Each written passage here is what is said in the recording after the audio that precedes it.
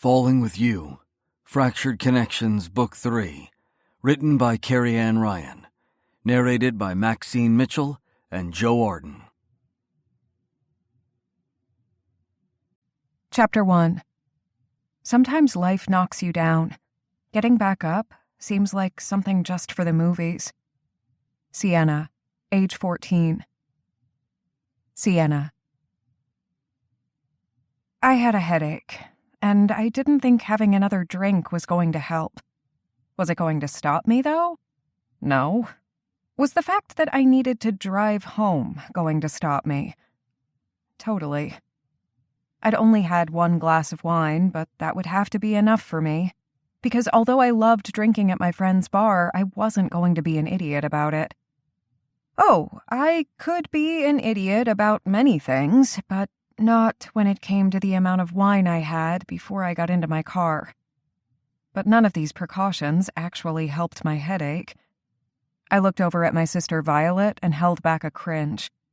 I didn't really have any room to comment on headaches, considering that Violet got migraines almost constantly, and they sometimes came out of nowhere and left her in debilitating pain. I didn't have that kind of pain. I just had a stress headache from 2 long days at work and trying not to think about everything that I was thinking about. But I was fine. Everything was fine. I would just go home and forget that I was stressed about my job, that I was still missing my best friend, and the fact that I had a crush on the guy currently sitting next to me. A guy I really shouldn't have a crush on, because I'd had that crush for a decade now. A freaking decade. And he hadn't even been in my life for some of the years in the middle. Plus, he had been dating my friend at the beginning. I had no right to have a crush on Aiden Connolly. But it was really hard not to when he kept smirking, glowering, glaring, or sometimes even smiling. Not that he smiled often, but I still had that crush even when he didn't. It was a no-good, terrible, very bad crush. No wonder I had a headache. Because Aiden always gave me a headache. No, thinking about him gave me the headache. And despite how hard I tried not to do it, I tended to think about Aiden more than I should. That meant a lot of stress, a lot of headaches, and a lot of just feeling like I was making one wrong decision after another. "What's wrong?" Harmony asked, leaning into me on my other side. We were sitting at one of the round tables in the corner at the Connolly Brewery. Our friends from back in our school days, now our friends again, owned the place. It used to be owned by Jack and Rose Connolly before they passed away, and then had been passed down to their 3 kids. Cameron, Brendan, and Aiden were foster brothers, although Aiden and Cameron were actually twins who had then been adopted into the family. There was a 4th brother now, the half-brother to Cameron and Aiden, but they were all still Connollys, if not by blood or name, then by choice. The place had almost gone bankrupt a few months ago, but the 3 brothers had come together to find a way to make it work, and now it thrived. That meant it was very busy in the place, and even though it was their night off, all 3 men were constantly getting up to help. Even Violet and Harmony pitched in. And considering that Violet was dating Cameron and Harmony was dating Brendan, it made sense that they wanted to help their men. I wasn't dating any of the Connollys. No, not even Aiden, or even their younger, very younger brother, Dylan. So, since I was not dating any of them, that meant if I tried to help, they all just gave me weird looks. Not that I wasn't actually helpful, but because it naturally meant that I usually ended up having to help Aiden because of the logical pairing. And the 2 of us fought. A lot. I had no idea why, but he just got under my skin. I might have a huge crush on him, but that didn't mean he didn't annoy me. And he annoyed me so much. "Sienna?" I shook my head and looked over at Harmony. "I'm fine. Just a little headache." "I'm sorry. Is there anything I can do?" Harmony asked, her voice soft. Harmony was the nicest of us all. She had been through hell and back and had come out stronger for it, even though I would never say that to her. She hated the word strong, and considering that it came to my mind often when I thought about her, I could see why she hated it. She had lost her husband a couple of years ago and had had to rebuild her life. And then we'd all lost our best friend Allison after she'd taken her own life. So we'd all gone through hell, but Harmony had been through more. But now she was smiling more, and even though I thought she was slightly delicate, she was always sweet and amazing. That probably had to do with the fact that the man she'd fallen in love with sat on her other side.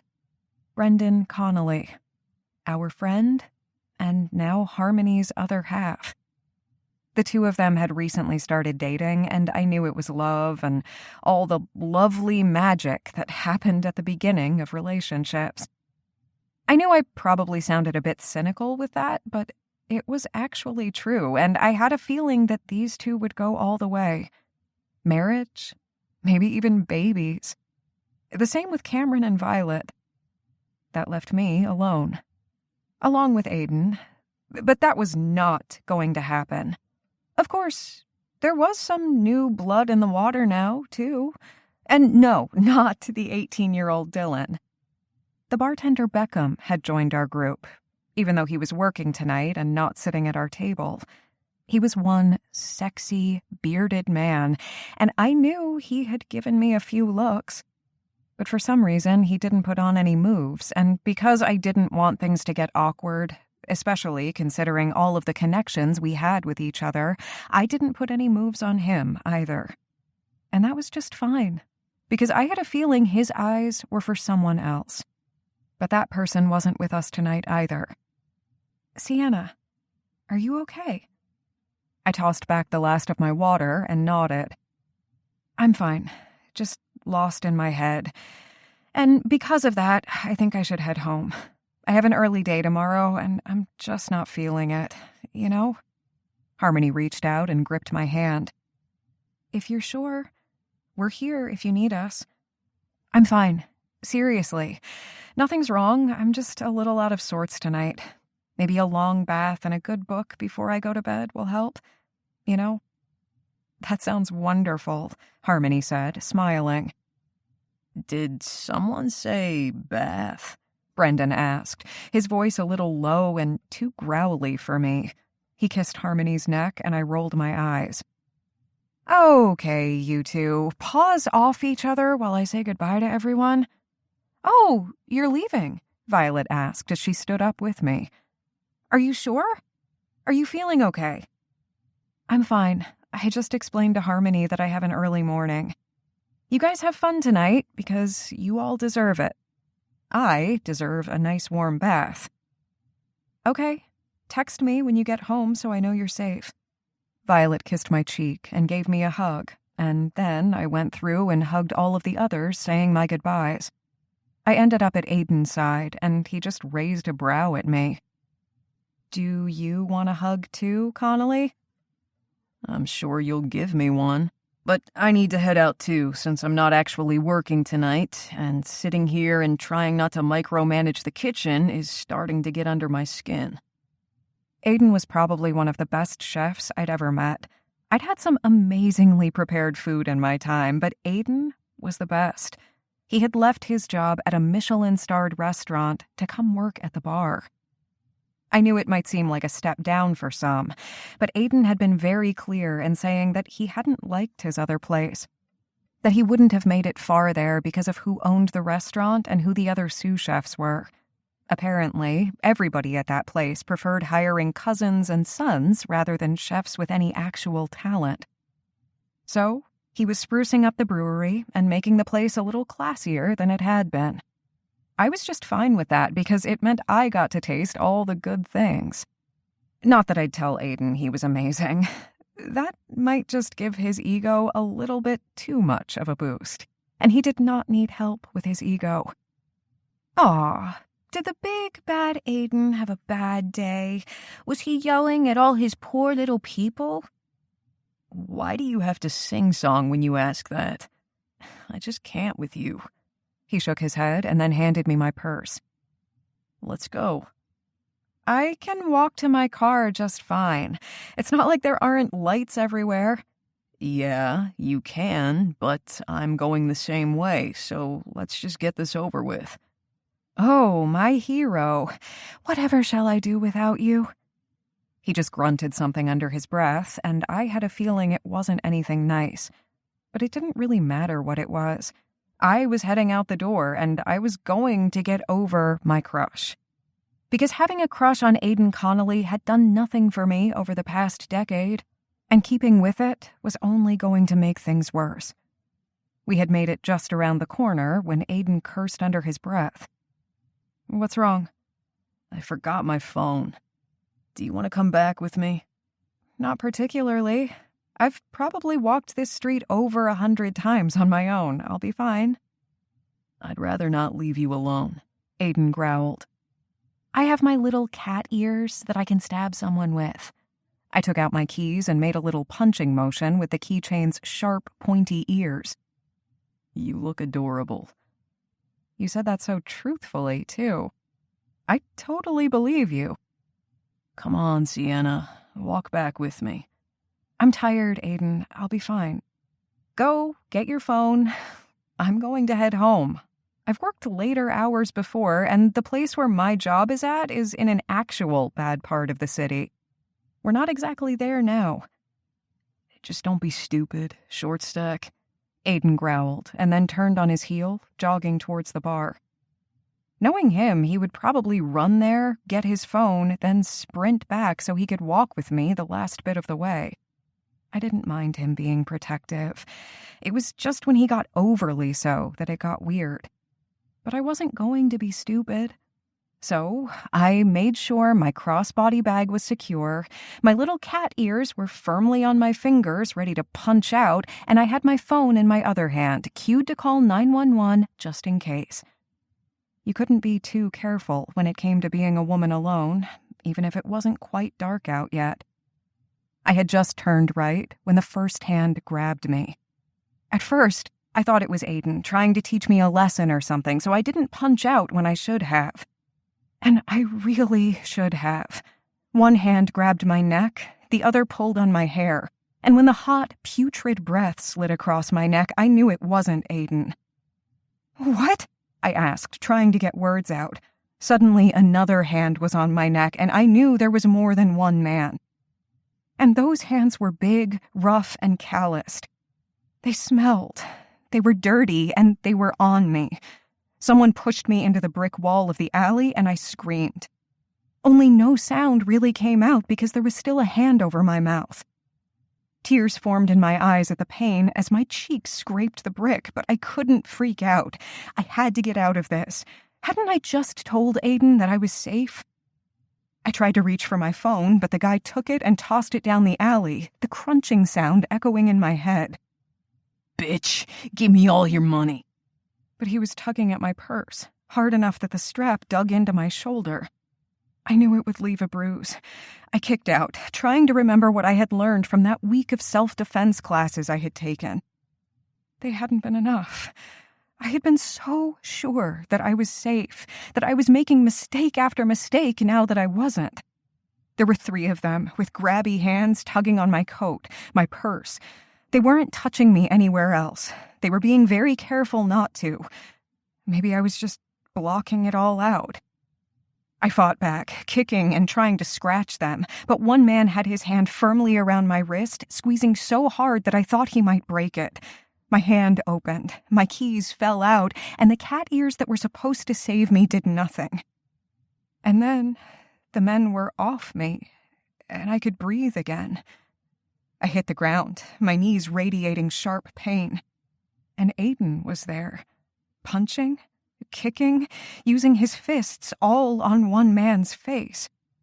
I tried to get to my feet, but I was achy and my head felt light. I hadn't even realized that the man's hand had been so tight around my throat earlier, squeezing. I'd been so far in my head trying to figure a way out that I hadn't realized I hadn't been breathing. And then there was the sound of feet against pavement as the 3 men ran, and Aiden was on the ground next to me, holding me. Sienna, talk to me. What's wrong? What hurts? God, baby, I'm so sorry. I was on his lap, and he was holding me, one hand cupping my face, the other held close to his body. I looked down and instantly knew something was wrong. Aiden, the talented and amazing chef, the one that had used his hands to create masterpieces, was holding his hand in such a way that I had a feeling it was broken. Broken on someone's face. To protect me. And that was my fault. He was hurt, all because I had told him to go away, because I'd thought I was strong enough. Because I'd thought I could handle it on my own. But obviously I couldn't. Sienna. I tried to get out words, but I couldn't, so Aiden just kissed my temple and held me close, and I tried not to lean into him, tried not to do anything because I didn't want him to be hurt again. It was my fault that he was hurt. My fault for everything. I didn't even realize I was shaking until he was whispering soft, soothing things into my ear that I couldn't decipher. It's okay. I called the cops. They're coming. They're coming, Sienna. Just hold on to me. You're going to be fine. Sorry, I whispered, but my voice was a ragged exhale. He cursed under his breath, and I had no idea what happened next. I didn't pass out. I was awake, but everything just happened so quickly. The cops were suddenly there, sirens blazing. People were running, shouting. I didn't know what was wrong. I didn't know anything. I just found myself being pulled from Aiden's arms, his growl of a voice telling them what he had seen. He gave his statement, and then there were the paramedics taking care of us both. I still had my purse on, but my keys were on the ground and my phone was somewhere down the alley. I think I told them that, but I don't really remember. I blinked a few times, and then I was in the ER sitting on the edge of one of those beds. My feet dangled, and I wondered why. Shouldn't I be lying back? Shouldn't I be settled, trying to get better? Why was I sitting? Miss Knight, I need you to answer a few questions, okay? The female doctor was sweet, her voice soft, caring, and I needed that. I didn't know why, but I needed that. They didn't touch me, I said quickly, because I knew that look in her eyes. I knew what she was asking. They didn't touch me like that. They just put their hands on my wrist and my neck, and they tried to get my purse, but they didn't touch me. They didn't do what would have been the worst thing that any woman could deal with. And I was lucky. I might be bruised, I might be broken, but I was lucky. Okay, we're just going to finish checking you over, okay? And the cops are here, and they're going to want to hear what you have to say. Your family's here, too. I blinked again, trying to get my thoughts in order. I was fine. I was just fine, just a little banged up, and once I got through the shock, I would be fine. It could have been worse. It could have been so much worse. And then I thought of Aiden. Aiden, is he okay? I knew my words were fast, my voice a little high, but he needed to be okay. The man who came in with you? He's with another doctor right now. His family's here as well, and it seems that you all know each other. Once I'm allowed to give you his status, I will, but first, let's just worry about you, okay? He needs that hand. He needs to be okay. He's a really great chef. You would love the Connolly Brewery. They're really great. I mean, they used to be great before, but now they're even better because the brothers are working together, you know? And I really think that you should try it. Aiden does this thing with tapas. He makes it really fancy, even though it's not too fancy, so it's not, like, pretentious or anything. I really think you'd like it. I knew I was rambling, and the doctor just nodded and then started to check me over. And then Harmony and Violet were there with Meadow right on their tail. Meadow hadn't been out with us, but here she was, our new friend, our new fourth. And then I could breathe again. Because I wasn't alone. But I had to make sure that Aiden was okay. Aiden had to be okay. The doctor finished with me, and it turned out I only had a few bruises and scrapes. I would be fine and could go home soon. I went through my statement and told the cops everything I could remember. They had found my phone, though the glass was shattered. They had found my keys and had handed them over. I had been mugged, and yet I had everything that I'd had before. Maybe. "Okay, you're going to come home with me, okay?" Violet said, her voice soft. "I just want to go home," I whispered. "The cats." Violet just smiled. "Meadow's going to take care of your cats for you, and Beckham's going to go with her so she's not alone. No one's going to be alone tonight. You're going to come home with me. I'm going to tuck you in and love you and do my best not to freak out, because if I freak out, then Mace and Adrienne will be right here. You know our big brother tried to get in that car and drive up here, but I wouldn't let him. He will be here tomorrow, though, and we can't stop that. But tonight, you're coming home with me. Okay?" Violet was talking very calmly, very precisely, and I just nodded. I didn't want to be alone. Not really. But my babies were at the house. Though if Meadow and Beckham were going to take care of them, then that would be okay. "What about Aiden?" Violet and Harmony and Meadow all shared a look, and they stiffened. "What about Aiden?" I repeated. "The guys are with him now.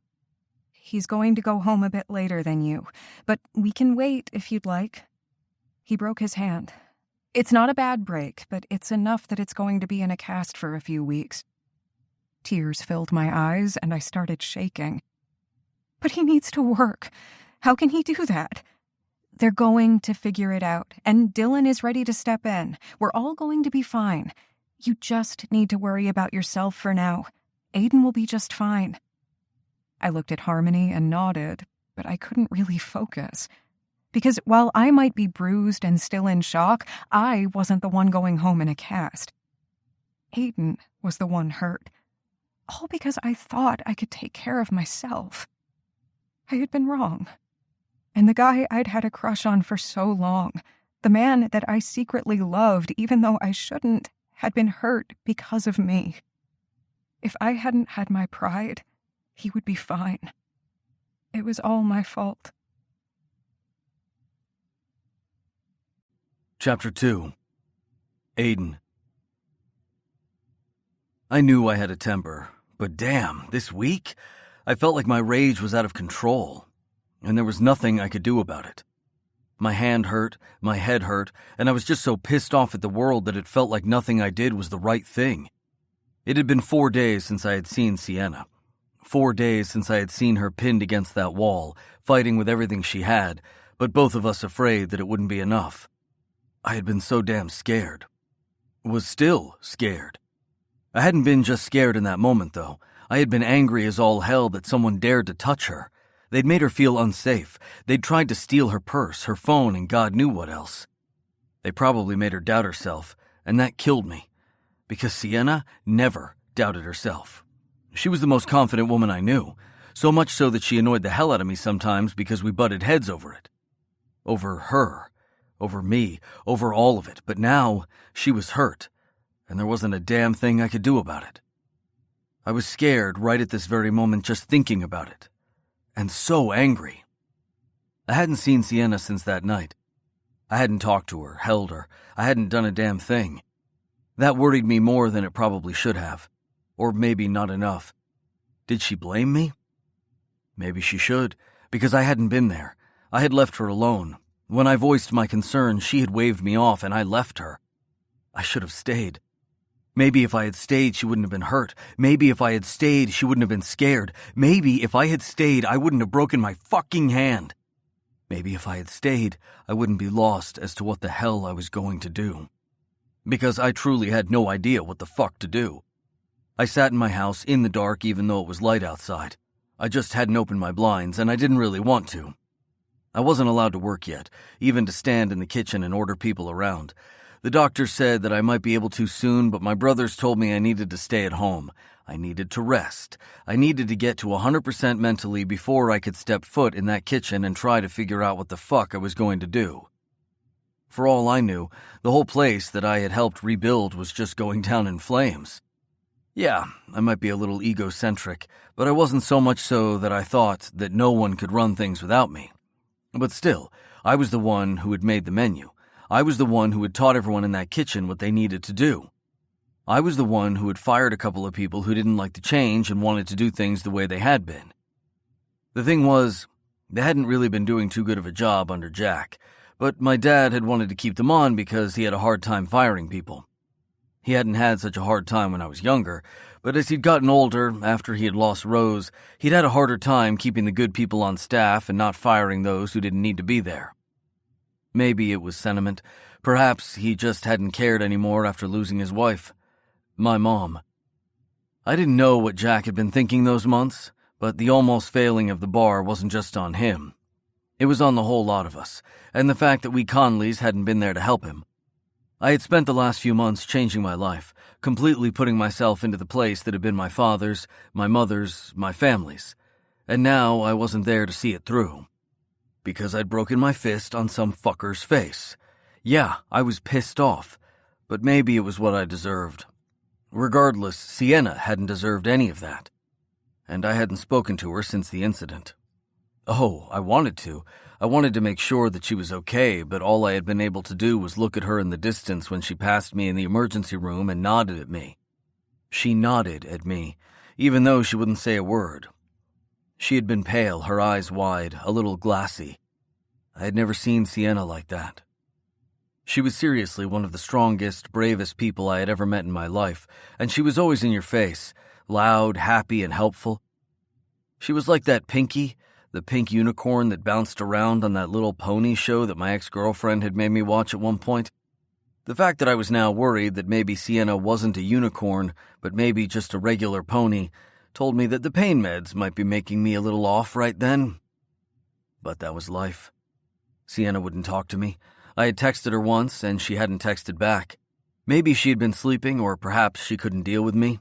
Nobody wanted to deal with me. I was a grumpy asshole. I was proud of that usually, but now I didn't know what to do. Because Sienna was hurt. Yeah, so was I, but she had been hurt because I hadn't been there. And I would kill the motherfucker who did it. My doorbell rang and I narrowed my eyes at it, annoyed at the damn door and anyone who would be at my house. How could I brood and growl alone in the dark if someone was at my place? Maybe I should leave the house. Cook and go to my place of business and actually do something productive rather than just sitting here wondering if I was going to waste away along with my accomplishments. I wasn't even a damn sous chef anymore. I wasn't working at a Michelin-starred restaurant and being the best I could possibly be. I was working at a damn bar, though one I was proud of. But I wasn't really working at all right now, was I? I wasn't doing anything. The key in the lock turned, and Brendan and Cameron walked in, Dylan following closely behind them. "I gave you that key for emergencies, assholes," I muttered under my breath, leaning back into the cushions of the couch. Cameron flipped me off and closed the door behind him, while Dylan stuffed his hands into his pockets. Brendan just shook his head. "Dear God, have you even showered today?" I held up my wrist that was still in the cast. "Kind of hard to shower with this, so why don't you just fuck off?" "Wow, aren't you in a good mood?" "I don't know," Cameron said, talking to Dylan and Brendan and ignoring me. "It sounds about the same type of mood that he's usually in, maybe with a little more grime. God, you stink." "I do not stink. I showered earlier, so everyone just shut the fuck up." At least I put on pants, I thought to myself. Pants were good. Pants were a sign of the sane. No, not really. I was officially losing my damn mind. "Well, if you say you're clean, I'm going to call you a liar," Cameron said quickly. "But we're just here to check on you." "I don't need a bunch of mother hens checking on me. I'm fine." Dylan came up and sat on the other end of the couch and just stared. "Really, Aiden?" I looked at my youngest brother and narrowed my eyes. I didn't know Dylan as well as I knew my other brothers, but then again, Dylan had just entered my life. I hadn't known he even existed, not until he'd shown up for Jack's funeral with Cameron. He was my half-brother. We shared a mother. When Cameron and I were younger, our mom hadn't been the best mother, and our dad had been long out of the picture. She had lost custody of us, and the foster system had split us up. I hadn't even seen my own twin for a couple of years when we were kids until Jack and Rose ended up taking us in, along with Brendan. So Brendan, Cameron, and I had ended up growing up as brothers and eventually were adopted into the Connolly family. Dylan, however, was a few years younger than us and ended up staying with our mom. Our biological mom, that is. When the piece of trash that called herself our mother called Cameron for help, which we later found out was because she was about to lose custody of Dylan, Cameron had gone to California, and I had been a douche about it. I could admit that now. I had been a horrible human being, and I would regret that till the end of my days. We hadn't known exactly why our birth mom needed us at the time, only that she'd said she needed us there. I assumed it had been for money or drugs or for something else I didn't want to deal with, but Cameron had the softer heart, so Cameron had gone and found out about Dylan. And I felt like I lost my twin. I felt betrayed, as if everything we had worked for to make our new family wasn't worth it, as if Cameron didn't want any of it. And so, I'd stayed. I left my brother to deal with whatever the woman wanted, and when Cameron had tried to contact Brendan and me to tell us about Dylan, I hadn't answered those calls. I had thrown away the letters, deleted the emails. I had done everything I could to ignore the fact that Cameron was my blood, because I was just so pissed. I was hurt, and I had lashed out, and I had been a fucking idiot. So, I hadn't known that Dylan was my brother until he showed up at Cameron's side, an 18-year-old kid about to start college and in need of a family. Cameron had helped to raise the kid, and I hadn't been there. I had lost my brother, more than one, actually, and I would never forgive myself.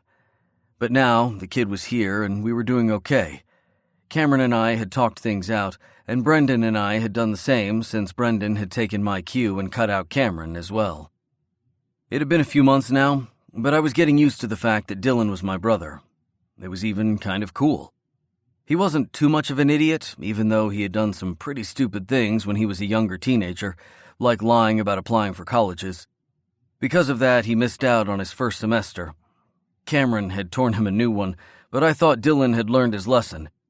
Now, the kid was finally in the middle of his first semester at UCD, taking some gen ed courses while he figured out what he wanted to do. Although I had a feeling he was going to end up in culinary school like me. That was pretty cool. The fact that the kid I hadn't really known, the one that I hadn't helped raise, wanted to follow in my footsteps. Yeah, pretty cool. I didn't think it had anything to do with me, though, because, like I said, even though my ego was pretty large, I wasn't that much of an idiot. Okay, I was, but still. Dylan just liked working with food, enjoyed figuring out new recipes and trying some of the basics, and he was really damn good at it. So I didn't mind taking the extra time and steps to teach Dylan what I knew to get him prepared if he did want to go to culinary school. We would see what would happen with that, though I liked the idea of Dylan taking that route, but I wouldn't push him. He'd been pushed enough by our birth mom, and I wouldn't be that asshole. Not again. "You're staring at me," Dylan said, tilting his head as he studied my face. "What's wrong? Do you need some water or something?" I shook my head and then rubbed my temple. "I'm fine." "You have a headache?" Dylan popped up from the couch. "I can go get you a pain pill." "I'm fine, really. I have a headache because I didn't sleep well, but I already took the one pain pill I'm allowing myself for the day. My hand doesn't hurt that much anymore, which is nice." "You're taking the prescribed dose, though, right?" Cameron asked, stuffing his hands into his pockets. "Don't make yourself hurt because you're afraid of what our mother did, okay?" We were all doing really good about just putting those fears and words out in the open. We used to hide the fact that we were afraid we would end up drug addicts and alcoholics like our birth parents, but we were getting better at the whole communication thing. Probably because of the women in our lives. No, the women in my brother's lives. Cameron had Violet, Brendan had Harmony, and I had... well, I didn't have anyone, and that was fine with me. But Sienna was around, or at least she had been, and so was Meadow, their new friend that was hanging out with them. I rubbed my hand over my heart, trying not to think about who wasn't with us. Allison, my old friend, my ex-girlfriend, the one that wasn't around anymore. But I wasn't going to think about that, not when I was already hurting and surrounded by my brothers who wanted to make sure I was okay. Thinking about the fact that Allison was dead would not help my mood. If you're okay, then I won't go get you another pain pill. Promise? Dylan said quickly, filling the awkward silence. I am fine, and I'm taking the prescribed dose, but I'm not going to take any soon because I don't really need it. I know our family comes from a line of addicts. I'm not going to become one of those. I know you won't, but it also means that you may end up more in pain than you need to be and heal slower because you're afraid of becoming that. I'd flip you off, but my favorite middle finger is currently bandaged right now. Brendan grinned at that and shook his head before taking a seat on the recliner next to my couch. You're a laugh riot, brother. I try. I paused. So, have you heard anything about Sienna?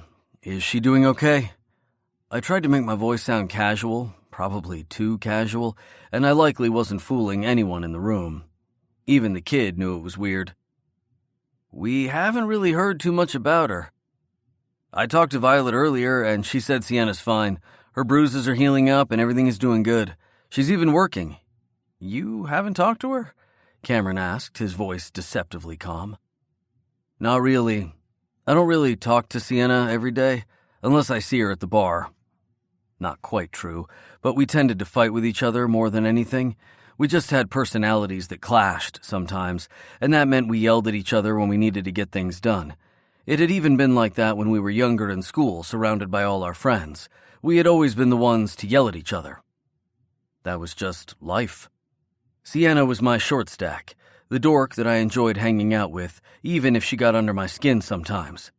And the fact that I kept thinking about her with those bruises on her body made me want to fight and hurt someone. The girls said that she's doing fine. We should see her at the bar tomorrow or so. She's just busy trying to deal with the cops and figuring out who could have done it, but I don't know if they're going to actually figure that out. Brendan shrugged, but I could see the tension in his shoulders. It seemed that none of us were actually truly okay with what had happened. Sienna had been hurt, could have died, could have had something even more horrible happen to her, and I hadn't been there for her. It was all my fault. And people saying that it wasn't going to make me feel any better. So I didn't say anything, because I didn't like the idea of Sienna hurt, didn't like the idea of any of my friends getting hurt. But Sienna, the one person I got to talk to about stupid shit? For some reason, the thought of her getting hurt made my gut clench, made my one non-injured hand that I had left fist at my side. Have you even called her? Dylan asked. I texted her, I said shortly. She didn't text back. I figured she was busy or didn't want to talk to me. My brothers gave each other looks, and I ignored them. I really didn't want to get into this. I just wanted to make sure that she was okay, but that didn't mean I needed to learn anything else. Well, we should be able to see her tomorrow, and that means you can go back to the kitchen tomorrow, right? Dylan said quickly. Because I'm going to be right by your side. I'll be your hands. I mean, not as good as you, but I think I'm doing pretty well with a knife. That made me smile. Even with all the shit going on, that did make me smile. Yeah, you're pretty damn good, but you need a lot more training. So yeah, you'll be my hands, but getting back in that kitchen, that's something I really need to fucking do. Then you will. We started talking about the business and the fact that the guys were going right back there a little bit later. Beckham was working on the opening, but we still had more to do. And all the while we were talking, I couldn't help but think about Sienna. Just because her bruises were healing didn't mean everything else was, because I didn't know if she was really fine. Sometimes things were beneath the surface, and I really didn't know if anyone knew Sienna, let alone me. Chapter 3. I'm the queen of awkward. Awkwardly. Sienna, age 15. Sienna. Why am I here? I asked the table and then shook my head, wondering why I was such a mess. Sorry. I actually like being here. I'm just out of sorts. I looked over at Violet, who leaned across the table and gave me a quick hug. You're here because you're my sister and I love you, and we're going to have a drink if you want. Regardless, we are going to eat some amazing food. Aiden is back there, and though he's not using his hands, he is directing and yelling and doing his most Aiden of Aiden things. Dylan is back there helping him as well. And I think the two are getting along, but that means we're going to get some amazing food and you are going to breathe and just enjoy yourself for tonight.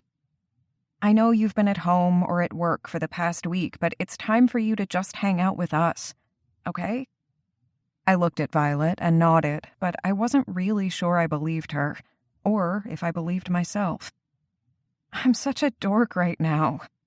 I'm sorry. I mean, I love this place. I loved it when it was Jack and Rose's, and I love it even more now that the Connolly brothers are running it. And you sort of have an inn with one of the owners, and Harmony over here has another inn. I'll be sure to let Brendan know that I think of him as my inn, Harmony said, sipping her drink. I feel like I'm a little left out that I don't have an inn here, Meadow said, playing with the condensation on her water glass. Of course, I know you guys, and you guys have an inn with the owners, so do I have an inn with the inn? I shook my head, laughing with Meadow. I really liked her, even though she didn't speak often. She was just sweet and always there for my sister, and it was nice to see her out and about. She was usually at home alone, working hard, but she was out to hang out with me. Actually, here to hang out with all of us. And I was glad because I didn't really want to be alone. I rolled my neck and winced. My sister didn't miss the movement. What's wrong? Are you okay? Is it the bruising? She said the latter very softly, and I was grateful. Although I might be loud and usually relished being the center of attention, I didn't like it when it had to do with my health or the fact that I could still remember the feeling of that man's fingers on my skin. I didn't want to remember any of that. I'm fine. Really. I didn't take a pain pill today because I don't need them anymore, and I only have a twinge when I actually move wrong. So I can have a nice beer and just enjoy myself. Violet studied my face and gave me a tight nod. Well, if that changes, you need to let me know, and the beer you have in front of you is one of the new ales that Cameron found. They're just putting it in the bottles right now, but apparently the brewery is going to draft soon, which is like a big thing. I think. Her nose scrunched, and I laughed. I really don't know much about beer. Or wine. Other than what I like, dating someone who owns a bar is actually quite enlightening. Tell me about it, Harmony said, and the two clinked their drinks. I met Meadow's gaze, and we both laughed. I feel like I should probably date into the bar. What do you think? I mean, I feel like I need more than just an inn of an inn. I didn't fail to notice that Meadow's gaze went to the bearded bartender for just a moment before she quickly moved back to looking directly at me. I knew that Beckham looked at Meadow as well, but the two didn't really seem to talk, nor did they really hang out together other than at a few pool tournaments when I hadn't been around. I swallowed hard, trying not to think about the reason I hadn't been at that last pool tournament, because I wasn't going to think about that. I wasn't going to think about the awkwardness, about the fact that Aiden and I still hadn't talked about it, about the fact that I didn't want to talk about it. You're off in your head again. What's wrong? Violet asked. You're not drinking your beer, either. I smiled widely, shaking off those thoughts, and took a big gulp. It was nice, not too hoppy and a little bit sweet. The perfect beer for me. It tastes amazing. Sorry, you know me, just blah blah blah in my head. You usually blah blah blah outside your head.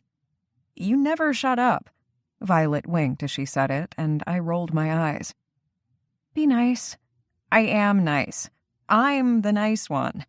No, Mace is the nice one. You're the weird one, and I'm the annoying one. Did you just call our big brother the nice one? Maybe. He is the nice one. Well, Adrienne makes him the nice one. You're talking about your brother, the big, bearded tattoo artist? Harmony asked. Well, he actually is kind of nice. The few times that I've met him, anyway. He is sweet. So sweet. I mean, have you seen him with his daughter? Violet clutched her chest over her heart and rolled her eyes. I mean, who would have thought the big grumpy Gus would fall in love and help raise a beautiful little girl? When is their wedding again? I asked, trying to remember if Adrienne and Mace had set a date. Not set yet. Apparently, all of the Montgomery women are getting married or remarried, and so they're all planning different weddings. Our brother Mace was marrying Adrienne Montgomery, who was part of a large family. Everyone had slowly started to fall in love and get engaged over the past couple of years, much like my friends up here. Harmony and Violet were practically engaged to their men, yet here I was, alone, trying not to think about the last time I'd had sex. Because I was not going to think about that. Or him. I reached out to grab my beer and twisted my wrist right at the wrong moment. "Fuck," I muttered. Violet was right there, helping me with my glass. "Are you sure you're not in too much pain?" I rubbed my wrist softly. "I'm fine. The bruises are healing, I promise." "You say that, but I'm afraid. Just talk to me, okay?" "I am talking to you. They're going to find the men who came at me, I know it. I trust the police." "I trust them too," Harmony said. "But there's not a lot of evidence to help find those guys, and it was so close to here." Harmony shivered, and I reached out to rub her arm. "It's going to be fine." I was going to be okay. "You're not supposed to be the one trying to help me," Harmony said quickly. "I'm supposed to be the one helping you." "You know what can help me? Forgetting it all happened, because if we can just forget it all happened, it'll be okay." As soon as I said that, Cameron came out, holding a tray of appetizers and tapas for us. I looked at the food and then remembered that I couldn't actually forget that it had happened, because I wasn't the only one who had gotten hurt. "Hey, ladies, I have what you ordered here, and Aiden and Dylan added a few extra things. We have those chicken nachos that I know you love, and Dylan made these since I was really happy for them. There are some wings, but they're the Korean fried wings rather than the buffalo ones. There's also a dip that I think has crab in it, but I'm not 100% sure because he was mumbling it quickly and it's not on the menu yet. There are also 2 types of side salads that are more communal than just for yourself. If none of this is to your liking, I'm sure I can bully my brother into making something else." My mouth watered, looking at everything that he was putting on the table, and I shook my head. "Don't bother him. I'm sure everything is going to be great." Cameron gave me a look, his brows raised. "Wow. Are you sure you're okay? I've never actually seen you defend Aiden like that." I froze, blinking. "I'm not mean to him." Everyone gave me a look. "Am I?" Harmony cleared her throat. "You're not the sweetest to him, but he's not the sweetest to you either. You both are very caustic towards one another," Violet said. "But not mean, just you guys like to rile each other up." "Well, he has a broken hand. He shouldn't even be in the kitchen right now." "We kept him out as long as we could," Cameron said softly. "But he knows what he's doing. He's not overdoing it." I met Cameron's gaze and nodded, hoping he didn't actually see what was behind my thoughts. Aiden had been hurt because of me. He wasn't doing what he loved right now, what he was amazing at, all because of me, and I didn't really know what to do about that. "Okay," Violet said, clapping her hands. "We're going to eat all of this food. I don't care that Cameron's probably going to have to roll me home." Cameron leaned down and pressed a hard kiss to her lips. "Don't worry about it, babe. Eat all you want. I'll carry you out of here." "Even if it takes a forklift?" Violet asked. "Even then." She elbowed him in the gut, and he just laughed before kissing her again and walking away. The place was busy tonight, and I was grateful for it. That meant that Cameron and Brendan were off doing their own things and not at our table. And that also meant they weren't going to be too overprotective with me and bothering me. I loved the guys.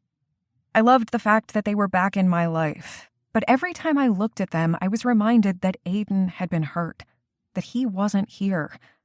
Yes, it was his first time back in the kitchen since the attack, but it still hurt to think about. Everything hurt to think about. "This is amazing," Meadow said, moaning. "Like, how does he make this sauce?" she said after biting into one of the wings. I took one from the plate and blew on it since it was still hot. As I took a bite, I held back a moan of my own. It was a perfect mix of crunch and sweetness and spiciness. I didn't know how he did it, but I was in love. Not with Aiden, but with his food. I couldn't be in love with Aiden.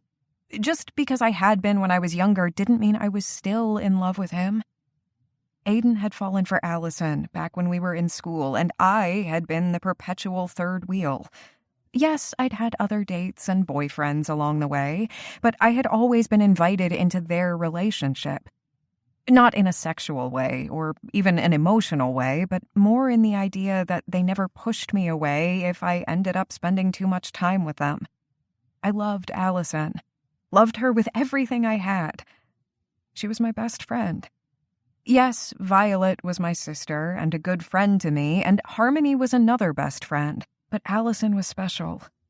Out of the four of us, I had always spent the most time with Allison. We were the two closest in age, and we just clicked. Back in the day, Aiden and I had clicked as well, but he had fallen in love with my best friend. So I had watched the two of them get all lovey-dovey and lose their virginities to each other.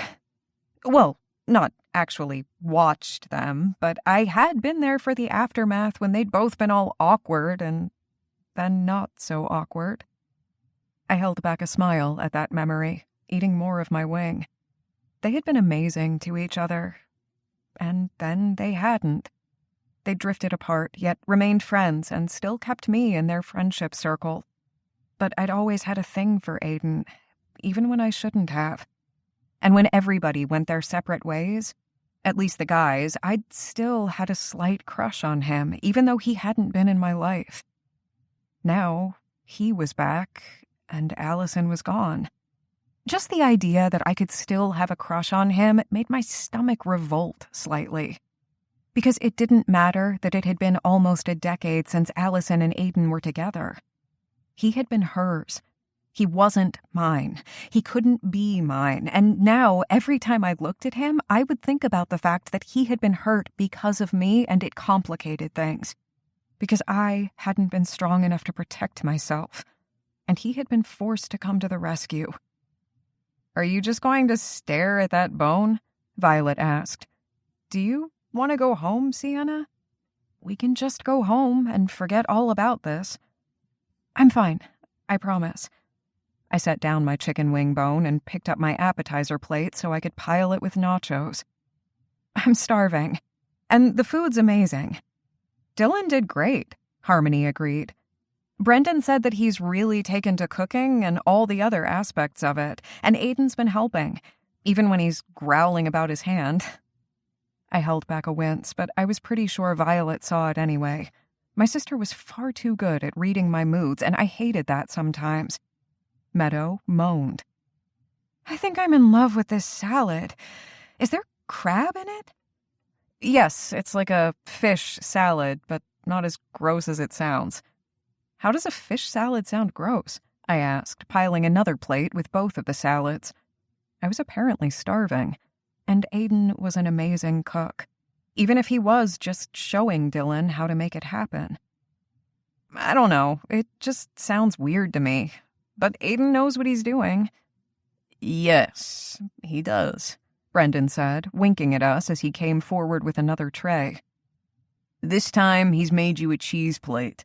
So he didn't actually do any cooking with this, but there are some jams and honeys that he got from locally sourced areas, and all the cheese is locally sourced as well." He set it down in front of us, and I swore I drooled. "I'm going to gain so much weight, but I don't care. Oh my God, is that brie?" "Try it with the honey and on this bread that Aiden baked earlier." I looked up. "He baked the bread?" "He did everything except for the kneading. Dylan did that while Aiden just glowered over him." "Aiden does glower a lot," Meadow said quickly. "But I think that's just his resting face." That made Brendan throw his head back and laugh. Oh my god, I have to tell him that. Instead of resting bitch face, he has a resting glower face. RGF? Harmony asked. I kind of like that. Of course, I think all of you Connollys sometimes get it. He just happens to have the worst of it. Brendan leaned forward and kissed Harmony softly, a gentle, lingering kiss that sent shivers down my spine. He just needs a woman.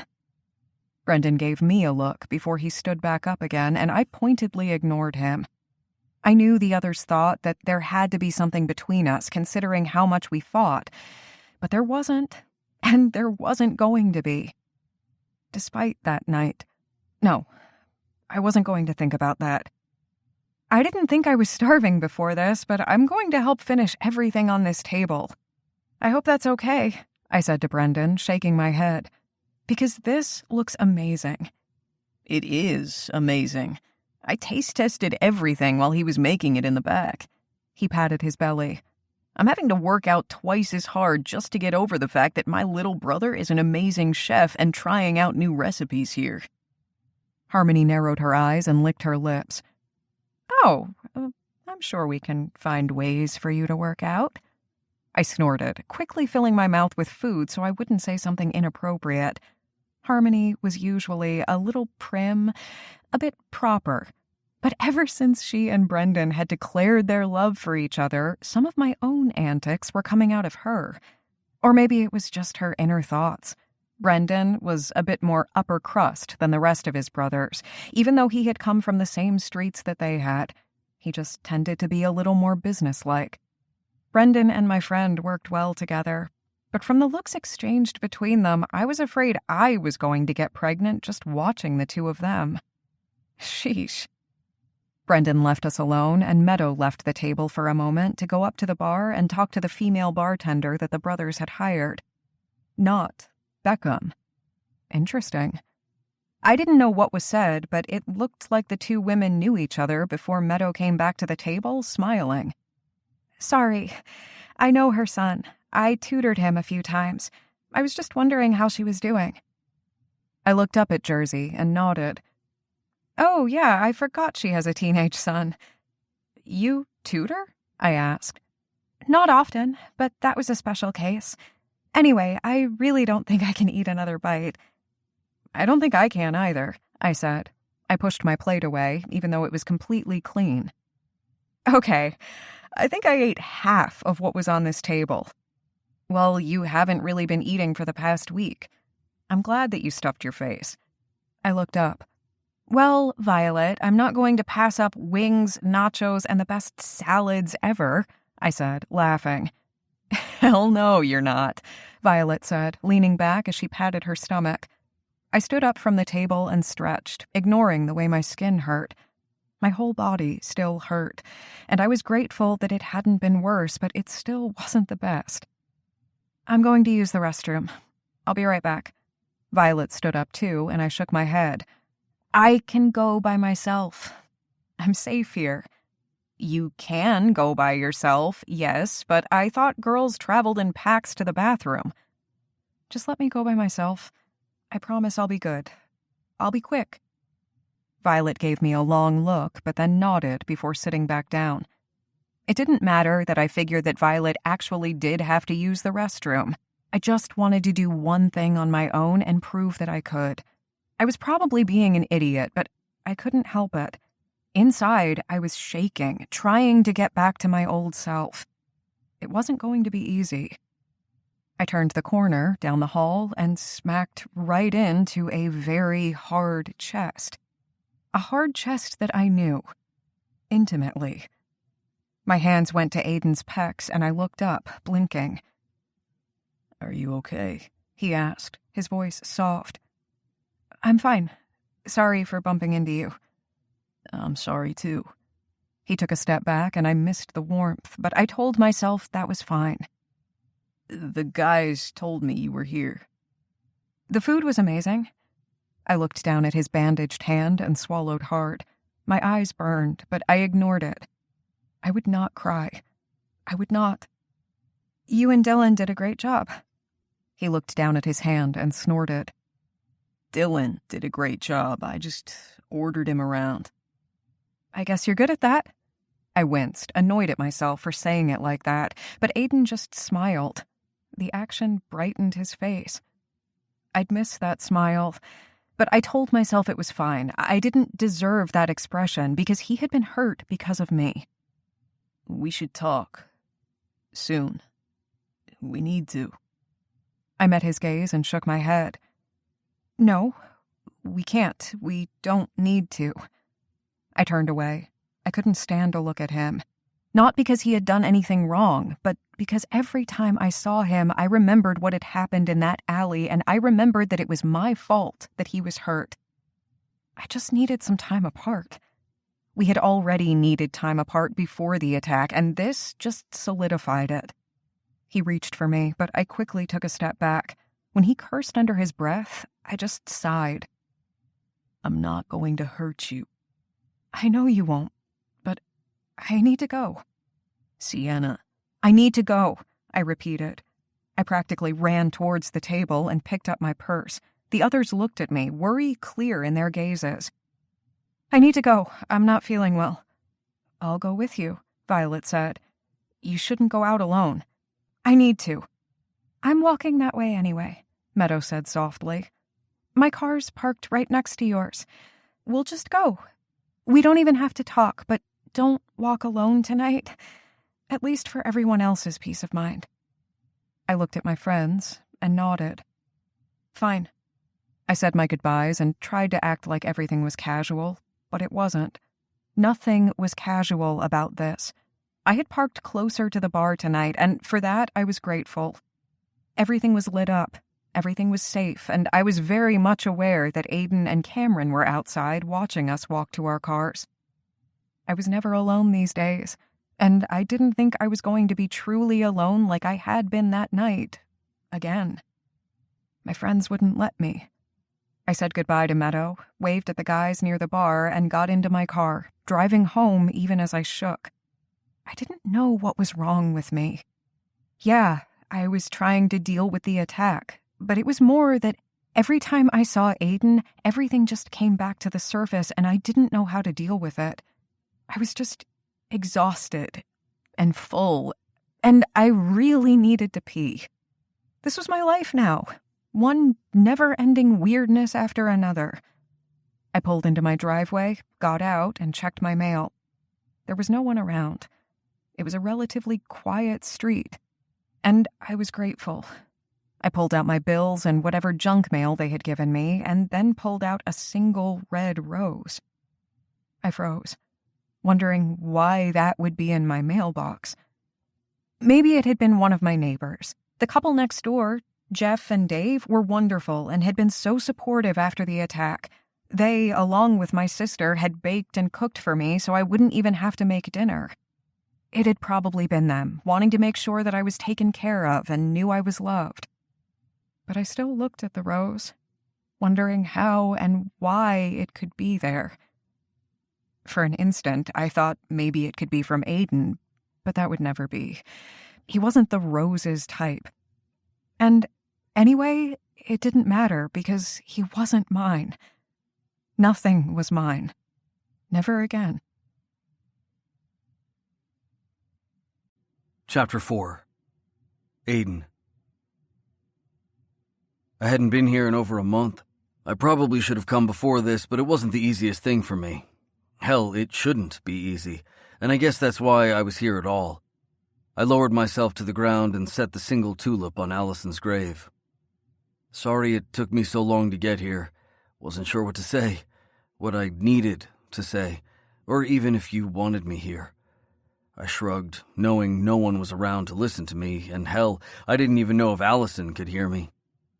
Throughout my life, I thought a lot about death, mostly because it was something that I figured a lot of people did.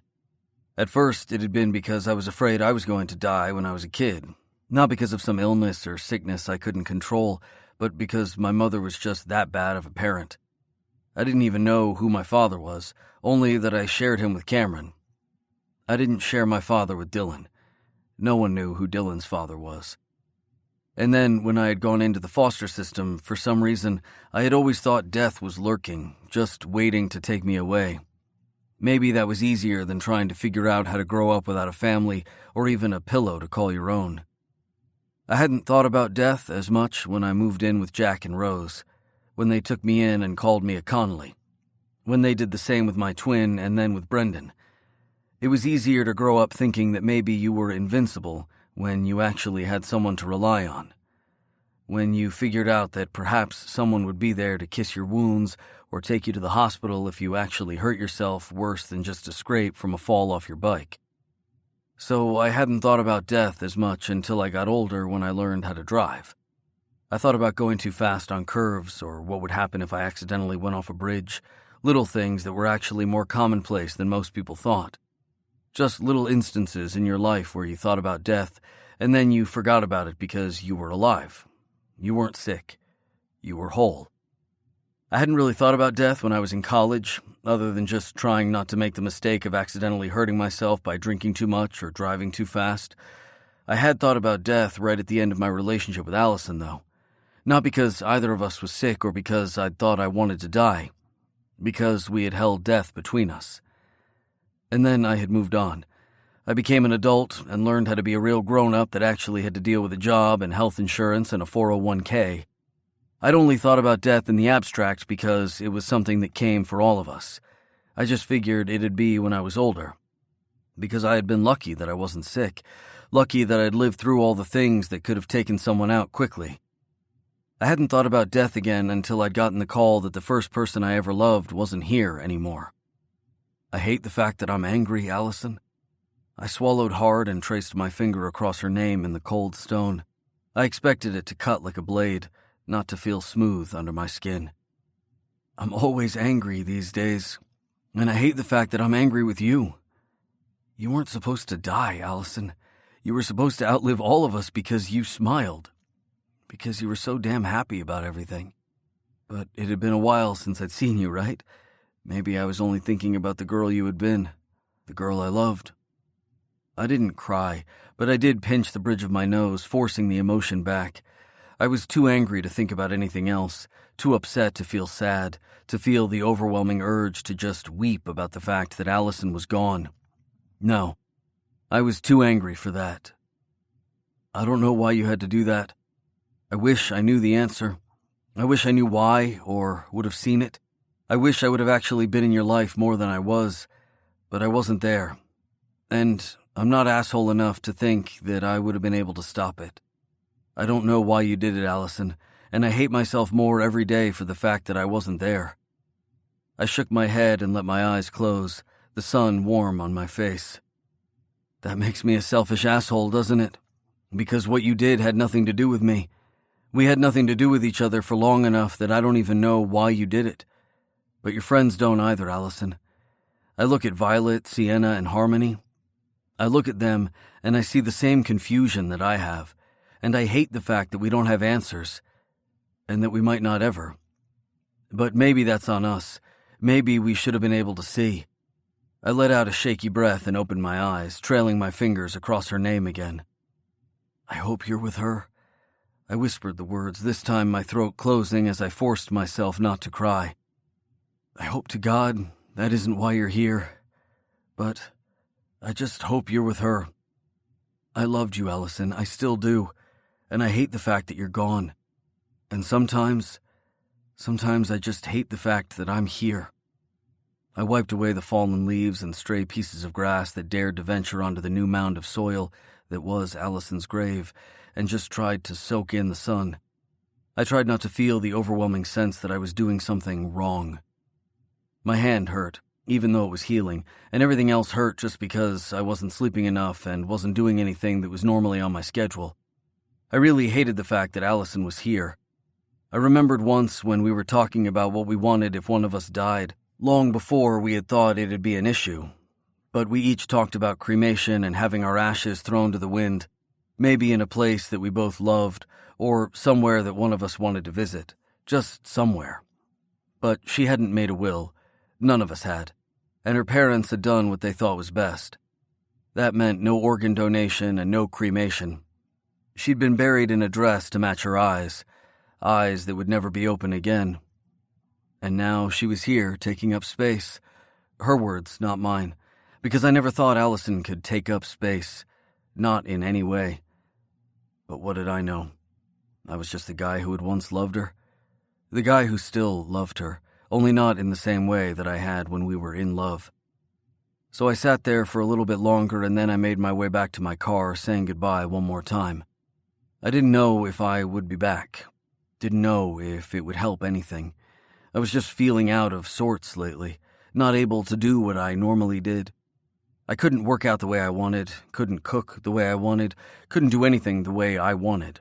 So I had been feeling a little petulant, and because of that, I needed to center myself. Though seeing the place where Allison had been laid to rest hadn't really helped like I thought it would. Nothing helped these days. I got home, anger still coursing in my veins just because I felt useless, but I would go to work later and maybe things would fall into place. I liked living in Denver. Well, at least in the suburbs. I wasn't really a downtown guy, though I worked there. I had worked there before I started at the bar, although it had been at a Michelin-starred restaurant where I never would have moved up because of the nepotism. It hadn't mattered that I was a better chef than any of the people in there. Hadn't mattered that I could run the place better than anyone I worked with. I hadn't been blood, so I hadn't been wanted. And when Jack and Rose died, leaving the bar to us, I left. Yeah, it was a step down to anyone who didn't know me, but I felt more like I was home at the brewery. I wasn't putting on airs, wasn't pretending that I was someone I wasn't. I was doing something for family, something I hadn't done enough in recent times.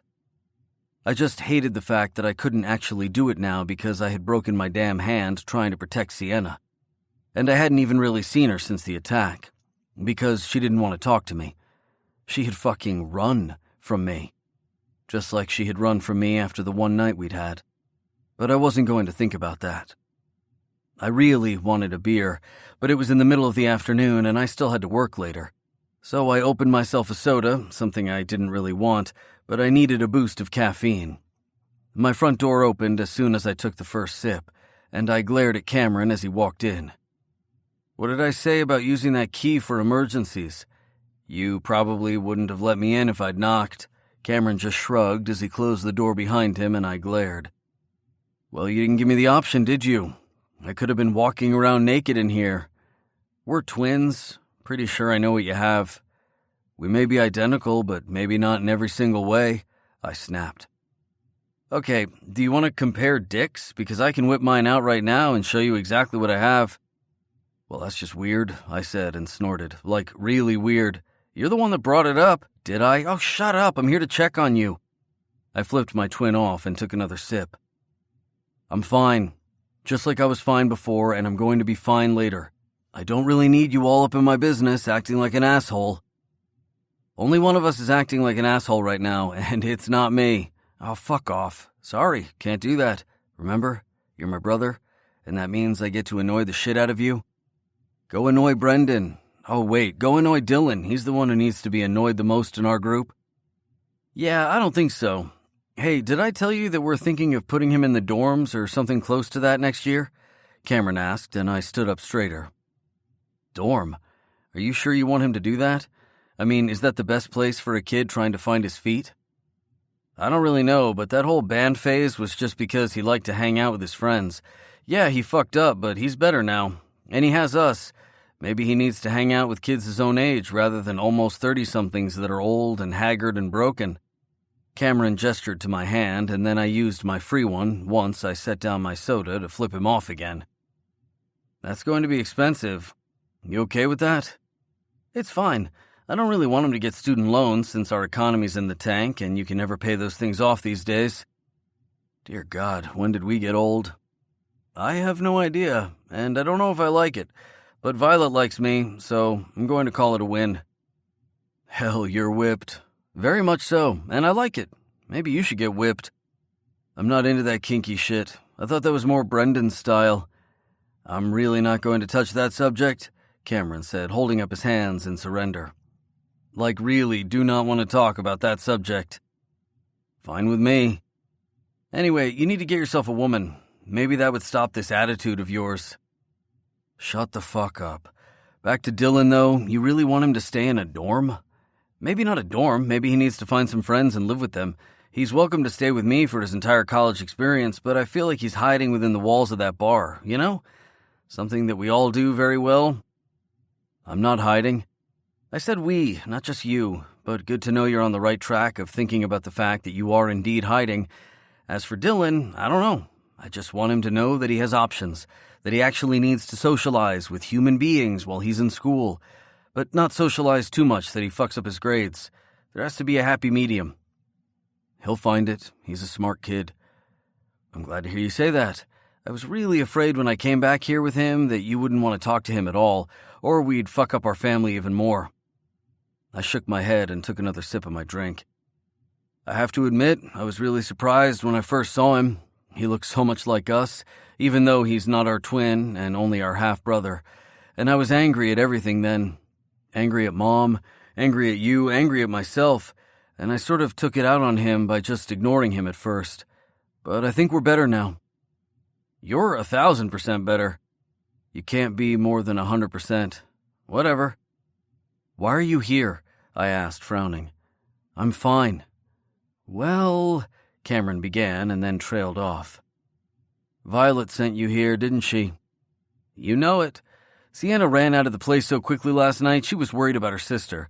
Since you were in the hall last we saw, we figured maybe it had something to do with you. So, have anything to enlighten us with? Not really. I don't know why she left. The anger rose again, and I gritted my teeth, trying to tamp it down. No use breaking shit when it came to Sienna, because there was no way I could try and figure out exactly what was going on between us, because there wasn't anything going on between the two of us. Violet's just worried about her. My head shot up and my eyes widened. What's wrong? Is she okay? Cameron gave me a look, his brows raised. You seemed a little overly curious. Shut up. Is she okay? She's fine, at least physically. But she's not talking about what happened, and then she ran away from the bar. Yeah, we were all watching her, but it was a little out of the blue. We just want to make sure she's fine. And since you were the last one to really talk with her, it might be helpful if you told us what you talked about. So you're blaming this on me? You don't have to.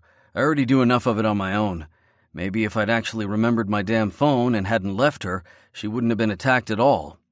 So yeah, it's my fucking fault she's hurt. But I'm not the one who forced her to run out of the bar last night, so don't put that on me. Cameron held up his hands. That's not what I'm saying at all. I'm not blaming you for any of that. Sienna doesn't blame you for the fact that she was attacked. We blame those stupid idiots that came at her, the ones that held her down. Don't fucking tell me what happened to her in the alleyway. I don't want to relive it again. Because I saw it. You weren't there. I hadn't been either, but I didn't say that. The hell is the matter with you? Sienna is physically fine. Your hand is going to heal. But there's something wrong with her. She needs to talk about it, and she's not. I was just wondering if she actually talked about it with you. But if you're going to act like an asshole, maybe I won't talk to you at all. Fine, just fucking leave. It's what you're good at. That's uncalled for. I thought we were over that. But if you're going to throw that in my face, I'll just go and leave you to deal with whatever the fuck is going on in your head. Anger rushed through me, and I fisted my hand at my side before reaching out to the first thing I could grab before I threw it at the wall. Glass shattered, and Cameron just looked at me, his eyes narrowed, his jaw tense. I looked down and saw the photo of when Cameron, Brendan, and I were teenagers, glass all over the floor around the broken frame. Fuck, I muttered under my breath. You need to work out whatever's going on in your head, because you're going to hurt yourself. And if you don't figure out how to deal with your anger, deal with whatever guilt you have going on, something's going to happen. And we already lost Allison. I'm not going to lose you too. So get your head out of your ass and talk to one of us. Figure it out. While you're there, help us with Sienna. Because she's hurting, and Violet is worried. And if Violet is worried, then I'm worried. But I'm worried about you too, Aiden. You're my brother. So you're going to have to fucking deal with me. No matter what. Cameron walked away, leaving me with the broken glass and the rest of my mess. I was an asshole. I was a fucking guilty asshole who didn't know how to deal with anything. I was just so pissed off at the world, because Allison was dead, Sienna had gotten hurt, and I couldn't do what I needed to. It was all my damn fault. Everything was my fault. And I hated it all. Chapter 5. Now I have guilt. Sienna, age 5, thanks to endless viewings of Toy Story. Sienna. It was nice to get into the swing of things again, even if sometimes my job wasn't the easiest thing in the world. You have to keep up with your treatments, Rocco, I said, shaking my head. I folded my hands over my chest and tried my best to look stern. But it was really hard to look that way when a man who had to be at least over a foot taller than me rocked back on his heels and looked like a little kid rather than a 40-something-year-old former football player. I know, it's just... sometimes it's really hard, you know? I do, but we have the plan in place, and you're doing great things now. You're able to sit in a chair longer than you used to, and even go walking. But your back needs help, and that's what I'm here for. I know, Miss Knight. It's just hard, you know? I nodded, knowing we were going in circles again, but Rocco kept going on, and then we went through our checklist before he left for the day. I was a physical therapist and worked at a clinic that focused on sports injuries. 90% of my clients were former athletes. Not that you could really be a former athlete once you'd put your entire body and mindset into becoming one, but ones who were no longer at the peak of their careers and no longer worked professionally came to me. Their sports teams and other agencies would pay for the bigger name clinics, but when they no longer had those options or wanted something a little smaller, they came to my clinic. Not that it was actually my clinic. I was just one of the 6 physical therapists. I didn't own the place, but it was in my dreams to one day own and run my own clinic, much like this one. I loved this place, though. They worked wonders for people and really cared about an athlete's body rather than what that body could do for the sports. Don't get me wrong, I loved sports. I watched them, went to games. I had even played some in college and high school. Hell, I still played softball and even touch football with friends every once in a while, but I hated what professional sports did to an athlete's body. So it was my job to try and get those battered, bruised, and broken bodies into some form of shape. Not physical shape, but in a way where someone could actually have a fulfilling life without constant pain, fatigue, or even death at times. Rocco was one of my many football players who had just run his body to the ground.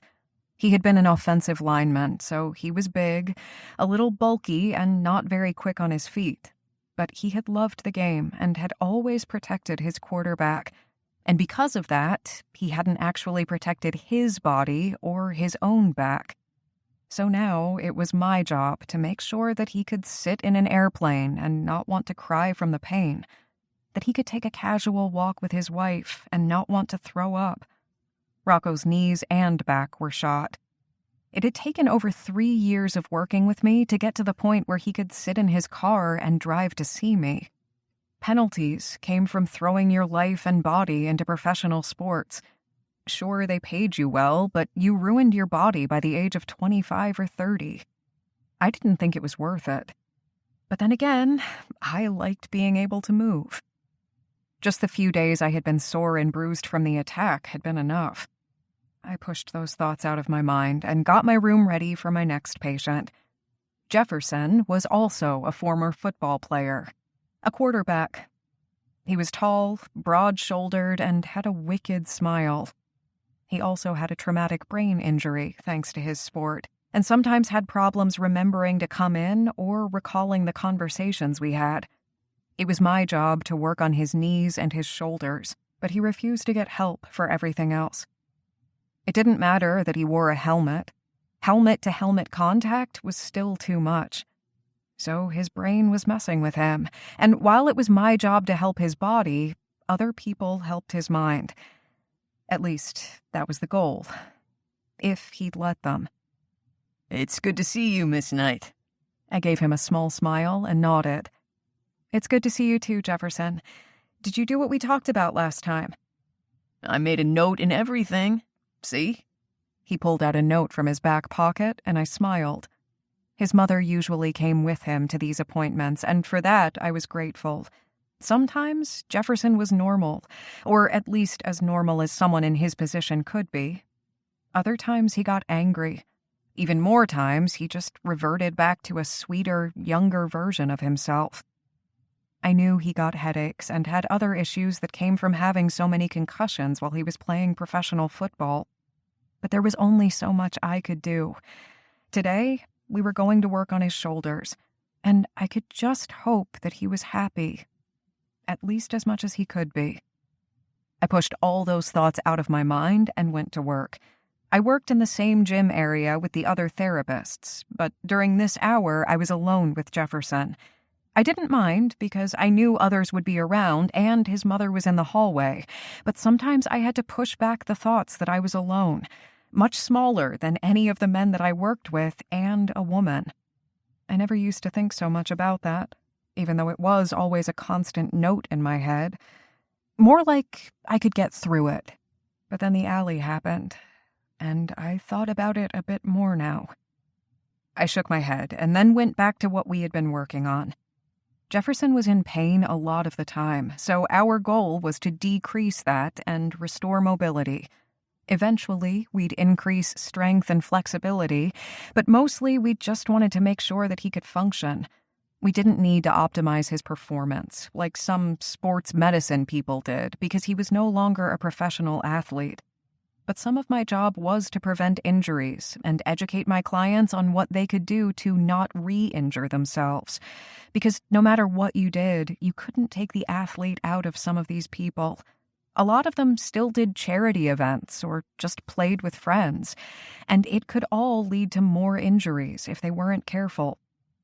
What was funny to me was that a lot of these guys with shoulder injuries just went off to golf and charity tournaments, thinking it wouldn't be that bad, only to hurt their shoulder again and need a whole new plan. Today, we were working on Jefferson's shoulders, but I knew that next time we'd work on balance.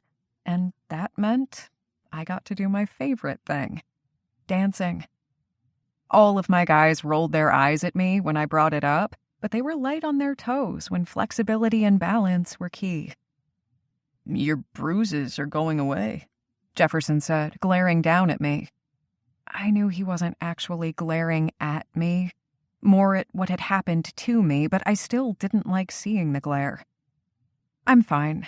You know me, it takes forever for this pale skin of mine to stop showing bruises." I pulled down the sleeve of my shirt. The only place there was still a bruise was on my wrist, and even then it was so faded that you couldn't really tell it was there. I just happened to heal slowly, despite my profession. "Now, let's work on your shoulders. Grip the handles and then pull back. We're on bands today, so you're going to have a little more give than you would on a machine." He nodded at me, pulling his gaze from my wrist as he went to work. We did a few reps, and then worked on a couple of other things before I went to work on his shoulder, making sure we were all cooled down and ready to go. I was tired, but still had 2 more patients before the end of the day. I loved my job, even if sometimes my own body hated me for it. It didn't matter that I wasn't technically an athlete. Working on athletes' bodies was hard on my own. My next patient was Chad, a former wrestler, and so sweet. He had hurt his shoulders and his back quite severely when another wrestler in his collegiate league broke the rules and did a few things that he wasn't supposed to do. Chad had been in a wheelchair for almost a year as he healed. Now, Chad was walking and doing most things that anybody could do, but he still had some pain. Something that was going to be forever now. An injury like that led to chronic pain, but that's why Chad came in twice a week to make sure he didn't injure himself further. He was still in his mid-20s and had a long life to lead. I just hated the fact that someone else's mistake had hurt him. I took my lunch after Chad had left, knowing I was late doing that. I still needed to feed my body and my soul. My last client of the day was a man named Marcus, a former track and field all-star athlete that had torn his ACL and injured his hamstring while training for the Olympics. Marcus wouldn't be running in the Olympics anytime soon, or ever. and I didn't know how to help him mentally with that. But other people at my clinic knew how to help me lead him towards the right therapist, since we could help with the body here, but only so much with the mind. It feels better, Marcus said. I let it run. Really run. I gave him a smile, but shook my head. I had to be firm, even though I needed to be nice at the same time. We need to go slow, Marcus. I know you hate that. There's nothing slow about me, Miss Knight. He gave me a wink, and I just rolled my eyes. I'm sure, but healing takes time, and if you don't want to have to deal with this again and again, especially at the exact wrong moment, you're going to have to listen. We had gone over what his prospects were, and the fact that even with all the rehab and training in the world, his leg would never be as strong as it had been. We were going to try, but I wasn't going to give him false hope. I also wouldn't take his dreams away from him. It was a fine line, and sometimes I wasn't the best at handling it. By the time I'd finished with Marcus, I was tired and still had some paperwork to do. The others were going to need the pieces of equipment that I had been using, so I moved out of the gym area and into my office. I had a small window, but it wasn't the biggest room in the place. I didn't mind. I was rarely in it anyway.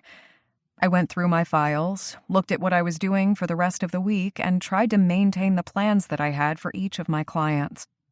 It wasn't easy, trying to overlap what they needed with what they wanted, but sometimes I could make it happen. Being the person who had to tell others that maybe their dreams were over wasn't the easiest thing in the world. I hated being that person, but I also had to be the voice of reason and reality for others. I could help some reach their dreams, but most of the time I was the one telling them that they needed to hold back. And as someone who hated holding back herself, it wasn't easy. By the time the sun was setting, I was all packed and ready to go home. I nodded at my coworkers as I left and put my keys between my fingers as I walked to my car. I didn't use my little cat ear thing anymore. It hadn't helped me before, and I didn't think keys between my knuckles were going to help this time if anything happened. Maybe I needed to get pepper spray, or at least learn how to use it. Or perhaps I just needed to be stronger, or at a minimum, not afraid to walk to my car when there was still sun and I was parked right under a light. I hated this fear, but I didn't think it was going away anytime soon. The drive home took forever. Traffic and I never got along. By the time I got home, I just wanted to eat, bury myself in whatever leftovers I had in my fridge, and cuddle with my cats. I grinned down at them as Baby ran towards me. She'd had another name when I pulled her from the foster home, but she'd ended up being Baby. She pranced towards me, dancing around my feet, and I set my stuff down on the entryway table before picking her up. "Did you have a fun day?" I asked, nuzzling the top of her head before petting her. She purred into me and started chirping. I wasn't really a crazy cat lady if I talked to my cats and they answered back, right? I mean, cats could totally talk. They understood you. Right? I really hoped no one else would ever answer those questions for me because I really didn't want to know the answer. I walked into the kitchen and shook my head. "So, did we have a rave?" I put Baby down on the floor and she purred near me before prancing off into a full gallop towards the living room. Well, at least some things don't change. I shook my head and started closing all the cabinet doors. Somehow, the cats had learned to open every single cabinet in the house, and when they got lonely or annoyed with me or each other, they would open the cabinet doors. The shelving units that I had inside the cabinets were those soft closing ones, which meant that they couldn't actually get into them themselves. It was great for organizing, but the cats hated it. It also meant that they just left the cabinet doors open and I had to close them. I used to have child locks on everything, but my hands had hated it. And it only really discouraged me from getting into the cabinets rather than the cats. So I had taken them off, much to my brothers' and sisters' amusement. I picked up 2 of the water bowls on my first floor and cleaned them out to fill them up again right as Danger and Moxie made their way into the kitchen. Moxie was my second youngest, a really quiet boy who was a little skittish. Although he wasn't skittish when it came to the UPS man. Why, I didn't know, but Moxie loved the UPS guy. Moxie didn't like me too much, but I was gaining traction. It had only taken 3 years. Maybe in another 3 years he would actually let me pick him up. I took a couple of very soft steps towards Moxie and held out my hand. When Moxie sniffed it twice and didn't back away, I counted that as a win. "It's good to see you too, boy," I said softly. Moxie ran, and I just shook my head. Well, that had been a win. I went over to where Danger was drinking his water and petted him. Danger just looked at me, maybe winked, and then went back to his water. Danger was my lazy baby. So lazy, in fact, I was very surprised that he was actually out walking around like this. I looked at the time and shook my head. It was wet food time. 6:30 on the dot, every night, the cats got wet food, and that was the only reason Danger would be away from his very comfortable bed. There could be an actual tornado in front of my house, and Danger probably wouldn't get out of bed. He was that lazy. I quickly got 4 of their little plates and set their food on each one evenly, then added some water and set 3 of them down on the floor. Danger, Moxie, and Baby ran towards the food and started eating. I looked down at the 4th plate and shook my head. "This is getting ridiculous," I whispered to myself. But I was the cat lady, trademark and everything, and that meant I had to do what my cats said.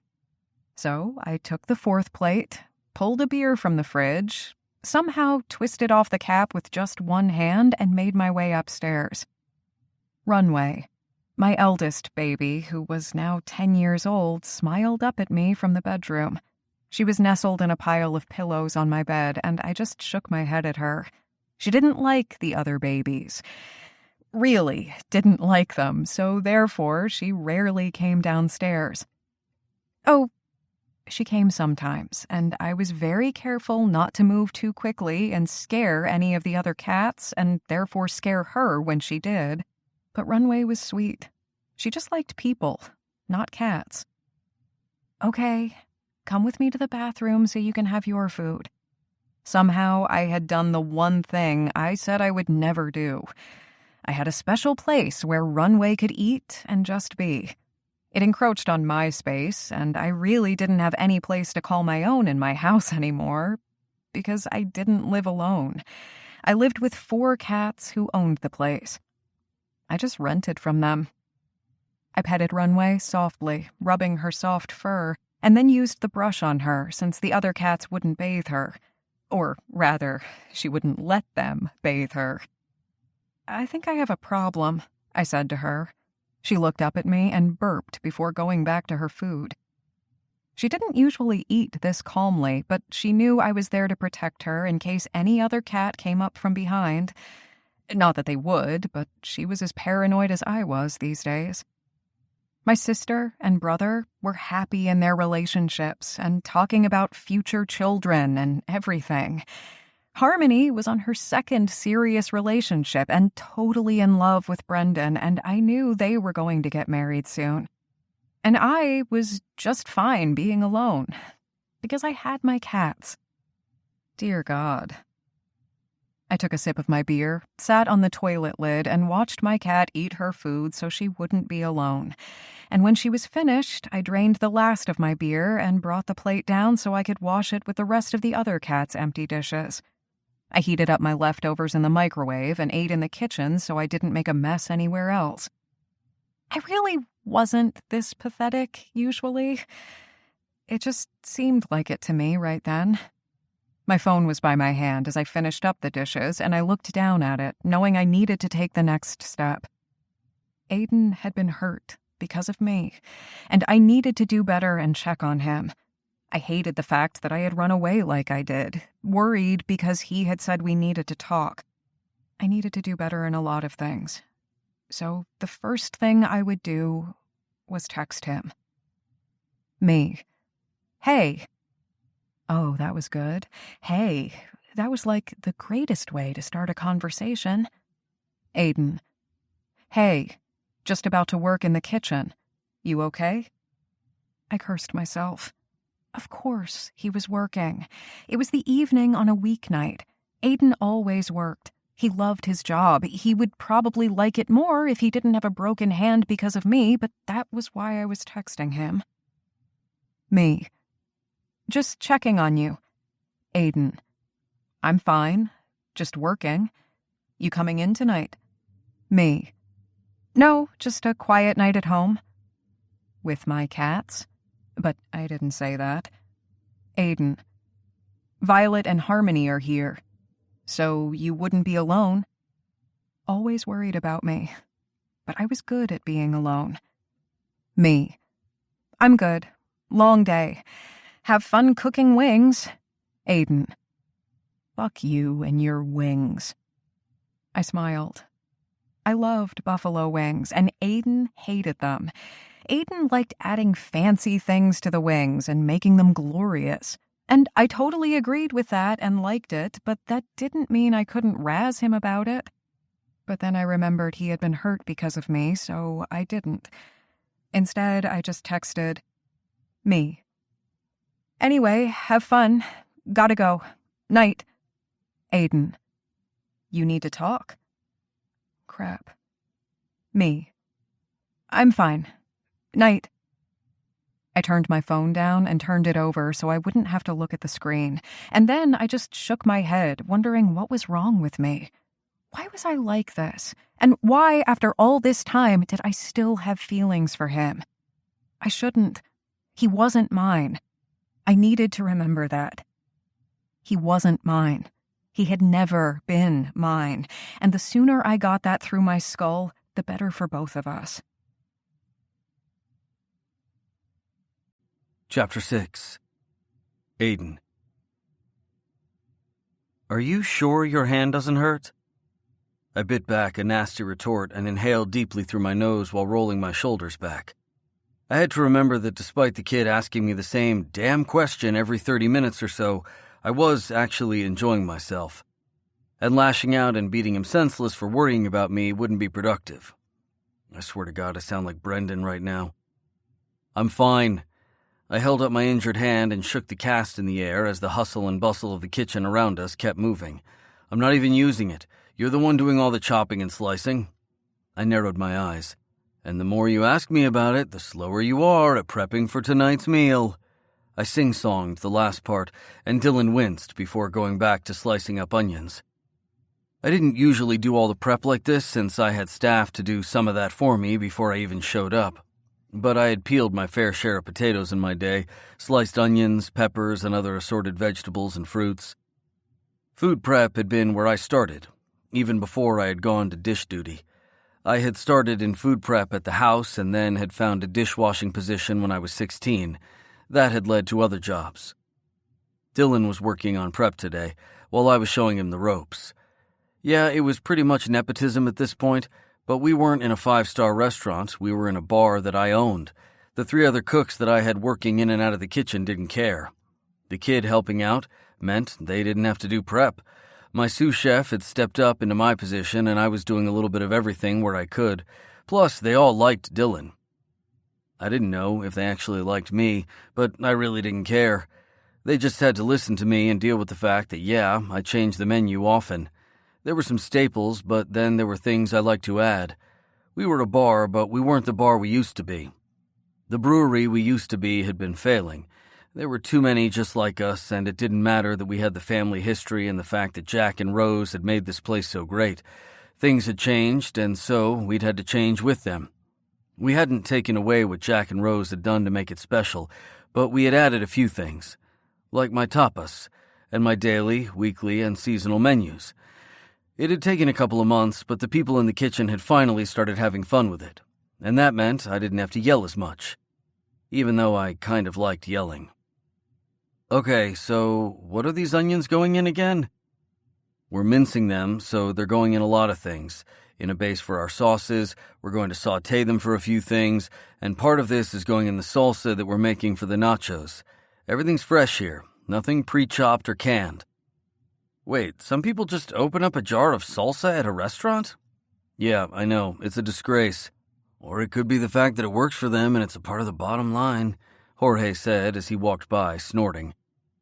I flipped him off and went back to helping Dylan. We are not those restaurants. What they want to do is fine, but I will not have that in my place of business. Do we understand that? Yes, chef, they all said at the same time, and I just shook my head. I'm starting to believe you don't actually mean yes, chef, when you say it, I said dryly. I have no idea what you mean, Beckham said as he walked in, carrying an empty crate for bar glasses. I mean, I don't actually call you chef, but I could if you want. Beckham winked, and I flipped him off. I kind of missed being able to use my dominant hand to flip people off, but I was getting better at using my left hand to do it. You don't call me chef because I'm not in charge of the bar area. Lame, Beckham said, walking back towards the bar with a filled glass crate. I mean, come back with better comebacks. I would, but all of my time and energy is focused on the kid here. Don't blame me for the fact that was really crappy. I glared at the kid, who just shrugged. What? I'm starting to think maybe you hit your head rather than just your hand. You're lucky you're on the clock, so I can't beat the crap out of you. Another $1 for the jar, Beckham said dryly. Every time we threaten with violence, we have to put $1 in the jar. At least it's not cursing, Jorge said, because that would fucking suck. I just shook my head and put $1 in the jar. All of us threatened each other jokingly, but we knew if anyone else heard it, we'd get our asses handed to us, and not in a violent way. So we were trying to do better about it. I just sucked at it sometimes. Also, I was pretty sure half the dollars in that jar were mine. We didn't actually know who the money was going to in the end. Probably all of us for beers, or maybe we'd donate to a charity or something. Sandy, one of my line cooks who wasn't here today, usually took care of it. She was the only one any of us trusted with the money. Mostly because she wasn't going to spend it on herself. But still. Okay, let's get back to it, I said as I gestured towards Dylan. Once I'm out of this damn cast, I'll be back to my brilliant menus. Oh, good. He's going back to his brilliance, Jorge said, laughing. Yeah, I mean, it's been like a whole minute since he started talking about that beautiful, brilliant mind of his when it comes to food, Beckham said, coming back into the kitchen with an empty tub. Don't you have somewhere better to be rather than here razzing me? I asked, glaring. Well, Brendan isn't here, so I can't make fun of him for his bartending skills. I'll just have to make fun of you and your attitude. That's sort of my thing. I thought your thing was to be the brooding, quiet guy behind the bar, Dylan asked, his attention on his hands rather than anything else. I lifted up my fist, and Dylan held his up. We fist bumped, and the kid went back to work. Good one, I said. I hear the girls talking about his broodiness all the time. I figured it was good to put it into conversation. I do not brood, Beckham said. Really? I think out of all of us in this building, you brood the most. Well, Dylan said and then trailed off. What? He asked after I'd glared. What do you mean by that? Well, all you guys pretty much brood a lot. Until you get laid. And then there's not so much broodiness or swaggering, and that gets annoying after a while. You, however, brood a lot. Maybe you need to get laid. He is my favorite Connolly brother, Beckham said, grinning. Seriously, favorite Connolly brother. You know, I'm pretty sure we're going to need to hire a new bartender soon, I said dryly. You would think that, but you would be wrong. Beckham just stomped out, indeed brooding on his way. If the man wasn't razzing one of us, he was actually brooding. Dylan had it right. Okay, enough of this crap, I said after a while. Let's get through the rest of the training, that way more time will pass and my hand will heal so I can get back to what I love. You mean you don't love hanging out with me and teaching me all the mundane things that you hate? Dylan asked, his voice all too casual. I held back a curse. Not because of exactly what the kid was saying, but because of what he wasn't saying. Because I hadn't been the best brother to Dylan. I had actually been a really shitty brother to Dylan at first.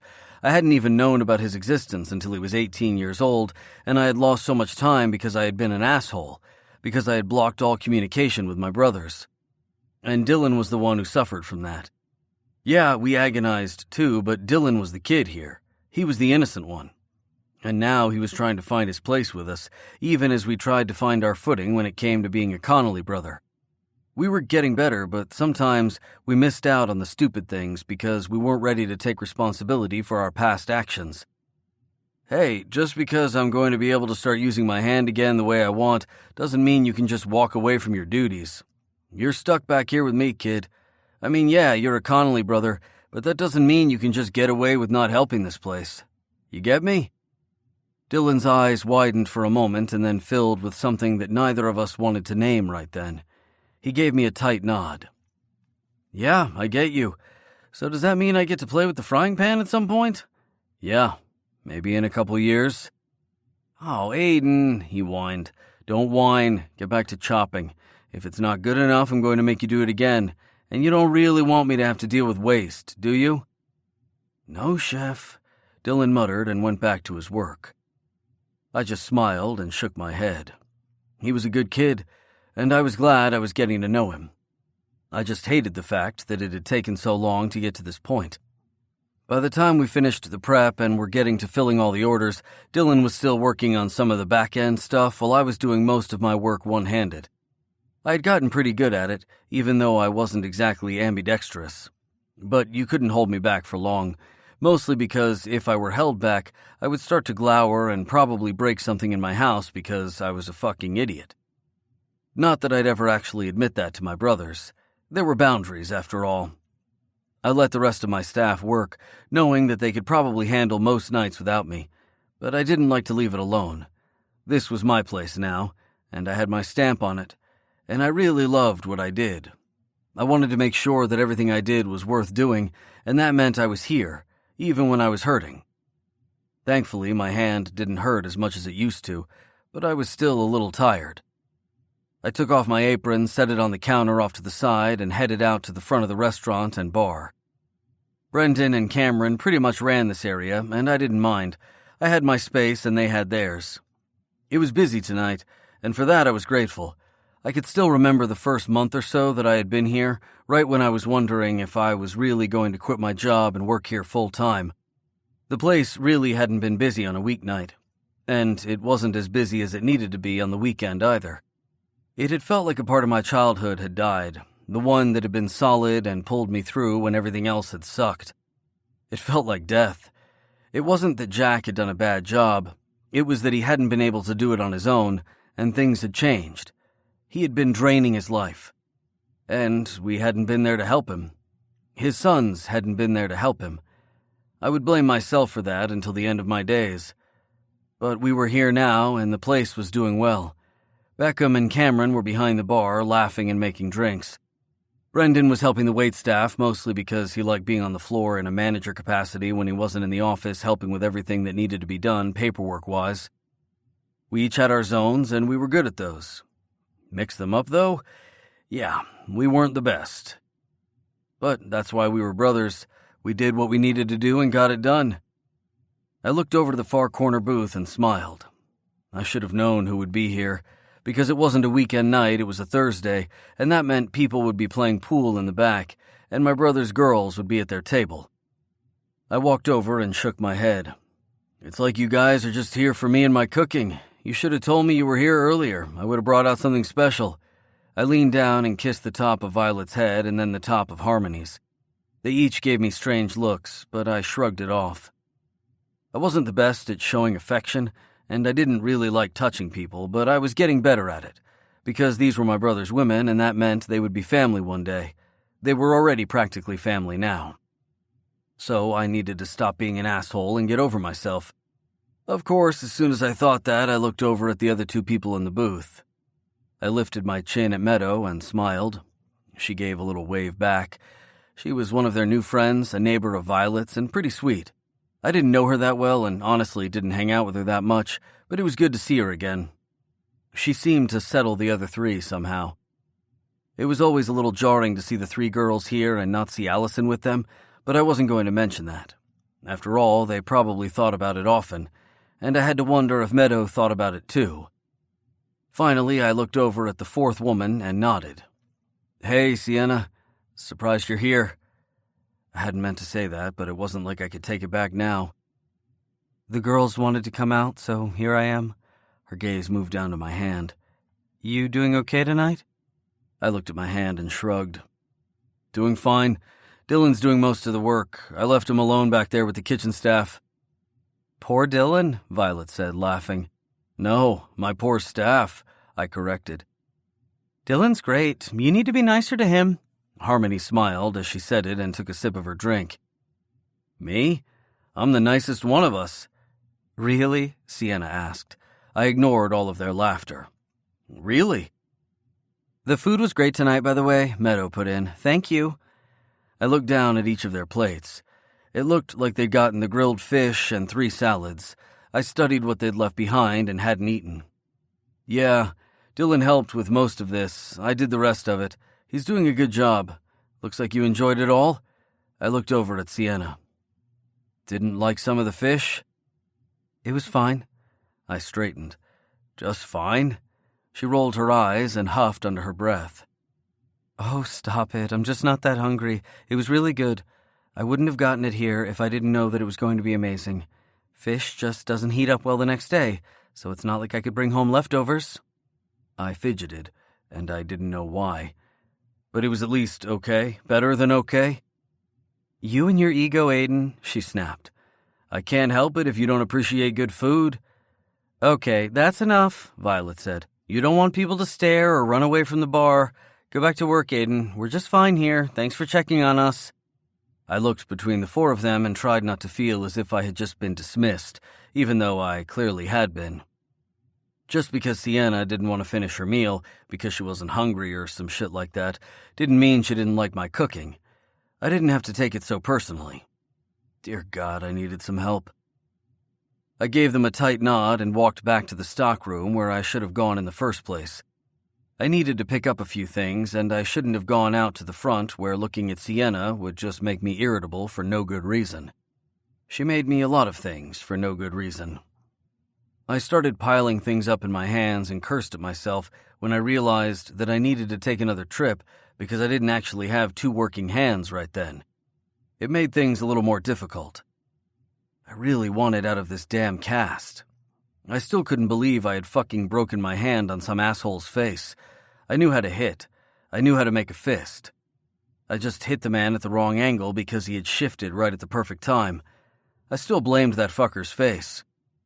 Here, let me help you with that, Sienna said from behind me. I turned abruptly, dropping everything to the ground. Motherfucker! I didn't mean to startle you. I'm sorry, Aiden. I keep saying the wrong things.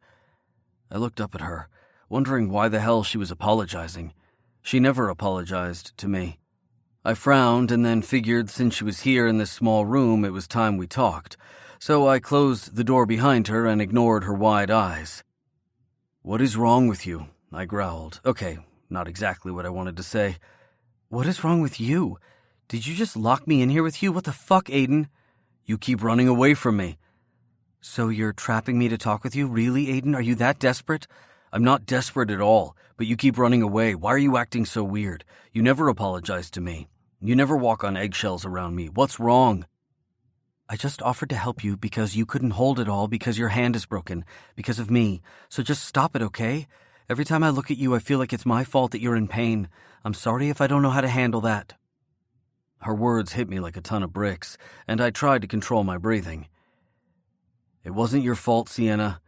Is that why you've been ignoring me? Because you blame yourself? Just stop it, Aiden. I don't want to get into this right now.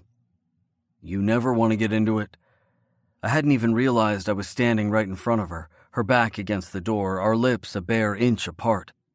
Both of our breaths were coming in ragged pants, our bodies close, so close I could feel the heat of her, could almost feel the softness of her. And so I did the one thing I shouldn't. I let go of my sanity and took her lips. The kiss was soft at first, and then it was hard and fast. She tasted of her drink and just Sienna. My tongue flicked against hers, and suddenly my free hand was on her face, arching her neck just enough so I could deepen the kiss. I craved her, needed her touch, her taste, everything about her. She was my addiction, my frailty, and even though I knew I shouldn't, I couldn't help but want her. Couldn't help but want this to last, to want this kiss to never end. This was just like before, Like the one other time she'd let me have her, let me touch her. The one time I'd let myself be someone else. The one time I'd given in. And then her hands were on my chest and I was taking a few steps back, listening to her. Because I refused to be the guy who didn't stop, who didn't back away. "What was that?" she asked, her breath ragged. "You know exactly what that was, short stack?" "It was a mistake, that's what it was." I tried to ignore that lash, but I couldn't. "It was just like before. Don't you remember, Sienna? Don't you remember at all?" She looked at me, her eyes wide, her face carefully devoid of emotion. "Before didn't work at all, did it?" And then she opened the door and left. I let her. I didn't reach out, didn't ask her what she'd meant by that. Because it hadn't worked out before. It hadn't worked for many reasons, and not just because of who we were. Because of who had once stood between us. It hadn't worked, and I had a feeling it never would. Chapter 7. Boys.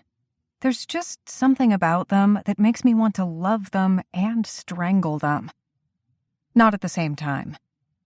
Maybe. Sienna, age 14. Sienna. Before.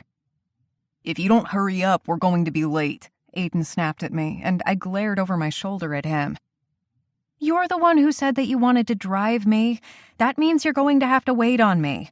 I had a long day, and I'm still not done with my hair." Seriously? Your hair? Could you be any more of a woman right now? That put my back up, and I stomped over towards him, my hair half dry and only wearing a tank top and leggings. I ignored the way his gaze traveled over my body. Yeah, I had curves, and he could just shut the fuck up about them. He didn't look at me that way because he wanted me. Aiden never wanted me. There was a reason for that. I wasn't Allison, and that was just fine. I was getting over it. Maybe. Whatever. You did not just say that. Do not ever say anything like that again. He held up his hands. Sorry. It just slipped out, I swear. I'm not an asshole. Yeah, you are. You relish it. Usually not a misogynistic asshole, though. And it was hot because he wasn't cruel about it. I had issues. That is true. At least, I hope. I just sighed and put my hands on my hips. You do get overprotective and growly, but I think that's just natural. Anyway, give me 5 minutes. There is no way you can get your hair and makeup done in 5 minutes. Oh, so you're saying I need to have my makeup on? He held up his hands, his eyes wide. I'm not even going to touch that with a 10-foot pole. Don't try to trap me, woman. I know what a trap sounds like, and that was very much a trap. I just smiled, snorting. Okay, that was totally a trap. Sorry, I don't usually lay those out for you like that. Or anyone, for that matter. That just seems wrong. And yet you did it anyway. It's just so easy with you. So you say. But really, it's going to take you way more than 5 minutes. We're already late. They're probably going to start the damn pool tournament without us, and that means I'm going to have to deal with my brothers being pissed off at me for like a month. And I really don't want to deal with that. They're so fucking hormonal when they're pissed off. I narrowed my eyes. There you go again, making sexist comments. I am not. He paused. Fuck, I am. He pinched the bridge of his nose. I'm tired, and I don't want to deal with this pool thing tonight, but I don't really have a choice.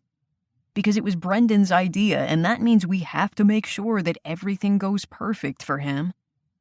I tilted my head, staring at him. What's up with you? Nothing's up with me. I took a couple of steps forward and put my hands on his arm. Something is up with you. You're acting weird. I'm always weird, according to you. Yeah, but now you're weirder. Fuck you, Sienna. I wish. I let that thought run through my mind and then promptly ignored it. There would be no fucking Aiden tonight. Or ever. He was my late best friend's ex-boyfriend. There were rules, and one didn't poach, especially when everyone was still grieving. I already felt like an asshole for always wanting him, even when I shouldn't. I really wasn't going to want him right then. And it didn't matter that he got even hotter when he was acting all broody and angry. It really wasn't fair. Aiden? What? Aiden. Fine. I don't want to do this tonight. I don't particularly like playing pool, but it's helping the damn bar, and it was Brendan's idea, so we have to go for it. Is the thing that's annoying you the most the fact that it was Brendan's idea? No. Aiden.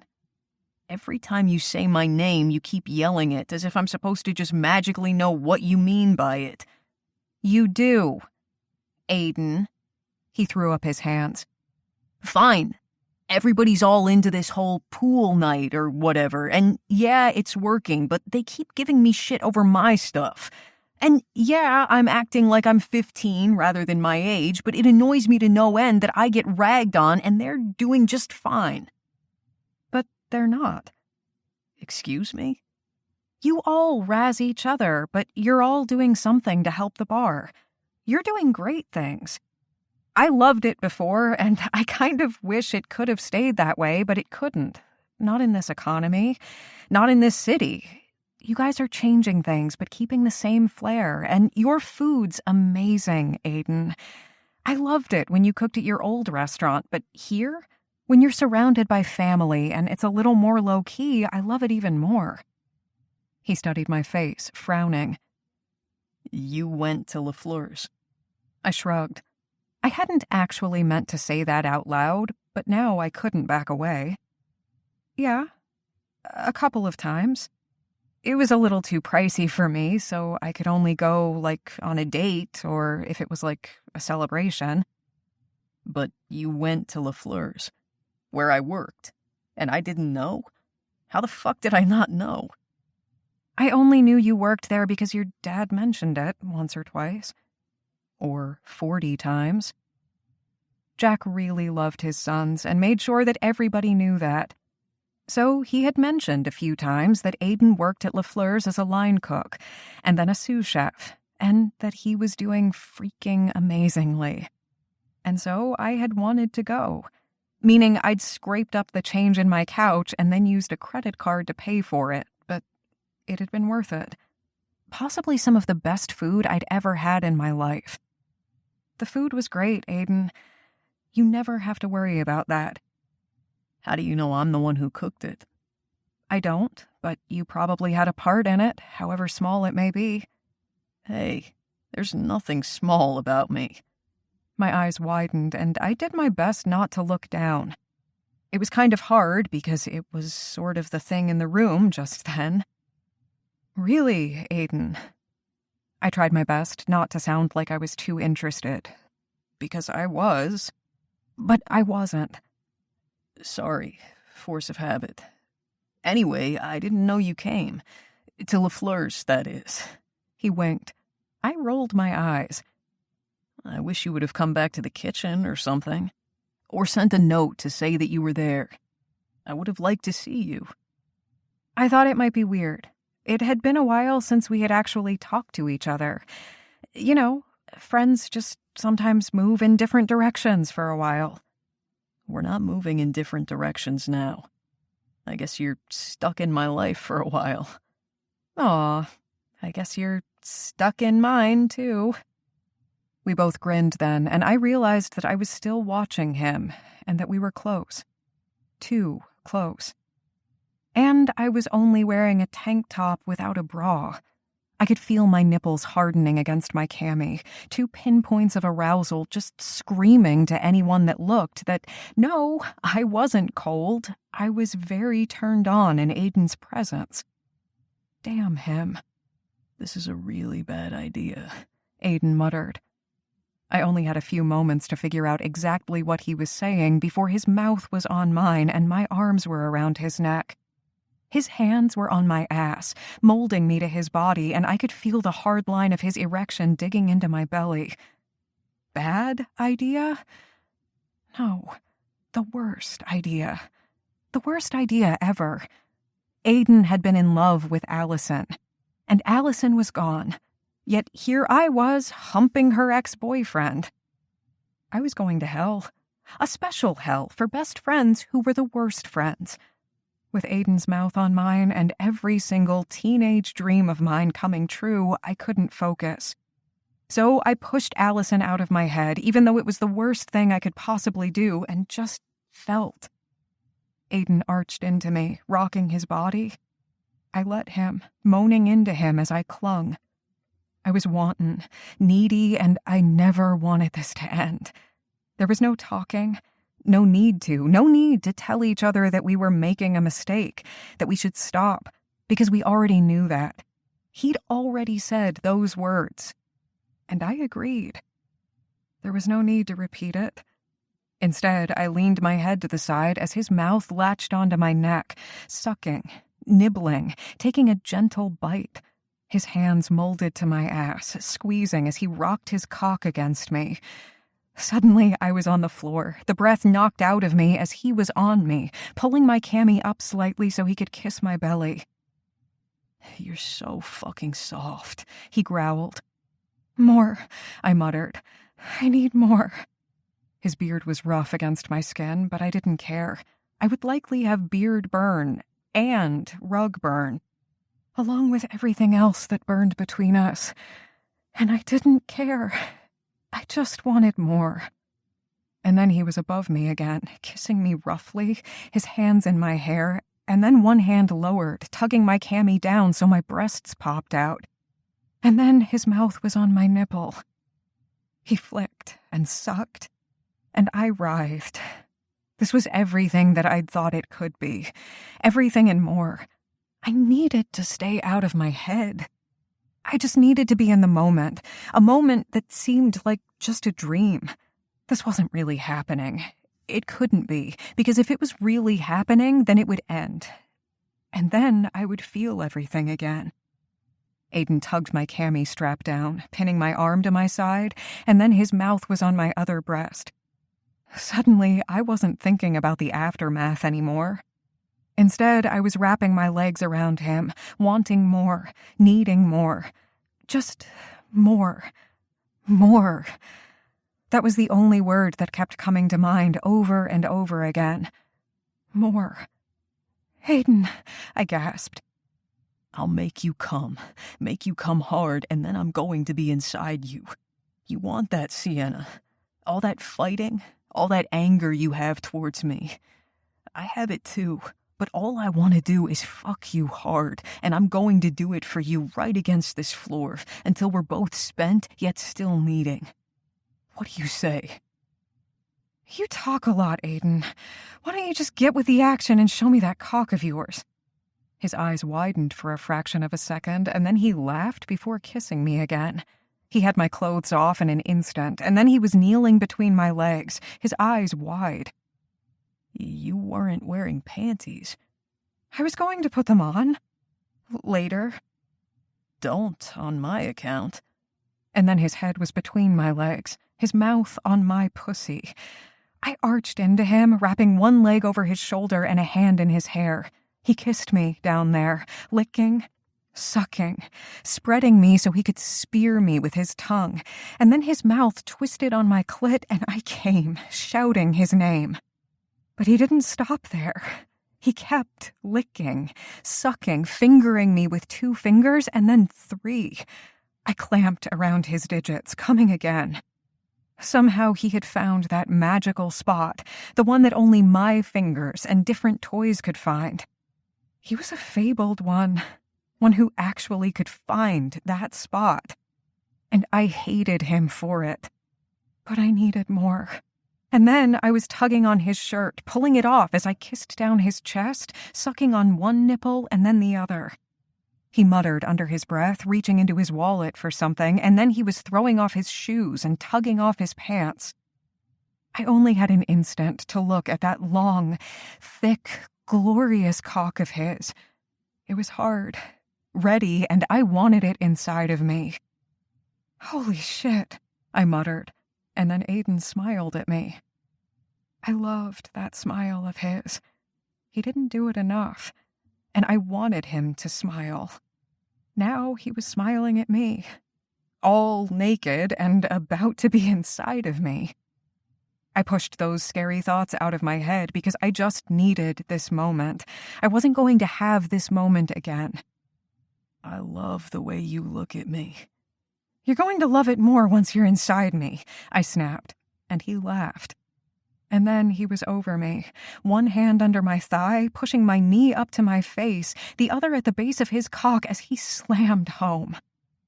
I was pretty sure I saw stars at that moment. He stretched me, filled me to the brim, and I couldn't hold back my grunt or even suck in a breath. This was everything I hadn't thought I needed. His mouth was on mine, sweat pouring down both of our bodies as we tried to pause for a moment.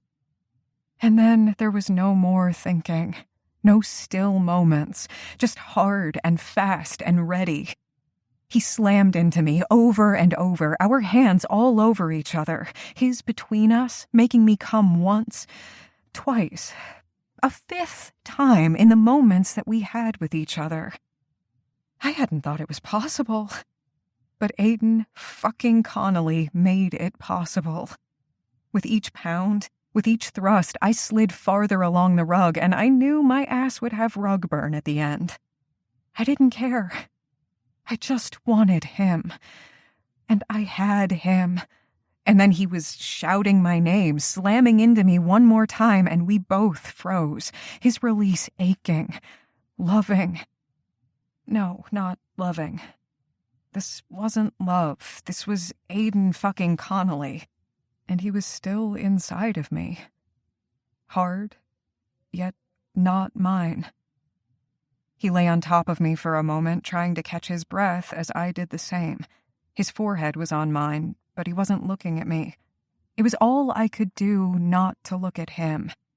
And when he slid out of me, I closed my eyes, swallowed hard, and rolled to find my pants. He must have done something with the condom and pulled on his pants, because then he was coming back, tucking himself back into his jeans. I just sat there trying to put on my cami. Sienna. I shook my head. We're not going to talk about this. You're not going to talk about it again. You're just going to go, and I will meet you at the bar later, because we can't do this again. We're not like the others. I met his gaze then, and his face shut down just like I needed it to. Because I had just slept with my best friend's ex-boyfriend, and she wasn't even here for me to face her. I was the worst sort of person. And as he walked away without a word, I wanted to tell him to come back. I wanted to tell him that I loved him before this and that I was afraid I would love him more after. But I didn't, because there were no words. I had broken the one oath that friends make with one another, and Allison wasn't here for me to do anything about it. Chapter 8. Aiden. Now. The feeling of deep release was a satisfaction like no other. The fact that I was looking at my bare hand, able to slowly move my fingers, was an orgasm in itself. Not that I was going to tell the nurses or doctors that were staring at me exactly what was going on in my mind, but considering the fact that I now had my cast off after almost 6 weeks, it made me feel as if everything was exactly as it should be. "Okay, tell me what you're feeling," the doctor said. I looked up at her. Great. Thanks. Can I go now?" She just raised that very penciled-in brow at me, and I winced. "I guess I can't." "No, Mr. Connolly, you can't yet. Let's talk about exactly what you're not going to do, and what you are going to do." "Okay," I said, and then sighed. I settled back into my chair, looked down at my now free hand, and knew it was going to take a while. I wouldn't be able to just go back to the kitchen and start chopping and dicing and sautéing and doing everything that I was actually good at. Instead, it seemed I was going to have a lesson. I had hated school before, and I really wasn't a fan of it now. You were lucky with the breaks in your hand. If they had been any worse, we would have been talking about surgery, loss of sensation, hindered dexterity, and worse. You hit that man's face at the exact wrong angle when you already had some carpal tunnel issues because you use your hands too much. I blinked. Carpal tunnel? You're going to have to do better, and I'm not just talking about with your job.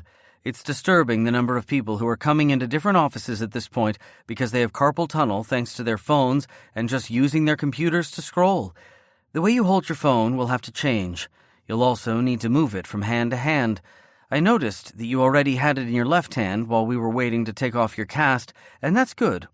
But the less you hold it, the better, because you'll be holding it at the bottom corner, right at one of your fracture points, and that will have to change. Really? My phone is what caused me to break my hand? Not exactly, but it didn't help. We see these types of injuries all the time. Not necessarily the breaking, but the stress to your ligaments and other parts of your hand. We see them in smaller boys and teenage boys as well.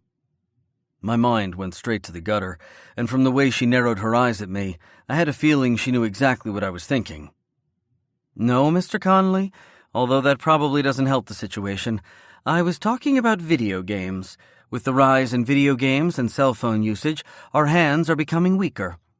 Now, I'm not saying that you broke your hand because of the way you hold your cell phone or your knife at work, and you have so much muscle memory in how you hold your knife at work, doing what you do, that you're not going to be able to change that overnight, if ever. I don't know if I'm ever going to be able to do that. I hold it exactly the way I should after years of training. And that's great, but it's the same motion over and over again, even the way you hold a frying pan. And I know you're an amazing chef, but you're going to have to take care of your body. My brows rose this time. An amazing chef? She just smiled. I know that you worked at Lafleur's. I've had your food there, and I've been to your bar, good food. And I know that all the changes you put in have been for the better. But we're not talking about that right now. Good, because I'm not changing the way I cook. That's fine, it's just going to be harder for you to get back into the swing of things. That means you're going to have to do some physical therapy. I cursed, and she just looked at me, giving me a bland look. Are you done yet? I could probably go longer. Anyway, physical therapy is a must, because while I have a feeling if you really think about it, you can change the way you hold your phone and even the way you use a computer, you're not going to be able to change the way you cook. That's ingrained in you at this point, and as much as I'm going to tell you to not do it the same way every day, it's just going to happen. But you need to be realistic. In order to make sure your hand is as strong as it can be, that means physical therapy. I have a few people in mind for you, and I can refer you. But you need to do it. If you don't want to get another stress fracture by just chopping something, you're going to need it. Physical therapy? Physical therapy. I frowned and looked over the list that she gave me, shaking my head. There's one not on the list, a friend of mine. Can I see if she can help? A friend? She asked, her tone dry. I shook my head. Not a friend like that. An actual friend. Okay, so that wasn't entirely truthful. I continuously thought about our one afternoon together, the one where my knees still ached because of the rug burn, and I knew her ass had to have some marks too. Yeah, that one. The one that we didn't talk about. We hadn't talked about it before the attack, and we sure as hell hadn't talked about it since. So yeah, Sienna was my friend. It was just harder to remain friends when we weren't actually talking about it. Considering that I didn't like talking about my feelings, the fact that I was even thinking about that was saying something. Is she a massage therapist or a physical therapist? It's Sienna Knight. She's a sports therapist, so almost exactly the same thing, but I'd rather work with someone I know. Plus, I'm sure I could actually fit into her schedule because we know each other. I know Sienna Knight. She's one of the best at what she does. She also has a long waiting list to get into her rotation. She doesn't exactly do what you need, but she's trained. She looked at me a moment before nodding. If you can fit into her schedule, I'll make it a referral for your insurance. Sienna really is the best, isn't she? I asked, and the doctor gave me another of those looks. I really was acting out of character, and I did not like it. There was just something about Sienna that made me act weird. Let's see what we can do, the doctor said, and then we went through exactly what my aftercare things would be. Thankfully, by the time I got out of there, I was ready to go back to work, new hand and all. I called Sienna right away. When she didn't pick up, I hoped she was just at work and not avoiding me. The phone beeped and I left a message. Hey, my cast is all off, but I need physical therapy. I can go to someone else, but I'd rather do it with you, mostly because you know me. What do you say? Will you help a guy out? I hung up. I was a little nervous. What if she didn't want to help me? What if she didn't want me in her life at all? It was weird because all I could think about was that kiss in the stockroom, and her other kisses before. I'd had a crush on her before, just a little one when we were younger, but then I'd started dating Allison and Sienna had just become my friend. It was all complicated, but then again, all of us were. We had so many connections within the group, and it was sometimes hard to remember where one person began and the other ended. But I wanted things to get back to normal. I wanted to go back to my kitchen. I wanted my brothers to get off my back, and I wanted Sienna and me to get back to our normal fighting and laughing with one another. I didn't like the fact that things were awkward. Maybe us working together on my hand would make things better. My phone dinged, and I looked down at it. Sienna. At work, but have your doctor send over the info. I'll see what I can do. I smiled. I knew this had to be the answer. Things would change. They had to. Okay, you're getting better. Let's see your mobility. I looked up at Sienna and grinned. Yeah? You want to see my mobility? She just rolled her eyes and then glared at me. Really? You're here as my patient. That means there is no flirting or fuddy-duddy stuff. That is strictly against the rules. It is not. You're doing this as a favor to me. A favor, maybe, but you're still in the books, and that means it's wrong.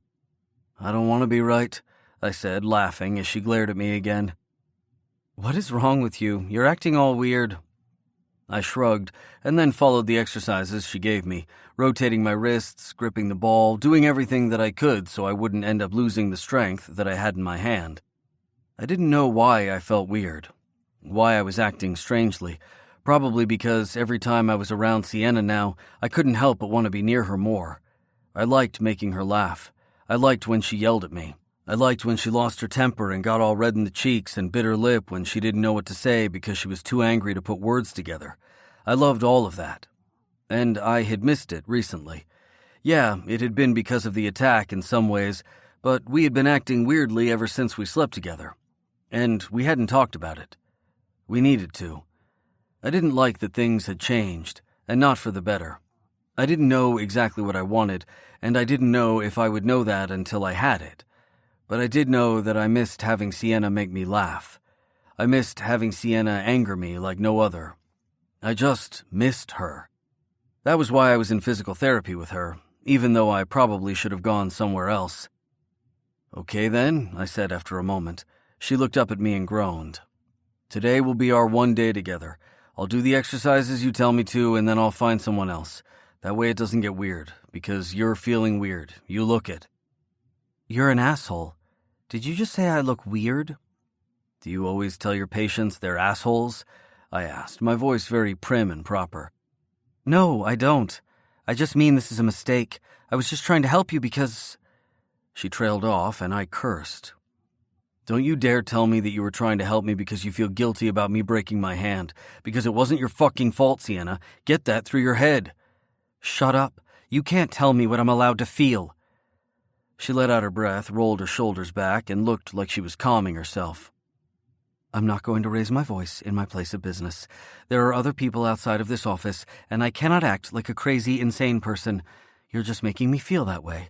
So, why don't you find that other physical therapist? This will be our one time, and I'll make sure you get the help you need, but this is the one time we'll be in this office together. Is that understood?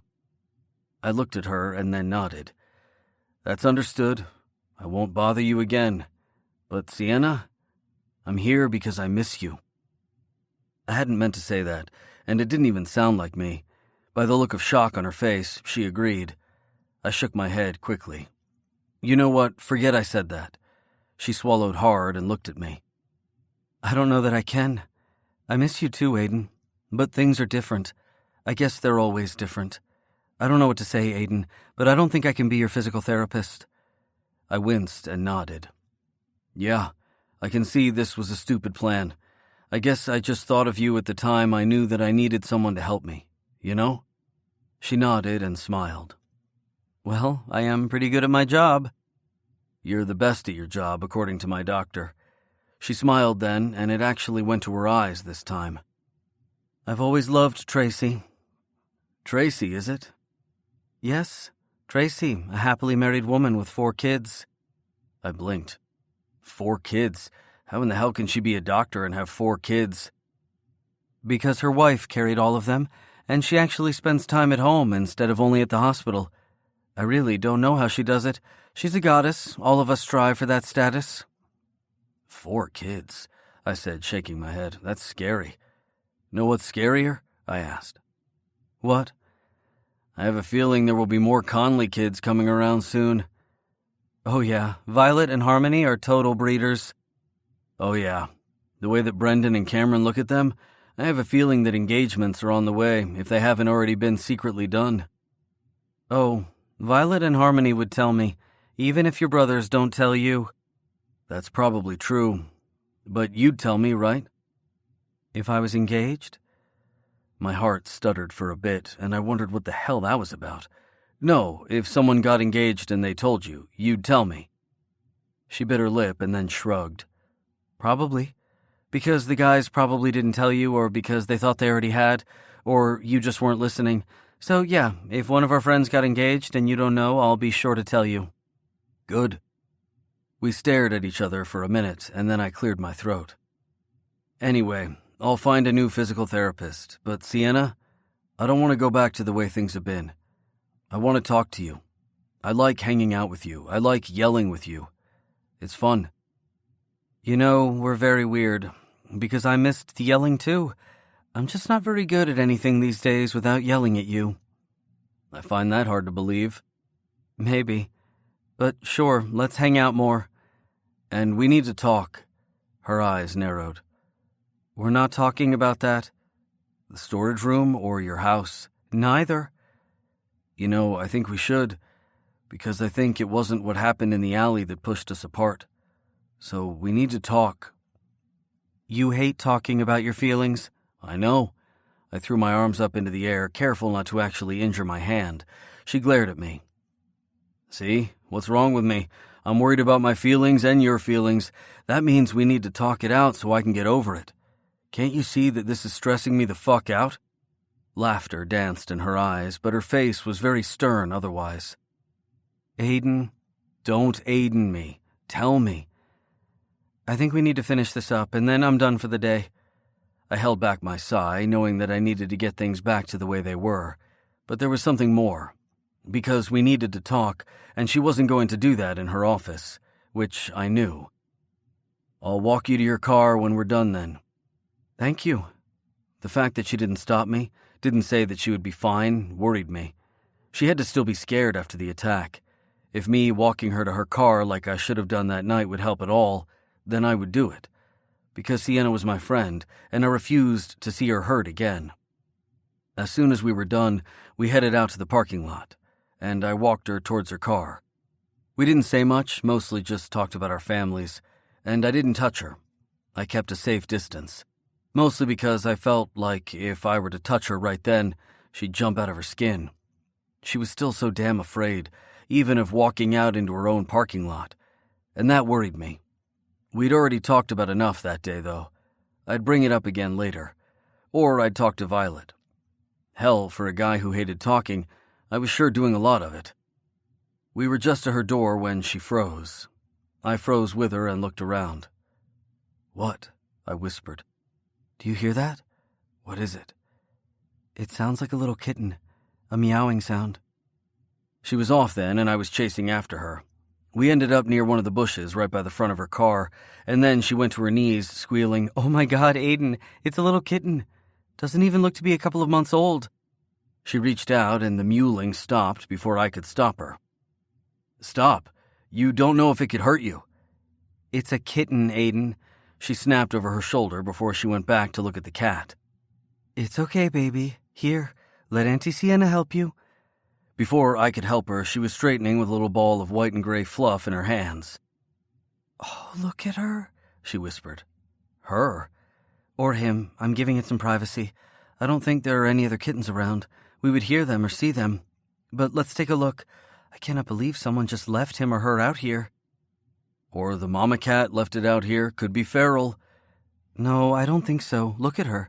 She's been well taken care of, at least until now. I let out a sigh and then helped Sienna to her feet as she curled the kitten into her chest. It looked at me with big wide eyes, and I couldn't help but want to reach out and pet its head. So I didn't. I wasn't against cats, per se, but pets and I didn't usually mix, mostly because I'd never had one.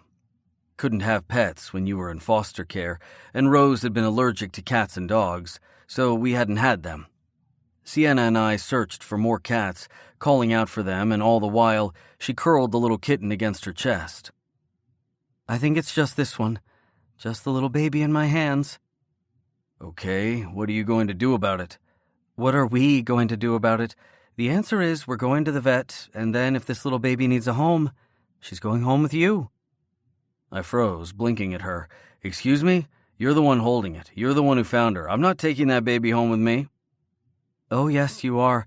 I have 4 cats at home already. 4 very stable cats that would not be happy to have a little baby kitten that they would either be scared of or territorial about. Plus, I'm already the cat lady at the store. I cannot be a 5th cat lady. However, you all have that space, and I will totally help you. I just can't disrupt my house right now with a kitten. We'll just go to the vet and make sure that he or she is fine, and then we'll get you everything that you need. I have a feeling you're going home with a cat, Aiden. I am not going home with that cat. Bet you. I narrowed my eyes. Bet me what? I don't know. But if this little kitten needs a home, I can't take it, so that means you have to. I narrowed my eyes and gritted my teeth. Fine, I said, and then smiled. She took a step back, probably a little wary of my smile. She should be. We'll take the cat to the vet. If it needs a home, I'll take it home. Her eyes widened and she smiled. But, I said quickly before she interrupted, only if you go on a date with me. Chapter 9. There's nothing a glitter cannon can't fix. Sienna, age 26. Sienna. I'm going on a date with Aiden tonight, I whispered, looking down at Runway on my chest. I cannot believe I agreed to go on a date with Aiden. Runway glared at me for daring to wake her up and then settled more firmly on my chest as the 3 other cats on the couch either played with each other or purred. I was the cat lady with a date, and I had no idea how it had happened. We had gone to the vet, and the vet had said the kitten was okay, it just needed a home, and Aiden had offered to take him home, but only because he had somehow gotten the agreement out of me that I would go on a date with him. How had that happened? I still didn't know. It shouldn't have. I was not going on a date with Aiden Connolly. I sighed. I was totally going on a date with Aiden Connolly, and I was probably going to hell on top of it. And I was losing my damn mind at the same time. All of that had happened the day before, and that was why I was currently sitting on my couch, surrounded by my cats, watching another episode of My Little Pony. Because there was nothing a glitter cannon couldn't fix. And Pinkie Pie, the little pink pony with the bright pink hair and a case of ADHD, most likely, made me smile.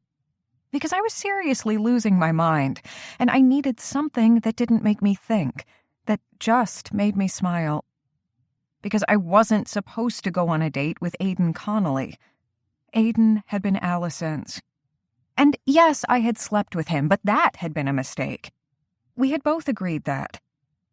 Okay, we hadn't actually talked about it to make a firm agreement, but it had to be the case. Because he had loved Allison.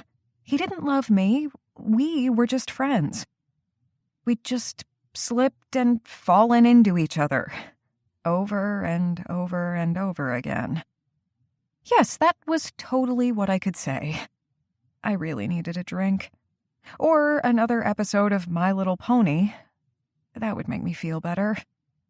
I still couldn't believe I was going on a date tonight. With Aiden. This was such a mistake, but I couldn't back out now. He knew where I lived, and he had taken little Diego with him. Aiden had named the kitten Diego, instead of little fucker like he had wanted to. I didn't know how it had happened, but somehow I was doing the one thing I'd always wanted to do, even though I knew it was the one thing I never should, and Aiden now had a little kitten at home. A sexy man with a beard and a growl while holding a kitten? There was no way I could say no to that. There was something seriously wrong with me. I had no idea what I was doing tonight because this wasn't just a normal date. This was a date with my best friend. Or at least one of my best friends. The guy who used to date my best friend who was now gone, and the guy I'd already slept with once, though we hadn't actually talked about it. To say this was complicated would be a freaking understatement. I looked down at Danger and Moxie, who were currently cuddling to the point it was almost indecent. But I would let the relationship go because they loved each other. And just the fact that they ignored me while they were cuddling didn't mean that they didn't love me. I looked on my other side as Baby played with her tail, then looked at me quickly before looking back at her tail as she tried to nibble on it. This was my life. I worked in the morning. I worked in the afternoon. I worked out afterwards. I ate dinner, and then I hung out with my cats. Occasionally, I would hang out with my sister and Harmony and even Meadow. But I didn't go on dates. I used to, but then I just got busy and tired. And if I were honest with myself, no one was Aiden. And that was on me, nobody else. "Do I need to call the girls?" I asked Runway, who finally just shook her head and shrugged off me. That sent the other cats into a tizzy, and soon all four were running around the house before eventually finding different places to lay down. That left me alone in my living room with My Little Pony on the screen. I shook my head, sighed, and turned off the TV. I needed to shower and get ready for my date, and figure out exactly what I was going to wear. And decide if I was going to tell the girls. Did I tell Violet and Harmony and Meadow that I was going on a date with Aiden? What would they think? What would they say?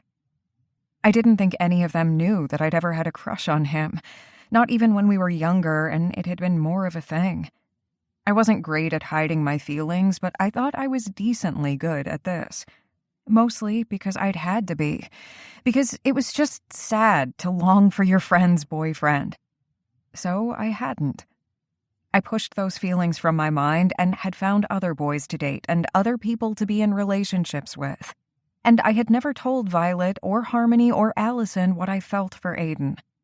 I was afraid that I would have to tell Aiden at some point. But I couldn't. Because if I did, then it would be a thing. And I couldn't let it be a thing. We were just going on a date. Like friends. Friends who'd had sex. Really good sex. So I couldn't call the girls. I let out a laugh, telling myself I was making the right decision when the doorbell rang. "It's not that late," I said quickly, looking down at my phone. No, I still had a couple of hours until my date with Aiden, so who would be at my door right then? I didn't really know anybody that just showed up. People usually texted ahead of time. Maybe it was the UPS man. I did order enough packages from Amazon that I should probably own some stock or something. I went to the door and opened it, and then froze. "You really didn't think you'd go on your first date with Aiden without us, did you?" Violet said as she pushed past me. Harmony leaned forward and kissed my cheek as she did the same, and then Meadow just gave a little wave and skipped past me. "What? What?" Every time I said the word "what," it got louder, a little sharper, a little more shrill. "Well, we got here exactly at the right time," Violet said, tapping her chin as she studied me. "Because there's no way you can go on a date with Aiden looking like that," she said as she gestured towards me. "I mean, she's not even wearing a bra," Harmony said, clucking her tongue. "Unless that's what she wants, because a no bra thing could totally work," Meadow said. and the three of them laughed. I barely resisted the urge to cover myself, knowing that I was wearing a very thin t-shirt over no bra because it was right after work and I felt like being lazy. I'm going to repeat myself. What are you three doing here? We're here to help you get ready for your date, silly. Violet set down her bag and then put her hands on her hips. First, you're going to have to take a shower. Then we're going to go through what you're going to wear and how you should do your hair and things. This is going to be fun, isn't it? I love first dates. She started clapping her hands, and then Harmony just laughed. No, you don't. You like dating when it has to do with Cameron. You hated first dates. Do you remember how jittery you got with your first date with Cameron? You want to talk about dating? Violet said, leaning towards Harmony. We can talk about all of your first dates. We are not going to go through that list. My first dates with anyone other than Moyer or Brendan were horrendous. I just looked between them, blinking. The fact that they were all staring at me, talking about their best first dates, and knowing I was about to go on a date with Aiden didn't make any sense. This couldn't be happening. Are you okay? We could leave, Meadow said quickly. We will absolutely not leave, Violet said. We are here because we love you, and because this is a big deal, even though it's not a big deal. We're not going to make it a big deal, even though it might be a big deal. I really don't understand your logic right now, I said, looking at all of them. You don't have to understand our logic. You just have to get all ready and look pretty and have a wonderful time tonight. This doesn't make any sense. How are you even here? I didn't tell you. I know you didn't tell us, Harmony said. And that hurts. She put her hand over her heart and gave me a mock glare. It truly hurts. Oh, shut up. Don't tell her to shut up, Violet raised her chin. I know why you didn't tell us. Because you think it's weird. Because you don't want to make it a thing. But of course it's a thing, and hiding it doesn't help anyone. I looked at my sister and then at my other two friends. It's a thing. Did Aiden tell you? Would Aiden actually tell my sister that he was going on a date with me?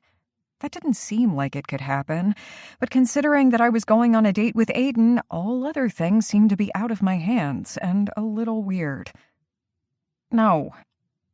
Aiden told Cameron when Aiden asked for the night off, and I heard it from my boyfriend.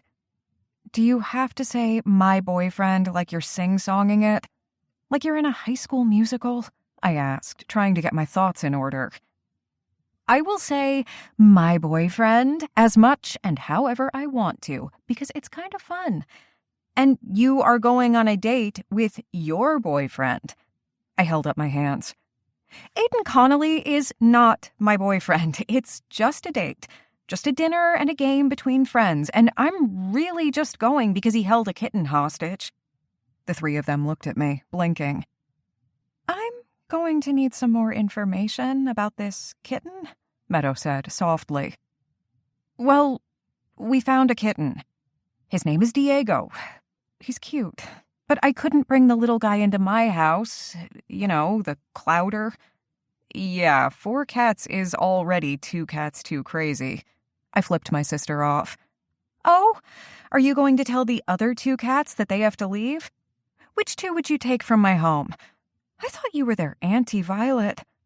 Oh, stop. You know I love those cats like they are my actual nieces and nephews. I helped fill their stockings this Christmas.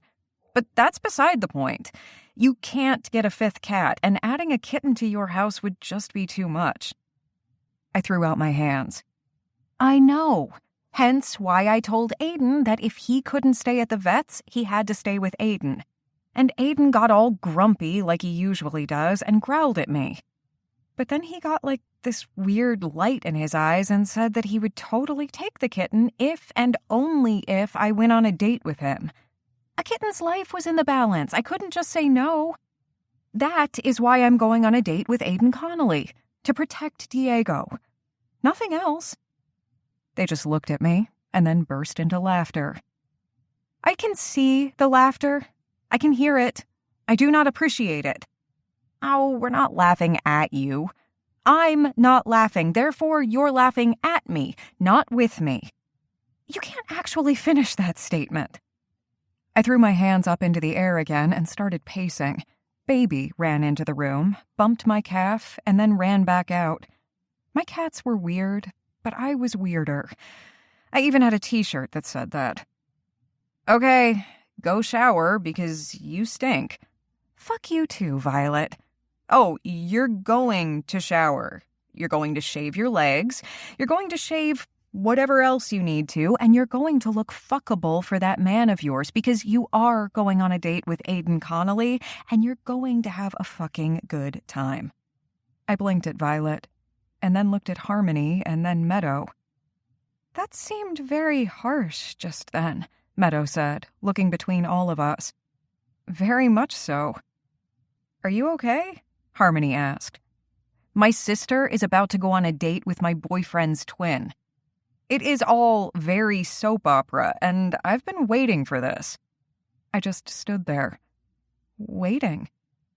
Not only is this out of one of my favorite books, I've also looked at the way you two tend to not look at each other or look at each other too much. I've noticed the way you two fight and get all growly at each other. You guys are perfect for one another. I held up my hands, trying to stave off everything. They didn't even know I actually had a crush on him, or for how long. It was just getting to be too much. Okay, you're going to have to slow your roll because I am going on a single date with Aiden. And yes, the fact that you are dating his twin makes it weird. Imagine the double dates, Violet said, clasping her hands together and getting a faraway, dreamy look on her face. Excuse me, triple dates? I'm also dating a brother. Harmony put her fists on her hips and started laughing as everyone else burst into giggles as well. Everyone but me, that was. Okay, I'm going to go shave my legs and my underarms, but nothing else. Well, if that's what you need to shave, that's what you need to shave, Meadow said very seriously. But I saw the laughter in her eyes, and I cut her from my friend list as well. I cut them all. I'm going to open some wine. Oh, good idea, Harmony. But we don't want to get her too drunk. I'm sure she'll get drunk enough when she's on her date, Violet sing-songed, and I turned away from all of them. They were traitors. All of them were traitors. I stripped down in my bathroom and shoved myself into the shower, cursing myself as the cold water blasted me because I'd been too impatient to actually wait for the water to get hot.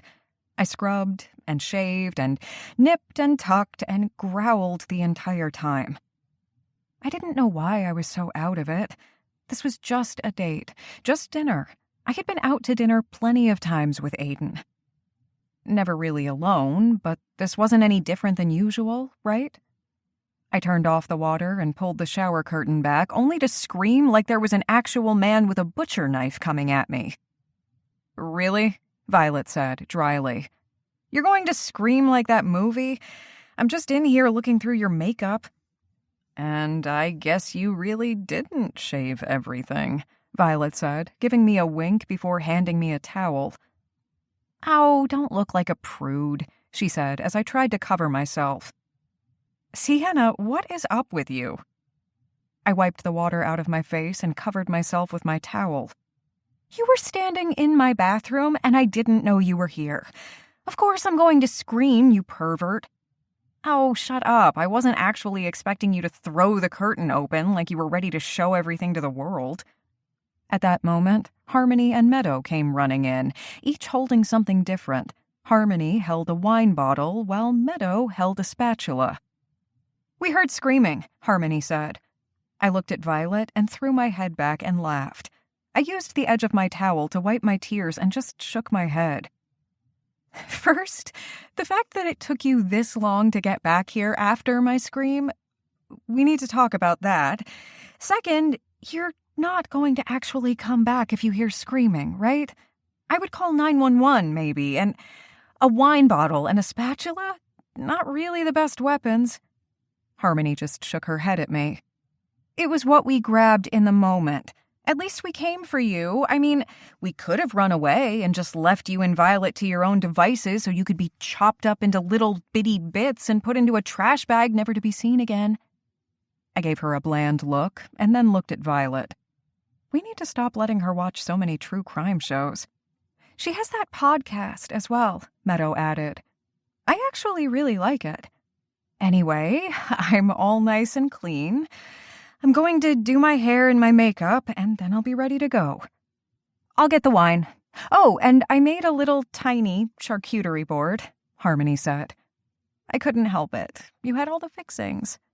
She shrugged and went off to the kitchen, Meadow following her. I just looked at Violet and wondered what the hell I was doing. If you don't want to go on this date, you can tell him. Aiden's not that much of an asshole. I smiled at her and sat on the toilet in my towel, letting my hair drip water down my back and shoulders. He's an asshole, but then so am I sometimes. But he's also kind of sweet. And yeah, I could have said no. I could have found a different way to get Diego into Aiden's house or found him another home. But I said yes. And this is your first date with him? Violet asked. I looked up at her, frowning. Yes. So you sleeping with him didn't count as a date? She asked, and I started. Huh? I know you and Aiden slept together. Did he tell you that? I asked, standing up. No, you did. She sighed and grabbed my hands. With your face, Sienna. I can tell when you sleep with a guy. You guys have been acting so differently around each other. And then things got weirder after the attack. I kind of laid off wanting to talk to you about it because I knew we had more important things to worry about. But now you're going on this date, and I just want you to be happy, okay?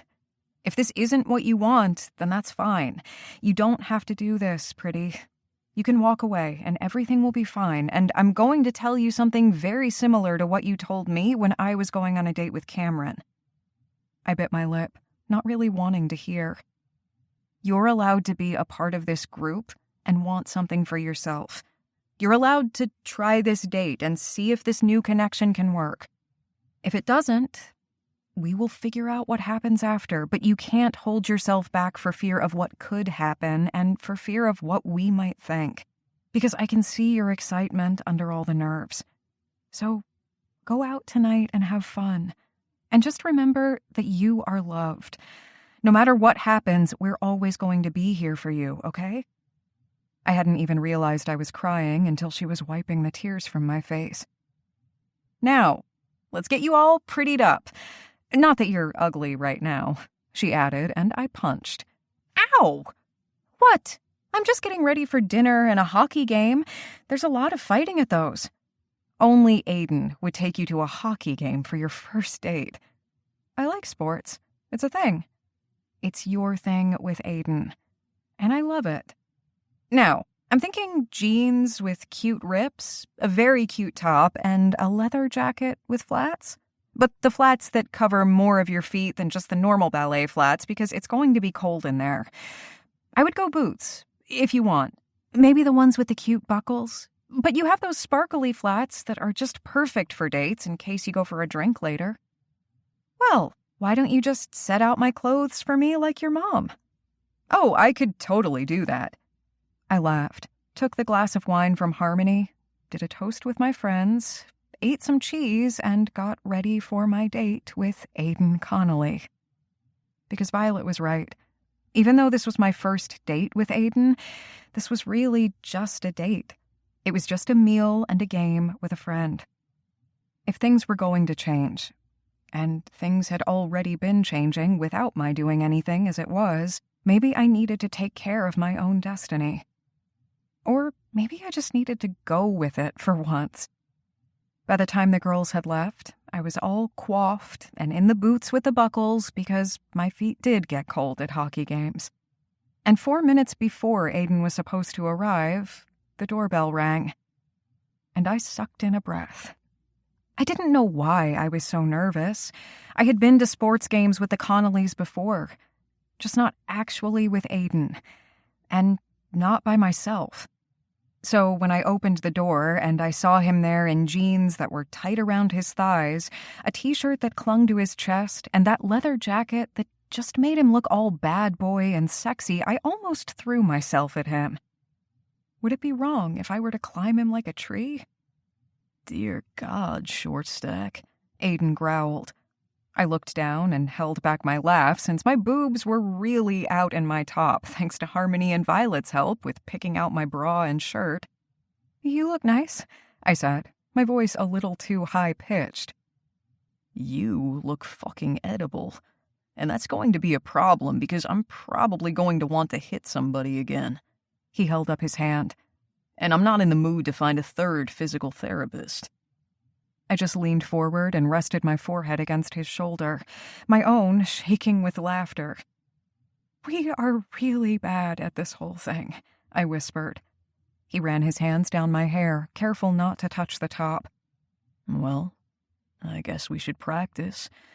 Maybe it'll make us a little better. And did you see? I didn't touch your bangs. Last time I did that, you gut-punched me, and I'm not in the mood for that. I leaned back and laughed. Okay, then. I'm going to take that as a good sign, Aiden said, and then he kissed me. Just a soft kiss, just a brush of lips, and I knew that I'd be okay, because all of the thoughts of anything but Aiden's lips and what we could do tonight just for fun flew from my mind. This was just a date. This was just Aiden. This was just me. And maybe it was okay to fall, just this once. Chapter 10. Aiden. It's like you know me or something, Sienna said with a wink as we made our way to our seats in the stadium. The Avalanche were playing the Red Wings, and it was a rivalry my brothers and I loved more than most, even though none of us knew when it had actually started. I put my hand on the small of her back as we found our row, and she just grinned over her shoulder at me. Well, I kind of do know you. I guess that could be a good thing, right? I asked as we took our seats, careful not to jostle our beers. I guess it can be a good thing, or it can be a horrible thing because we already know too much about each other, and this is really just a terrible mistake. She said the words so quickly that she winced after, and I just shook my head. Okay, let's not go there, shall we? Well, I did sort of say yes because you were threatening a kitten, she said with a wink, and the couple on the other side of her gave me a weird look. I pinched the bridge of my nose, glared at Sienna, and then looked past her at the big tattooed man and his curvy date. I wasn't actually threatening the kitten. Sienna grinned and turned towards the couple, putting her back to me, even though I knew she was laughing at me at the same time. This woman. Well, he did say that he was just going to let this poor kitten stay at the shelter instead of taking it home and caring for it if I didn't go on a date with him. Don't you think that's pressure? I looked down at her and scowled. That is not how it happened. I squeezed her shoulder and she squirmed in her seat, though I didn't let her go. I didn't want to stop touching her, even if I knew it was probably not the best thing for me. That is totally how it happened? She looked at me, winked, and then turned back to the couple. I mean, I probably eventually would have said yes if you would have just, not threatened a poor wee little kitten. She was laughing then, and the couple gave us an even weirder look, but then smiled. Okay, I can totally tell that there's a story there, but I'm a little freaked out, the woman said. By the way, I'm Olivia. This is my husband, Derek. Derek lifted his chin, and I did the same. Now, should we report you to Animal Services? Derek asked, and I sighed. No, because I was going to take the kitten no matter what. You were? Sienna asked, turning so she faced the ice but could still talk to all of us. Oh, by the way, I'm Sienna. This is Aiden. Hi, Olivia said, the light in her eyes dancing. I held out my hands, trying not to look like I was a kitten killer or something. I was really going to take the kitten, Diego, as we named him, but I really just wanted to talk, hence the whole using the kitten to my advantage. But I wasn't going to just let it stay out in the street crying like that. I looked up at Derek.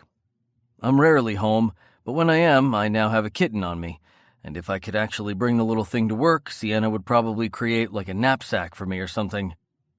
Oh my God, can I make you a knapsack? Sienna asked, putting her hands together beneath her chin. Just imagine the little baby kitten in a little sling across your chest. All the swoons." Olivia laughed and gave Sienna a high five. "Seems like totally all the swoons, but you'd probably have to beat women off with a stick if they saw him with that." "Hey, I'm sitting right here," Derek said, wrapping his arm around his wife and giving her a firm kiss on the mouth. "Don't talk about swooning over another man." "Aw, you know I only swoon after you, Boo." "Boo?" he asked, laughing. "We're not going with Boo."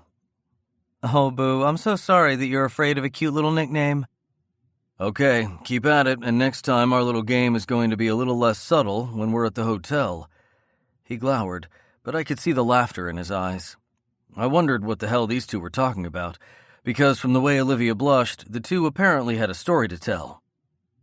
"Excuse us," a deep voice said from the other side of me. I looked over to two college-age guys who already looked like they'd had one too many beers, yet still had another in their hands as they tried to find their seats. "Yeah, dude, I think you're in our seats," the one with the glassiest eyes slurred. "No, I think we're in the right spot. What seat are you?" I asked, shielding Sienna just a bit. Derek was thankfully already standing so I wouldn't be alone in case these guys started trouble. "What the fuck does it matter? These are our seats," the drunkest man said. "No, these are ours, but if you show me your ticket, I'll try to help," Sienna said from around me. I shifted just slightly so she wouldn't get within view of the asshole. "What the fuck ever, bitch," one of them grumbled, then pulled out his ticket and glowered. I took a step forward, pissed off and ready to hit the smug son of a bitch, but Sienna put her hand on my elbow, stopping me. "Whatever," the dude mumbled, and then he stomped off to the row in front of us, and they took their seats. It was only because Sienna was holding me back that I didn't punch the shit out of him for calling her a bitch. "Don't," she whispered. "I'll make sure I accidentally kick their chairs all night, but this is our first date and we're going to have a good time, okay?" I narrowed my eyes, then gave her a quick kiss on the lips that surprised us both. "I should say something," I whispered. "He doesn't get to call you that. No one does." "No, he doesn't get to ruin tonight, okay?" "He does something else, I'll deal with it. But no one gets to call you that, Sienna. No one." She cut my face and looked at me with warmth in her eyes. "Thank you. Now let's have our own beers and watch the Avalanche maybe actually beat Detroit. Hopefully." "From your mouth to God's ears," Derek said from behind us, and we all laughed, the tension easing out. The guys in front of us didn't look back, but they did keep drinking. A lot of drinking.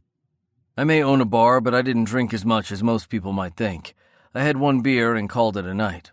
I wanted to drive Sienna home, and frankly, I wanted to keep my wits about me because I didn't trust the guys in front of us. The Avs got the puck at the first spray, and we cheered, screamed, and cursed out the opposing players for a clear icing that hadn't actually been called. I loved sports. Loved almost every sport out there except for golf. I'd tried to get into golf. I even attempted to learn how to play, but I just couldn't deal with the motions. Maybe when I got older, I would figure out what was so great about the sport. "I'm so glad that we're here," Sienna said, grinning at me. She had had just the one beer as well, and was now drinking water, but she was still bouncing and dancing along to the music during each of the breaks. "I'm glad I could get tickets." "These are pretty good seats for last minute. How on earth did you get them?" I leaned over and kissed her temple. It was nice to just kiss her, keep touching her as if I had the right to do so. She didn't back away, and constantly wrapped her arm around my waist if we were standing or put her hand on my knee when we were sitting. "I have my ways." "Sure you do. Are you sure Diego is fine alone?" she asked as the ice girls came out with their little shovels to scrape off some of the ice. "Dylan's stopping by to feed him and hang out with him. I'm pretty sure the kid and Diego are best friends at this point." She smiled widely at that. "So he has a key to your house and everything? That's a big step." I shrugged as if it weren't a big deal, even though it was. "I gave it to him a couple weeks ago, mostly because the other brothers already have a house key, so I wanted to make sure that he had one too. Plus, if I didn't, I was pretty sure that Cameron or Brendan would have just done it to get it over with." "It's good that it's the four of you now, not just the three of you, you know?" I squeezed her hand, swallowing hard. I didn't like the ball of emotion in my throat. I didn't like to feel much of anything. "I'm figuring it out. Probably a little slower than the others want me to, but I am. Sienna just shook her head and leaned into me. You're doing it on your own time, and you might have been an asshole before, but you aren't now. You're allowed to have your own reactions, and you're allowed to figure out what you need. I just looked down at her in awe. Everyone else thought I was an asshole for the way I had treated Dylan when we first heard about him, and for the fact that I hadn't known about him for far too long because I had cut ties with Cameron. Yeah, Brendan had done it too, but I was pretty much the one who had done it first. Because I had been pissed off at my twin for leaving me, for abandoning me for our addict mother. And it didn't matter that I thought I had been in the right. In the end, I had been wrong. All of us had. And Dylan was the one who'd been hurt because of it. But we were learning. Somehow. We got to the end of the second period, the Avs down by 1, but doing pretty well considering, and we both decided to get up and get something to snack on. Derek and Olivia came with us, as did the drunk guys in front of us. We went the opposite way from them, maybe out of instinct, or perhaps just because we didn't want to deal with the guys who had been screaming throughout the entire match and practically spilling beer on one another. I didn't know why they were still allowed to be there, but whatever. I wasn't going to let them ruin my date. So how long have you two known each other? Olivia asked, leaning into her husband. And I'm totally being nosy. Sorry, I heard you say first date, but it looks like you're friends, too. Olivia? Derek whispered, kissing the top of his wife's head. You don't have to know everyone's histories, and you should know that more than anyone. He winked at her, and she blushed. Seriously, this couple had so many layers that I kind of wanted to figure them out, but Derek was bigger than me, so I wasn't going to ask.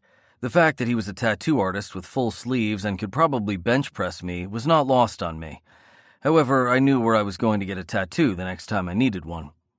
I'd heard good things about Montgomery, but the fact that I now knew one of the artists was probably a plus for me. We've been friends since we were in high school, Sienna said, looking at me. Seems like forever. Yeah, it kind of has been. And this is your first date? Oh, how sweet, Olivia said as she clasped her hands in front of herself. But I'll stop asking more because you're both looking a little awkwardly at me, and I realize I'm a little pushy. I think I just found a new friend, Sienna said, looking up at me before going back to talk to Olivia. I just met Derek's gaze, and we each shook our heads. Apparently our women were going to be fast friends, and the fact that I had just said our women was a big step for me. I had asked Sienna out for more than one reason, but it had been so I could talk with her, so I could figure out exactly what was going on inside my mind. But we weren't acting like this was a first date, because maybe it wasn't. We'd already had sex, very, very good sex. We'd already been through a whole hell of a lot together. So while this might be our first actual date, I felt like we'd had more than just this one moment. Derek and Olivia went off to make a phone call after we got our snacks, and I stood in the waiting area with Sienna for a bit. That way we didn't have to go straight to our seats. There was something I needed to say to her, and while this probably wasn't the best time, I didn't want to keep it down for too much longer. I had a feeling if I did, it would get weirder than it already was. I seriously wasn't any good at this whole relationship thing. Hadn't been since Allison, and it was showing. Hey, Sienna, there's something I need to tell you. Oh? Sienna asked. She looked a little worried, and I held back a wince. I really wasn't good at this. So I know this seems like a first date, but there's something that you should probably know. I let out a breath. Just do it fast, and it's not a big deal, right? Back when we were in school before I started dating Allison, before we all became the group of friends we were, I had a crush on you. And it seems silly in retrospect to even mention it, but I wanted you to know that it wasn't just that one night at your place.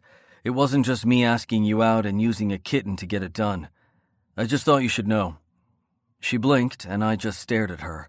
She had frozen at the mention of Allison's name, and I knew that was something else we needed to talk more about, because no matter how much time passed and what happened between us, Allison would always be here.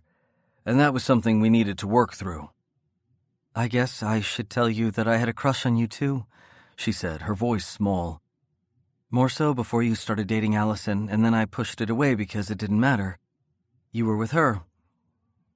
A sharp bark of a laugh escaped, and I ignored it when people looked at me. Relief and confusion slid through me. There was so much between us, and we just kept ignoring it. Except now. Now we couldn't, and maybe that was a good thing. I wasn't like Brendan or Cameron, who were good at talking about shit, but I was learning. We are something, aren't we? Because I thought you didn't like me, thought that you didn't want anything to do with me, so... So you went out with Allison, Sienna said, her voice a little wooden. And I was just a little shy, so I didn't say anything. But Allison wasn't shy. No, she wasn't, I swallowed hard. And I can't regret being with her, if that makes sense. This was seriously not the place or time for this, but I didn't want to stop. Not now that we were talking. I get it. I really do, and I guess we need to talk about that too. But maybe not here? I reached out and cupped her face. Yeah, not here, but we will. I probably shouldn't have brought it up here, but I've never been great at timing. Timing? What's that? I leaned down to kiss her, but she darted forward at that moment, wrapping her forehead against my chin. I cursed and looked down at her pale face. The drunk dudes that had been in front of us for the whole game were smirking at her, standing far too close for comfort, and I clenched my jaw, anger radiating through my body. Hey, no wonder you want to tap that ass. Feels kinda nice. Don't you dare touch me again, Sienna growled, her voice a little shaky. The fuck is wrong with you? I asked, taking a step forward as I gripped the man's shirt. His drunk face paled just a bit, but I still saw the smirk. I fisted my hand at my side and winced, just remembering at that moment that I had just fucking broken that hand from punching a man. Aiden, just let it go. Just stop, please.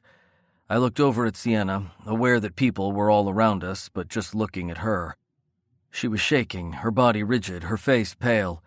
And then I knew that it wasn't just me thinking about the last time I had punched someone. She was clearly not over the assault, and I was just making it worse. Like I always fucking did. Fuck. I growled and let the man go. You better back off. Just go. The little dipshits ran away, and no one really seemed to notice what had just happened. Everyone was worried about their sports and all that other shit, and here I was making things weird. Can we go home? Sienna asked, her voice emotionless. I think I want to go home. I reached out to touch her, but she flinched. And that's when I knew that maybe I had fucked up. Again. Like usual. How about we go see Diego, and then I'll take you home? I knew she needed space, but I also didn't want her to be alone until she wasn't so pale. Okay, she said with a sigh. I'd like to see Diego. And then she reached out and took my hand, my non-injured hand, and we left the game, not knowing who might win, but knowing that our night was probably over. I had fucked up, but so had those guys. Sienna would normally be the one to stand up for herself and kick the guy in the groin or something, and the fact that she hadn't worried me more than it should. Or maybe it didn't worry me enough. I didn't know, but it was something we needed to talk about. I just didn't know how to bring it up. We didn't talk on the drive back to my place, just let the music play as things got a little more uncomfortable. She just stared out the window, her hand thankfully on mine as I drove. I didn't mind driving one-handed, and I counted the fact that she was still touching me as a win. When we got to my house and I let her in, Diego came running out and jumped on Sienna's leg. She lowered to a seated position, picked up the little kitten, and rubbed her face on the little guy's head. You are seriously the cutest little thing I've ever seen, she said, her voice soft. He's a menace, and I should probably keep him somewhere safer than just in my house roaming about. But he learned how to open the door to my bedroom, so there's really no way out of it. She looked up at me then, smiling, even though it didn't reach her eyes. How did he do that? He's tiny. He sort of stretched from my dresser over to the door, and since I have the handles that go up and down rather than circular ones, I'm kind of screwed. So he has free reign in the house. We are installing child locks on my cabinets, though. He'll probably figure that out, and then you'll just be the one having to deal with opening cabinets and hurting yourself, especially with that hand of yours. Believe me, I know. 4 cats, remember? I sat down next to her in the middle of my foyer and just looked at her. I'm sorry. Sorry for reacting the way I did. I should have talked first, reacted second, but those guys just blew my temper. And I think that's a problem, but I'm sorry. She looked down at Diego, petting the little purring ball of fur and raising him up to her chin. I'm fine. I guess I'm just not over it. I wasn't either. Do you want to talk about it? No, she said it quickly, and I held back a curse. But maybe you should. She was silent for a moment. Maybe you should too? Maybe. We were silent for another moment, just sitting next to each other, not touching. Diego's purrs were loud enough to rattle the windows, even though he was so tiny. I didn't know how to fix this, didn't know how to make things better. But then again, I didn't know how to fix myself. I hated that this had happened to her, and there was nothing I could do about it, because trying to protect her, at least physically, just seemed to make things worse. We sat there for a few more minutes until Diego fell asleep, and she handed him over to me so she could stand up, take the cat back, then put him on his little bed on the couch. She tucked him in, kissed the top of his furry little head, and then looked at me. I swallowed hard, and then walked the few steps between us so I could kiss her softly. She melted into me, and I held back a sigh of relief. We could still do this. We could still make this work. At least I hoped so. Let me take you home, I whispered. I think that would be best. But Aiden, I'd like to do this again. I let out an audible sigh. Oh, thank God. Tonight didn't end the way I wanted, but I want to take you out again. I want to figure out what this is. Okay, she whispered. And then I kissed her again before we walked back out to my car and I took her home. She frowned at the mailbox when I pulled in and I turned off the engine, looking at her. What's wrong? The flag's up and I don't remember putting anything in. The hairs on the back of my neck rose, but I shook it off since it made no sense. Let me check it with you, I whispered. I'll be fine, it's just a mailbox. And we've seen enough movies to know it's never just a mailbox. Touché? But we walked to the receptacle together, and she opened it as I stood in front of her. It's just a rose. Weird, though. I frowned, that tingling sensation not leaving me. Why is someone leaving a rose in your mailbox? This is the second one, actually. Excuse me? I looked around as if someone were watching us, though it couldn't be anything like that. I thought of her attackers, but they hadn't known who she was and hadn't taken her purse, so they didn't know her address. It couldn't be that. It must be my neighbors. They're really sweet and have left me baked goods on my doorstep in the past, you know? They knew I was hurt, and it's super sweet of them to make sure I'm okay. That must be it. I'll thank them tomorrow. It didn't sit well with me, but Sienna didn't seem worried. Considering that we had been stressed out for the last half of the evening because of our own irrational fears, I figured this was just fine. It had to be fine. So I walked her to her door, kissed her again, and waited for her to click the lock shut before I went back to my car. But I couldn't help but look at the mailbox. I couldn't help but wonder why someone would leave a rose. According to her, again. Chapter 11.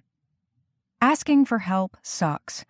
Not asking for help is suckier. Sienna, age 10, after failing her science project. Sienna. This was not my first time on this couch, and I knew it wouldn't be my last. I looked around at the tan walls and dark furniture and the hanging photos that were of nothing and yet calming at the same time. Nothing was too bright, too bold, too sad, or too anything. It might have seemed bare to others, but I knew Mary did her best to ensure that the office was soothing and welcoming. It didn't make it any easier today, however. There was a rustling of paper and fabric against leather. So, Sienna, how about you tell me a little bit of what you've been up to since I last saw you? I looked up at Mary and tried to smile. I liked Mary. I respected her. But it was hard to smile. Hard to cry. Hard to do much of anything when I didn't know what to feel. It had been at least 6 months since I last saw her. And I knew I probably should have seen her far more and sooner, considering everything that had happened over the past few months. But it was easier to tell myself that everything would be fine, that there was nothing wrong, that I could just talk to my friends and talk about myself, that I was totally healthy and doing great all on my own. But that wasn't the case. Considering what had happened the weekend before with Aiden, Not even close to being the case. I'm sorry for spacing so long between visits, but I thought I was doing okay. I was okay, but what okay meant for me had changed. Mary just gave me a smile and nodded. Don't be sorry about asking for help, and don't be sorry for thinking you're okay, because you don't need to talk about everything with me. I'm here to listen. I'm here for you to tell me what you need to. I'm not here to pry. I'm not here to strip all of your secrets. I'm just here. And to think I used to come here just for anxiety. I said the words casually, and she just smiled at me. A smile that wasn't condescending, but just told me that I wasn't alone. It didn't feel like she was placating me, only that she was really here to listen. And I needed to get back in the habit of actually allowing someone to hear me. I told you in my call before I came about Allison. I let my words trail off, unsure of what else to say. I know. It hasn't been that long since it happened. We can start there if you'd like. She looked at me, and I forced myself to look away. Instead, I looked at the billowing curtains as they swayed in the breeze from the ceiling fan. It was hard to put into words what I felt, probably because the aching numbness that had been there when I first heard that Allison was gone hadn't completely gone away. Instead, it had just festered to the point that sometimes I felt everything through the numbness, though not often enough. Even when I'd been held against the wall with that man's hands on my throat, I'd felt something. But when I thought back to it, I couldn't pinpoint every sensation, every breath, every emotion. It was as if I were looking through a bubble and I couldn't quite figure out what I needed to feel. That was why I was here. That and Aiden. Because Aiden knew I needed to talk about it, and I was afraid to talk about it with anyone else. Would I talk to him about it? I didn't know. I wanted to. He told me that he had feelings for me before, and I didn't know what to make of that. Then I'd blurted the same to him, and yet it wasn't the same. It couldn't be the same, because we were already past the part where we were, where things could go back. Sienna? Talk to me about Allison. I pushed those thoughts away and thought of my best friend. Then it all came back. I want to know why. I think I'm at the angry stage of grief, because I just want to know why she did it, and then it makes me feel selfish because it's not about me. It was about her, and all the signs that we missed, and the fact that she's gone and there's nothing I can do about it. That is a lot in very few sentences. Why don't we talk about it? I just don't understand. But maybe if I was supposed to understand, I would have understood before it happened. You can't change the past, Sienna. You can't fix something that's already happened. I just didn't see it.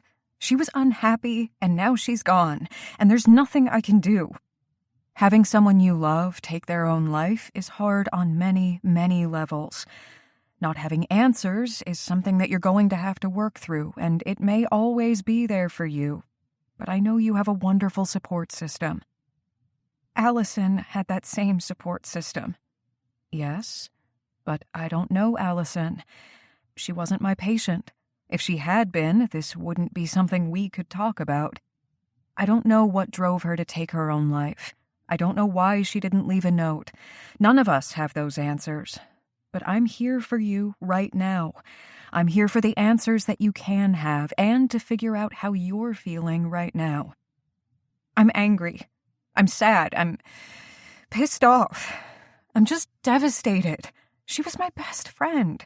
I know Harmony and Violet are my best friends too, but Allison was my person. She was my person and she's gone. Why don't you tell me something that makes you happy about her? Just one memory. When I was younger, I couldn't figure out exactly how to put on my makeup the way I wanted.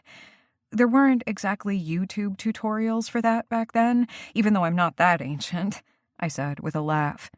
Mary just raised a brow, and considering she was a little less than a decade older than me, I should probably watch my step. So, every time I ended up with dark raccoon eyes instead of the perfect smoky eye, and Allison would come over and fix it for me. because she knew exactly how to do it with ease, with a smile. "Go on," Mary said, and I did. I told her about dances, how Allison always knew how to make us laugh and was the life of the party, and we just talked. I had talked about Allison often with my family and with the Connollys. We were all still grieving, but we were moving on. My sister and Harmony had fallen in love, and all of us were trying to figure out exactly how to make things work without answers. We had packed up Allison's home and had broken down while doing it, but we were human, and now we needed to figure out exactly what to do. "Why don't you tell me what else is on your mind?" Mary said, after we had talked about Allison for a little bit. We only had an hour to speak, and I had a lot on my mind. "I also told you about the attack," I said quickly. Mary leaned forward and nodded. She didn't touch me, and for that I was grateful. I wasn't afraid that Mary would hurt me, but it just reminded me of the man's hand on my throat, and even that guy's hand on my butt at the game. Just feel so stupid about how it happened. It's not your fault. You were prepared, but sometimes being prepared isn't enough. That's something that we all come to realize. Why don't you tell me exactly how you feel right now? That I need to be stronger? That's not always the answer, Sienna. Then I don't know what the answer is. So, we can talk about that. It doesn't help that everything's all connected. The fact that Aiden blames himself, but it's not his fault. He was just going to get his phone, and I should have been safe. I wasn't, and then he got hurt because of me. Sienna. I held up my hand. I know it's not rational, but that's what my brain's thinking, and that's why I need to talk it out. That's why I need help. And you know I hate asking for help, but here we are. Your hands fist at your sides, and you play with lint on your knees when you say Aiden's name. Let's talk about that. I went on a date with him, I said quickly. I went on a date with my dead best friend's ex-boyfriend. The same ex-boyfriend that got hurt because he was trying to protect me from people who wanted to take my money and whatever else they could in that alley. So, yeah, it's complicated, and I have no idea what to feel. And then these guys got drunk and touched me at the hockey game, and Aiden got angry. He gets so angry these days. And he got angry, and then I got scared, and he backed away, and it just pisses me off because I can't control what I'm feeling. I can't control anything, and I just don't know what to do about it anymore. Mary looked at me and then nodded, taking notes. So many notes. You love him. It wasn't a question, but my eyes widened, my heart speeding up just enough that I knew she could tell. Mary saw everything. I've loved him as Aiden Connolly since I was in high school. That love isn't the same as it was then, and it's not the same now. He's part of my life, even though there were times when he wasn't, because that's drama and family and how people move apart. I don't know if I'm making the right decision dating him, but it's hard not to want to be with him even if I know it might be wrong, even if I know it might be too complicated. He makes me happy. Even for those few moments, he makes me smile. Mary smiled then and nodded. Then that's a start. Let's talk some more. And so we did. We talked about Allison, the attack, and Aiden, and exactly what I was feeling. The hour flew by, and I knew we'd be meeting again the next week, and the next, and the next. Because we'd just broached the subjects. And even though each one could have been its own session, they were so convoluted and connected in my head that I had to just blurt it all out. I wasn't really good at therapy. I didn't go as often as I needed to, but I figured it was time. And Violet was going now, and that was good. I knew that Violet hadn't been able to deal with being the one who found Allison, and had needed to talk it out. She still did. I knew Harmony had gone to therapy as well, especially after she lost her husband. I didn't know if she went now. It seemed like such a private thing that I didn't want to ask. I didn't know if I was going to tell anyone that I was in therapy, but I figured maybe I should tell Aiden, considering that he was going to be a major part of what I talked about. And that was why it was so complicated. He was a major part of a lot of things. A lot of things that I thought and talked about. It was my day off, and though I had paperwork to do, my brain was a little too full just then.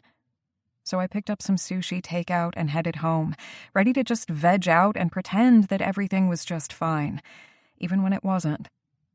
I didn't know exactly what I was feeling, but I felt like I was on a precipice, ready to take that next step. Would I falter? Or would I actually land on my 2 feet? Because I had been telling Mary the truth in my session. I loved Aiden. I just didn't know if I was in love with him. And that was a huge distinction. As soon as I got home, all 4 cats came to me trying to sniff my bag. "No fish for you. You have food in your bowl, you little lazy bones." All 4 of them tried to needle, to use those cute little purrs and to bat those lashes on those little eyes of theirs so they could get sushi out of me, but I would not relent. It was bad enough that I was eating sushi in Colorado. I wasn't going to let my cats eat off my plate while I was there. I sat at my kitchen bar and snacked on my dinner, ignoring the cats as they tried to jump on the counter for a bite of their own. When my phone lit up, I looked down at it and smiled. That had to count for something. Seeing Aiden's name and smiling instinctively. Maybe I was on the right path. Aiden. Just checking in. Me. Just got home. Fighting my cats for my sushi. Aiden. Sounds like life or death. Aiden. Crap. I didn't mean to say it like that. It was weird to think how many times all of us used sayings like that, about death and killing and all those little things that meant so much more. But the fact that we were all aware of it in our vernacular had to count for something. Just breathe, I whispered to myself. Me. It's fine. Seriously. Really. But you should probably know I was at therapy today. See? Just rip off that Band-Aid. Aiden. You okay? I smiled. Damn it. It was going to be hard holding back from this man and protecting my heart. The thing was, I didn't think I had a choice. Me. I will be. Hence the therapy. There was a moment when I just saw those little bubbles moving, and I wondered what he was going to say. Aiden. I'm here if you ever want to talk. I know you didn't before, at least not to me, so I'm glad you're talking to someone. I'm not great with words. I'm really not great with texting, but I can be here. Diego, too. And I want to try out that dating thing again. I think it's time we tried this right, without drunk dude bros. I traced his words with my fingers. Did I want more? Did I want to risk everything? I kind of already was. And that was the problem, because we were already moving down this path, and I didn't think there was any turning back. Me. I think a date would be nice. You're working all evening? Aiden. Yeah, just in the stockroom. You should come in tonight. Me. The stockroom, you say? Aiden. Yeah. Every time I'm in here, I think of your lips. Gotta be a good thing. I grinned. Oh, sexy talk with Aiden over the phone. In a text. This was new. Me. Well, if I get to come down tonight, I might have to visit you in the stockroom. Aiden. And now I'm hard. Thanks. I grinned. Me. And my work here is done. Be safe with all those knives. Take care of that hand, and I'll try to see you later. Aiden. You suck, short stack. See you soon. I grinned as I set down the phone and shooed all the cats away from my food. This was going to work. I wasn't going to mess this up. We weren't going to mess this up. And I was actually talking. Maybe not to my family, and perhaps not directly to Aiden, but to someone. So I counted that as a win, because I wanted to be okay. I might not have all the answers, but I wanted to be able to walk around and not feel scared. I just wanted to work out exactly what I felt for Aiden.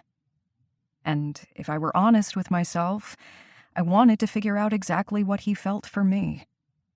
even if it scared me. Chapter 12. Aiden. I'd already had a day from hell, and I really just wanted a beer and to go to bed. It didn't matter that it was 7 o'clock at night and it was my night off. I was just exhausted. I'd had issues in the kitchen all day, mostly because we were all trying to get back into the swing of things with me actually being able to use my hands, but it wasn't easy when the recipes that I wanted to try out didn't work the way I wanted. I always joked that I was the best chef out there, but I knew I wasn't. I knew that I was damn good at my job, and sometimes you had to make mistakes in order to figure out what would work on a line as well as on a menu. We tried a new appetizer that had ended up taking too many steps since we wanted to start fresh rather than from frozen, and one of our entrees hadn't been ordered as much as we'd hoped for. That meant that today hadn't been the easiest of days. I hated the fact that something we tried out didn't work like we wanted it to, and it had wasted time. I didn't cook shit food, I made damn amazing food.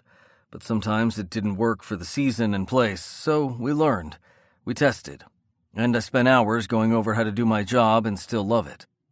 I wasn't in a Michelin-starred restaurant anymore, and while I missed it, I loved my family and my place that was part of my past.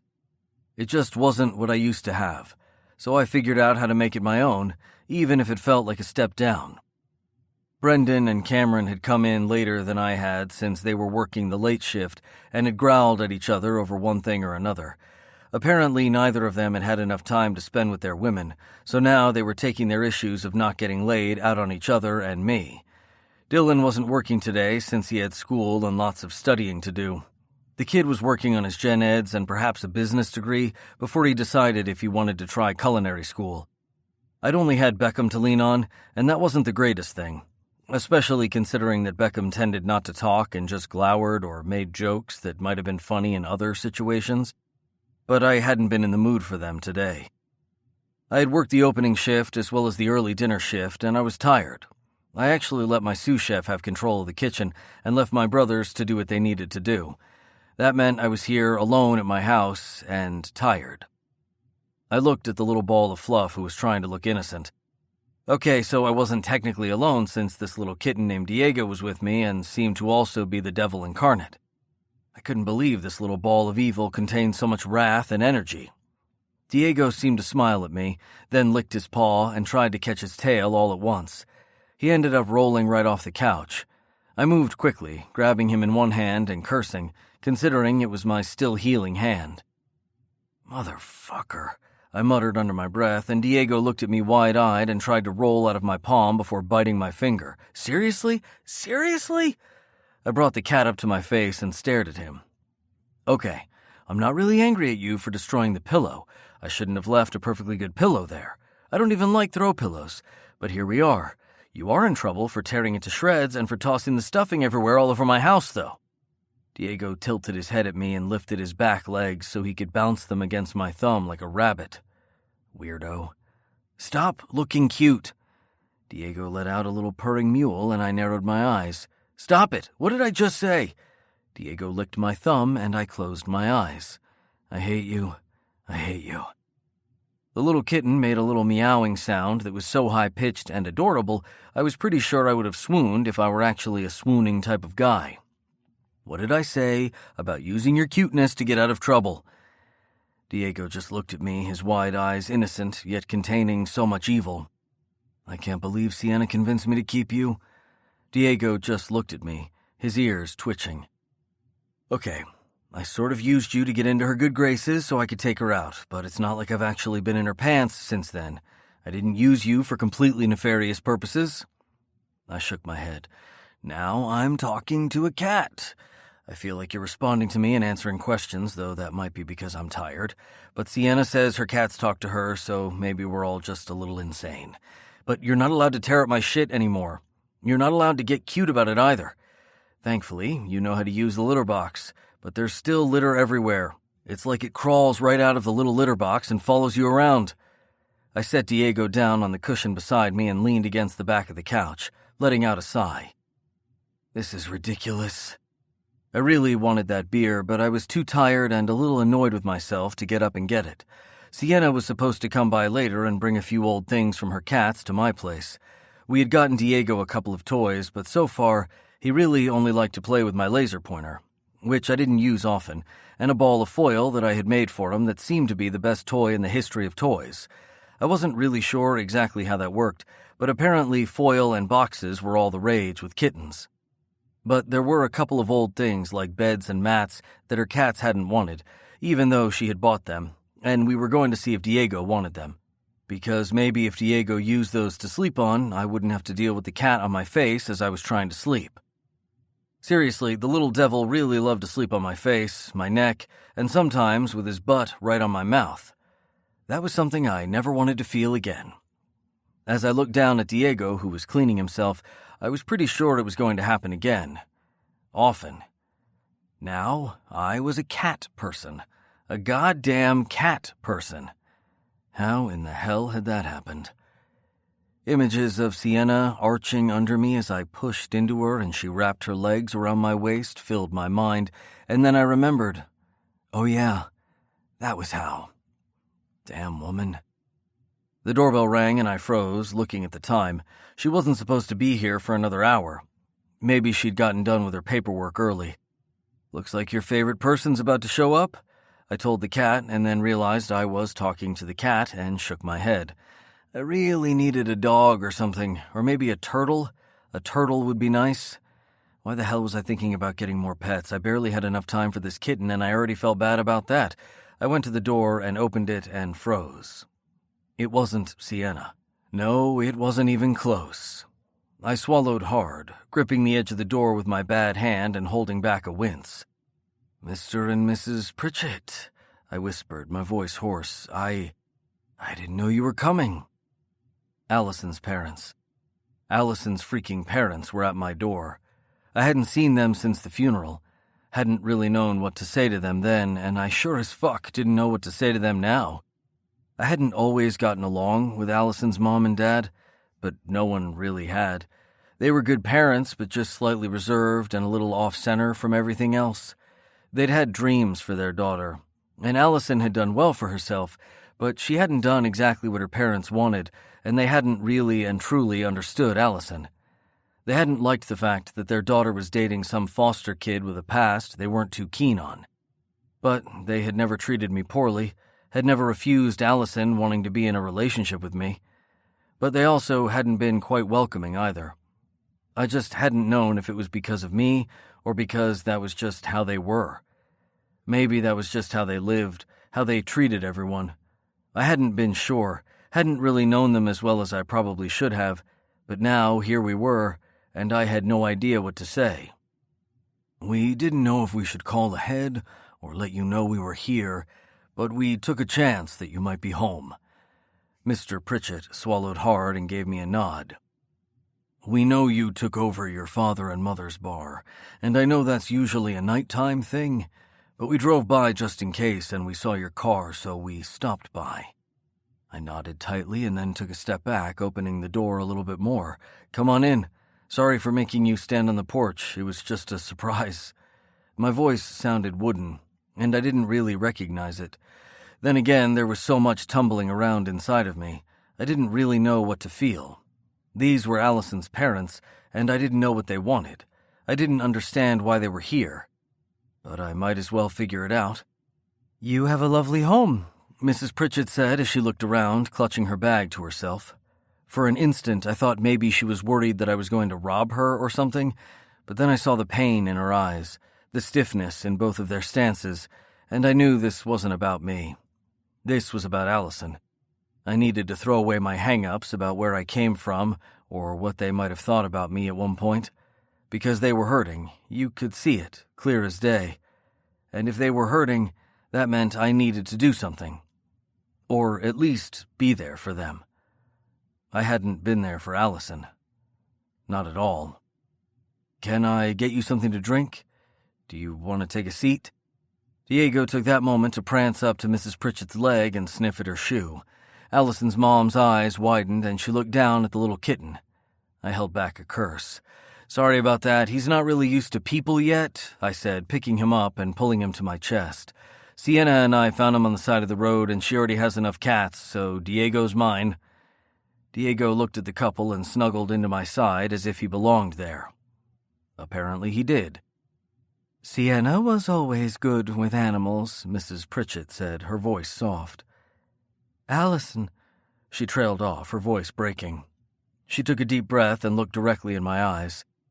"Allison always wanted cats or dogs or something, but she had allergies, so we couldn't have pets." "I remember." "Yeah, of course you do." Mr. Pritchett cleared his throat. "We're sorry for coming like this without warning. We're not very good at figuring out what to do or say these days. It just came as a shock, you know?" We were standing in my foyer awkwardly, and I had no idea what to say, so I just spoke. "It came as a shock to all of us. I hate that.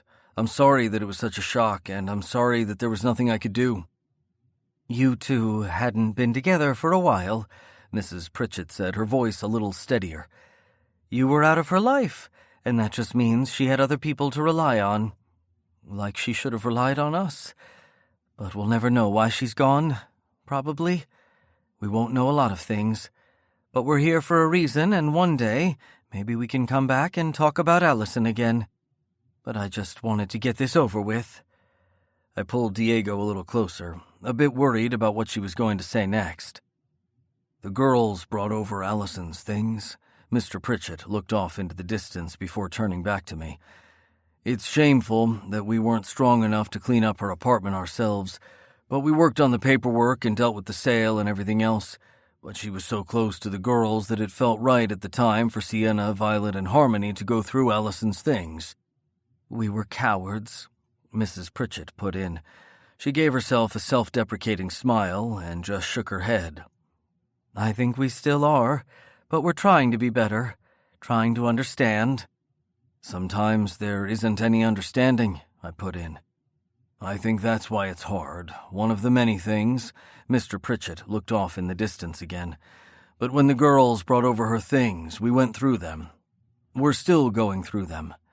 It's not easy seeing the aspects of your daughter's life, parts that we remembered, but also many parts we didn't know." He looked at me then, his chin raised. "We loved our daughter, Aiden. We loved her with everything that we had. Maybe it wasn't enough." "No, it wasn't enough. I know you loved your daughter. That was never something that was in question," I cut in. "Maybe, but we'll never know," Mrs. Pritchett said, her eyes filling with tears. She let out a breath. "But, as my husband was saying, we went through her things and found something that we think is yours."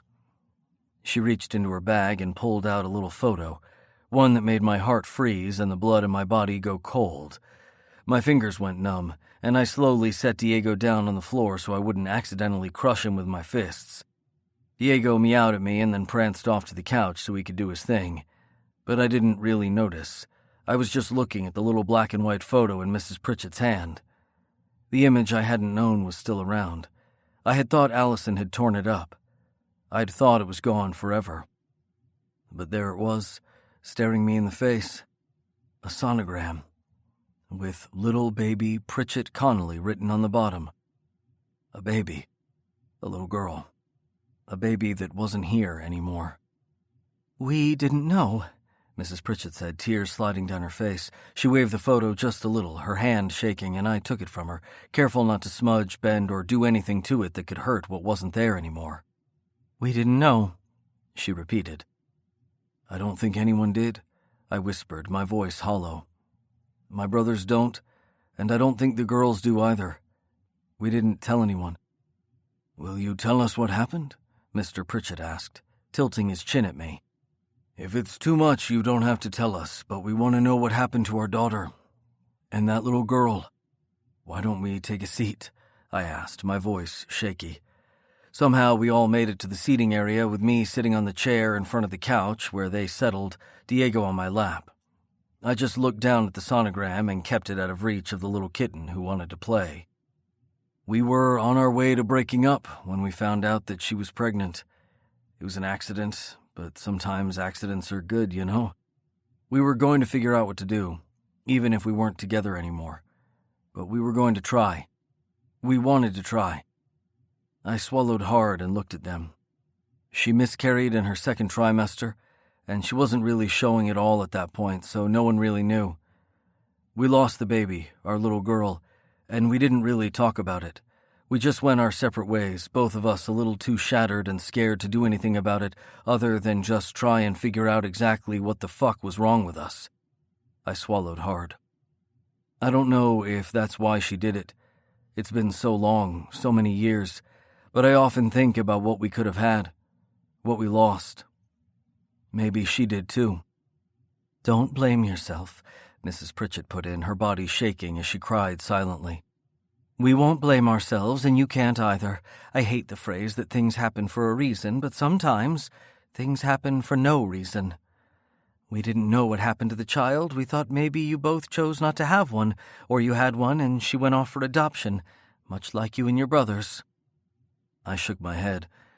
No, I think both of us would have figured out how to be parents, especially after what my brothers and I went through. We didn't like the system, and I didn't want anything of my blood to be in that system. Even if we were surprised about the baby, we both wanted her, even if we didn't know if we wanted each other anymore. But that was the last straw. We walked away, and then I was around in her life, but not really. I don't know what happened. I do know that we loved that little girl. I think about her every day. I'm just sorry that you had to find out this way. We're sorry that you couldn't tell anyone, Mrs. Pritchett said. And then we were silent for a moment, sifting through the memories and the pain of what we had tried to forget and what we knew we needed to remember. They sat there a bit longer before I let them out, still clutching the sonogram to myself.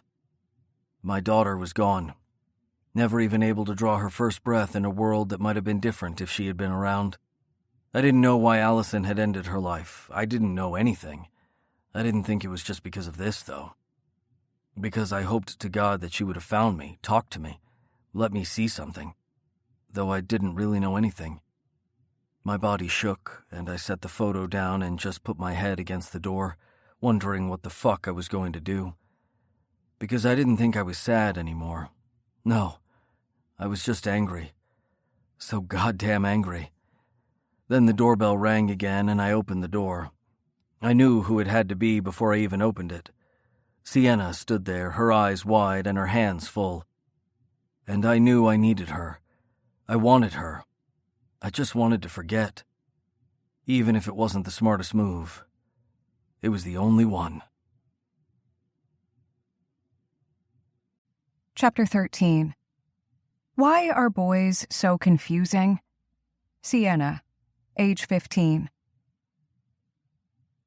Sienna.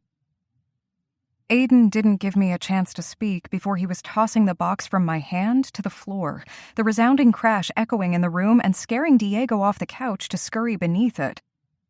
What the hell, Aiden? But that was the only thing I could say. In the next moment, his lips were on mine and the door was closed behind me. I didn't know what was up with him, but he was clearly hurting. I could tell, but he didn't want to speak. He just wanted my lips, wanted me. And this was something I could give him. This was something I wanted, something I needed, too. So I let him. He gripped my ass, lifting me high, so I wrapped my legs around his waist. Hayden, I whispered, trying to pull back, trying to breathe, just trying to collect my thoughts. What's wrong? Talk to me. No talking. Just fucking. My eyes widened. And then his hand was under my shirt and my back was pressed to the door, his body grinding against me as he kissed my neck, my jaw, and bit my lips. He did everything, and it was all I could do to just try and hold on and keep up. Somehow I caught my breath, but only just. He kept sucking and licking at my neck, and then taking my mouth, using one hand to prop me up, the other to slide under my t-shirt. Hayden, I moaned. And then just didn't speak anymore. He wasn't listening, and really neither was I. Oh, he would listen if I told him to stop, told him no. I knew him, and I knew from the look on his face that he would walk away if I needed him to. But he didn't, and I didn't want him to. You want this, he growled. You tell me now and we're doing this. You want me to walk away? I'm done. You get that? I looked at him, then, panting, You mean for the night? I asked. my voice a bit sharp. For the night. Tell me no, and I walk. I'm not saying no. And then he kissed me again, and I moaned. He had his hand up my shirt, sliding over the softness of my belly and then moving to cut me through my bra. I was wearing a small lacy number because I had wanted him to see it later. Probably much later than just when I walked in the door, but it was happening now, and I could feel the heat of him along my skin through the lace. My nipples pebbled, and he arched into me, pinching my bud through my bra. I bit my lip, trying not to scream. He pinned me to the wall using his hips, of all things, and then worked my shirt up over my head before he had his hands back on me, kissing me through my bra, sucking my nipples into his mouth. You're so fucking beautiful, Sienna, he whispered, and I blushed. He'd seen me naked before. We had done this before, just as hot, just as needy, just as intensely. But he still made me blush. He set me down on my feet so that he could kneel in front of me, kissing his way between my breasts, unlocking the clasp of my bra in front. My eyes widened as he ripped it off me, and I helped him so I wouldn't dislocate an arm with the straps. His face went between my breasts as he pushed them together, kissing, sucking. I could fuck these tits, suck on them all night until your nipples are red little cherries. What do you think about that, Sienna? In answer, I let out a little gurgling moan and then rested my head on the door as I ran my hands through his hair. He nipped small bites all over my breasts, and I knew I would have bruises in the morning. I didn't care. I just wanted him. And so he kept kissing me, kept sucking, his lips going down my belly until he licked right along the waistband of my jeans, tugging with his teeth. When his hands went to the button, I knew this was going too fast, but I didn't care. I just wanted him inside me, so I arched my back just a little so he could pull my jeans over my butt and then down my legs. I stepped out of them and my shoes and moaned when he kissed me right over my lace panties. Pale peach. Good color. And then he shoved my panties to the side and put his mouth on me. I arched into him, going up on my tiptoes, wanting more of him. His tongue flicked my clit, and my knees started shaking, but he had one hand on me, keeping me steady, the other moving my panties out of the way more so he could lick and suck and blow warm and cool air on me. And then the hand that was supporting me went away, and he was inside me. 2 fingers, then 3, stretching me and curling ever so slightly so he could find that spot. I came then, right on his face, and I shuddered, my whole body weakening. But I didn't have time to breathe, didn't have time to thank him or even scream his name, because his mouth was still on me, sucking my clit in as he twisted his lips just slightly so I came again, twice in a row, something I had never done before. Damn this man. And then he was on his feet, and I stood there dazed, my whole body pressed to the door. He still had his shirt on, his shoes, but he had shucked his jeans over his ass, his cock hard and ready, and then his hands were on me again, and he was in me. Just one thrust, hard, needy, and bare. Fuck, I whispered to myself. His eyes were wide. Fuck. Condom. I have an IUD, and I'm clean. I have the paperwork. I'm clean too, but I'll get the paperwork. I don't want to move out of you. I can't. I trust you, I whispered, hoping I wasn't making a mistake. Then again, I hoped I wasn't making any mistake when it came to Aiden. He was still in me, his body pulsating against me as he rested his forehead on mine. I've never been bare with anyone. I can promise you that. Not even with Allison? I asked myself. But I didn't say it because that name was already between us. It always would be. Move, Aiden, I demanded, arching into him. And then he moved. Simple thrusts, in and out, so he pulled out all the way and then slammed back home, just teasing me, and then moving so quickly, so hard that I knew we might break his door. And I didn't care.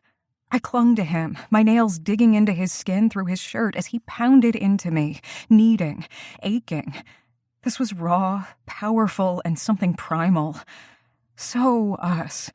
I didn't know if we could ever have soft sex, if we could ever be sweet to each other. And that was fine, because this is what we were, just what we needed. I needed him, more than I needed anything else in the world, more than I needed anyone else in the world. Because right then, it was just the two of us. No other names, no other whispers. And that's what I craved, what I clung to. He slid one hand between us, his thumb going over my too swollen clit. One more time, short stack. One more time. I blinked at him, trying to get my thoughts in order. I can't come. I can't. You will.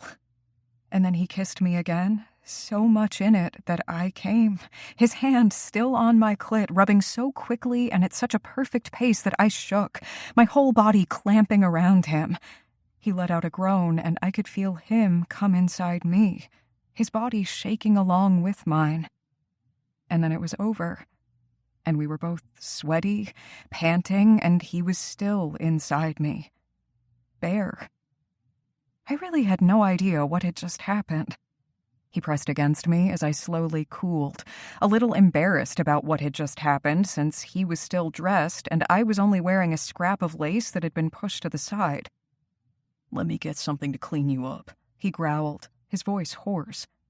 I nodded, then winced as he slid out, a little sore. I knew I was going to hurt more in the morning. It had been since the last time we slept together that I had done anything like that, but still, we were rougher than I'd ever been before. He didn't kiss me, didn't do anything, just walked away as he pulled up his pants and tucked himself inside his boxer briefs before he went back to his bedroom. I heard water running, and then he was out again in the living room with 2 towels in his hands, one damp, the other dry.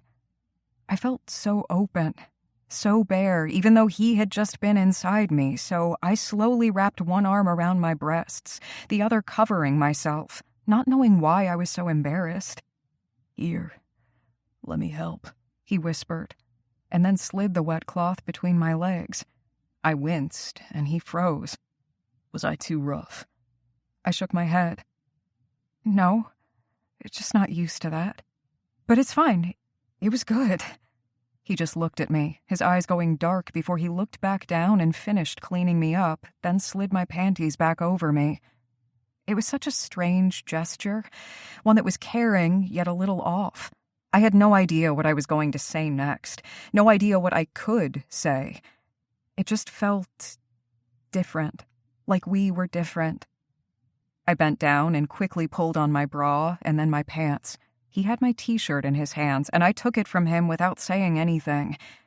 What was there to say after you fucked someone hard against a door and then it looked like he was embarrassed or a little ashamed of that fact? I guess we scared Diego off, I said, trying to lighten the mood. Aiden just squared his jaw and gave me a tight nod. What's wrong, Aiden? Talk to me.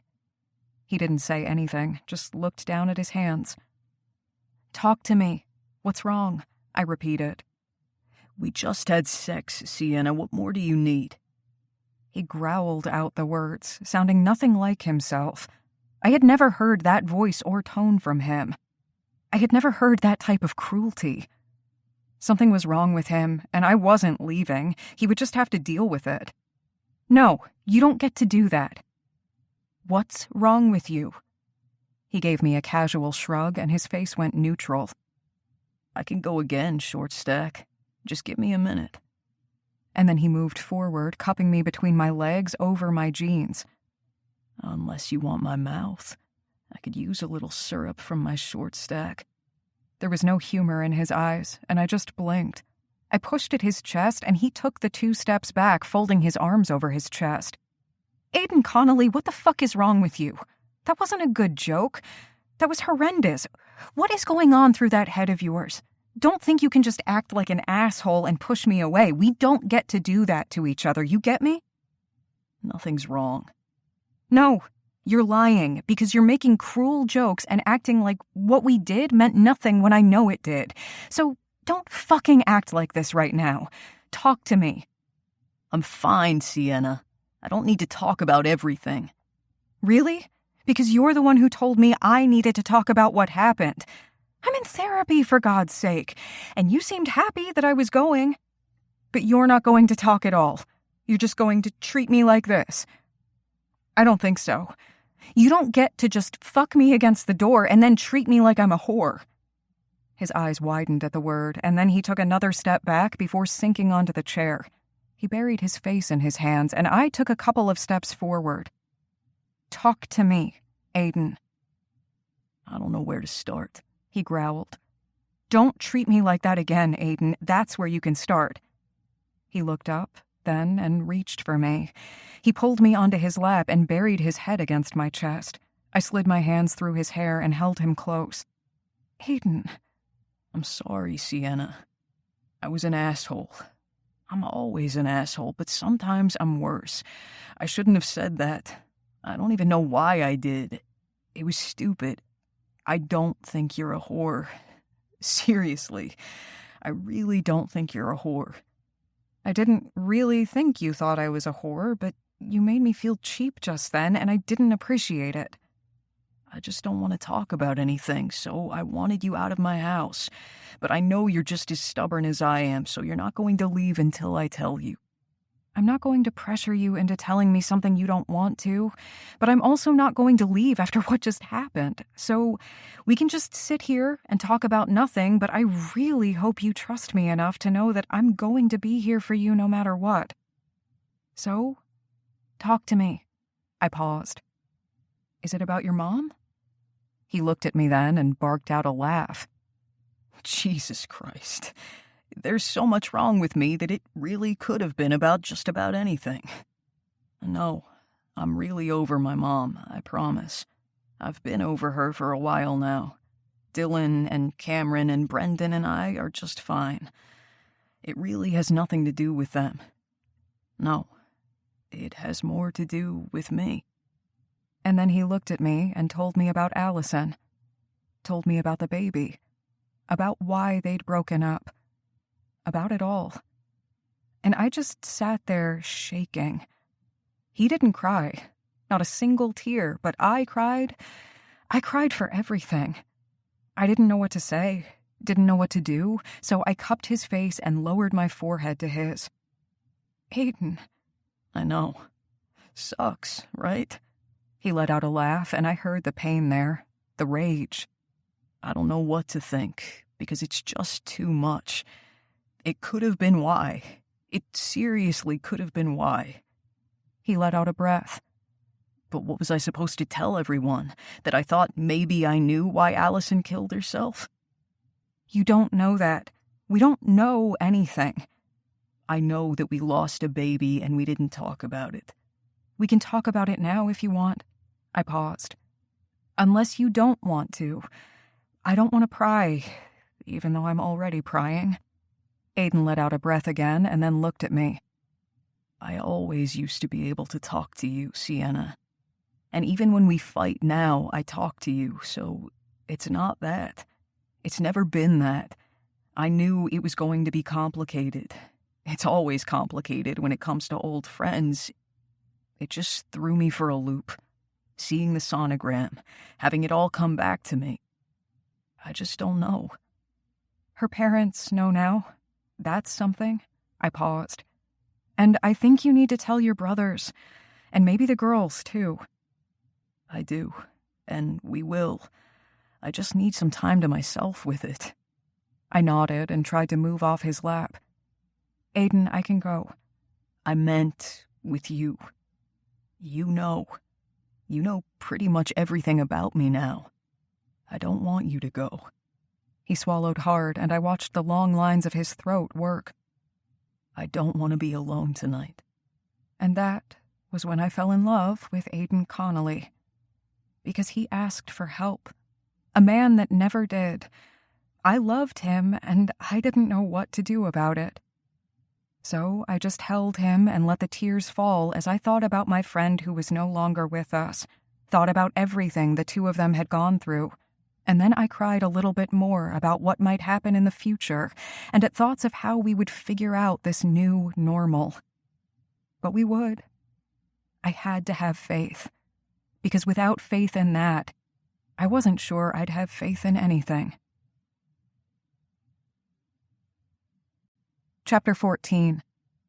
Sometimes I wish it had been me, but I love her, so I forget that wish. I have to.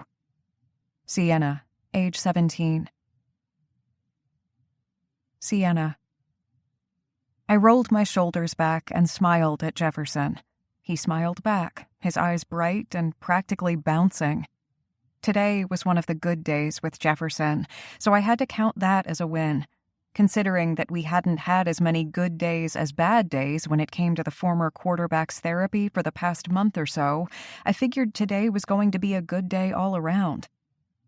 Okay, you're doing good today. You want to work on the next set? I asked, putting my hands on my hips so I could take a look around the room to make sure we had everything prepared. I was still a little off from everything happening all at once, but I was doing better. At least I was able to mask my emotions and exactly what I was thinking from my clients. They didn't need to know that I was still a little shaky from the attack, even though my bruises had long since faded and I felt physically fine. They didn't need to know that just thinking Allison's name made me tear up. And now it made me think of Aiden and everything they had lost together. It hurt to think of everything he had gone through and how he'd had to hide it because it was so personal between him and Allison, and then losing Allison on top of it all. No wonder he was angry all the time and constantly pushed others away. No wonder we always got on each other's nerves because honestly, we were so much alike sometimes it wasn't even funny. I'm ready, Miss Knight. Just tell me where you want me. Jefferson winked, flirting again, and I just shook my head, waving him off. He was having a good day, and he never went too far with his flirting, so I planned to just ignore it. For now. Jefferson and I got to work, and even though I knew we were both getting tired, we only had a few more minutes together before we could move to the cool down and he could go home. Thankfully, with his mother coming to pick him up. He hadn't missed an appointment in the past month, and I counted that as another win. I just hated the fact that this was his normal now, and even though we were helping his physical strength in order for him to actually be able to walk without as much pain as he had been in before, some things would never get better. But there was nothing I could do about that. So I just did my job, something I was actually good at. We were just finishing up when the door opened and Aiden strolled in, a smile on his face and a bag in his hand. Other than when he had come in for his hand, I didn't think he'd actually ever been to where I worked. He hadn't told me he was coming, and I wasn't really excited that he was here. Sure, I loved looking at him, loved the way he looked at me, but this was work, and I had no idea how to handle this. I really wasn't good at this. I made sure the smile on my face wasn't too bright, considering that I was at work, and not only were my coworkers here, but my clients were as well. Hey, short stack, Aiden said as he walked up and kissed me on the cheek. I straightened, taking a step back. I didn't miss the hurt in his eyes or the confusion, but it wasn't like I could tell him to just go away for a minute. This was where I worked, where I did my best to act professionally in a world where mostly men got the promotions and the respect. I had to work twice as hard, and I knew I even had my own privileges. I just didn't know how to say that to Aiden just then. I hoped he would understand, but from the way he looked at me, I didn't think he did, because I hadn't told him, but he should have understood it anyway. Hi, Aiden. I didn't know you were coming in. Jefferson stood behind me, towering over us all, and I held back a wince. This was not something I needed. This wasn't something any of us needed. Who's this? Jefferson asked, his voice a growl. I cleared my throat. Jefferson, this is my friend Aiden.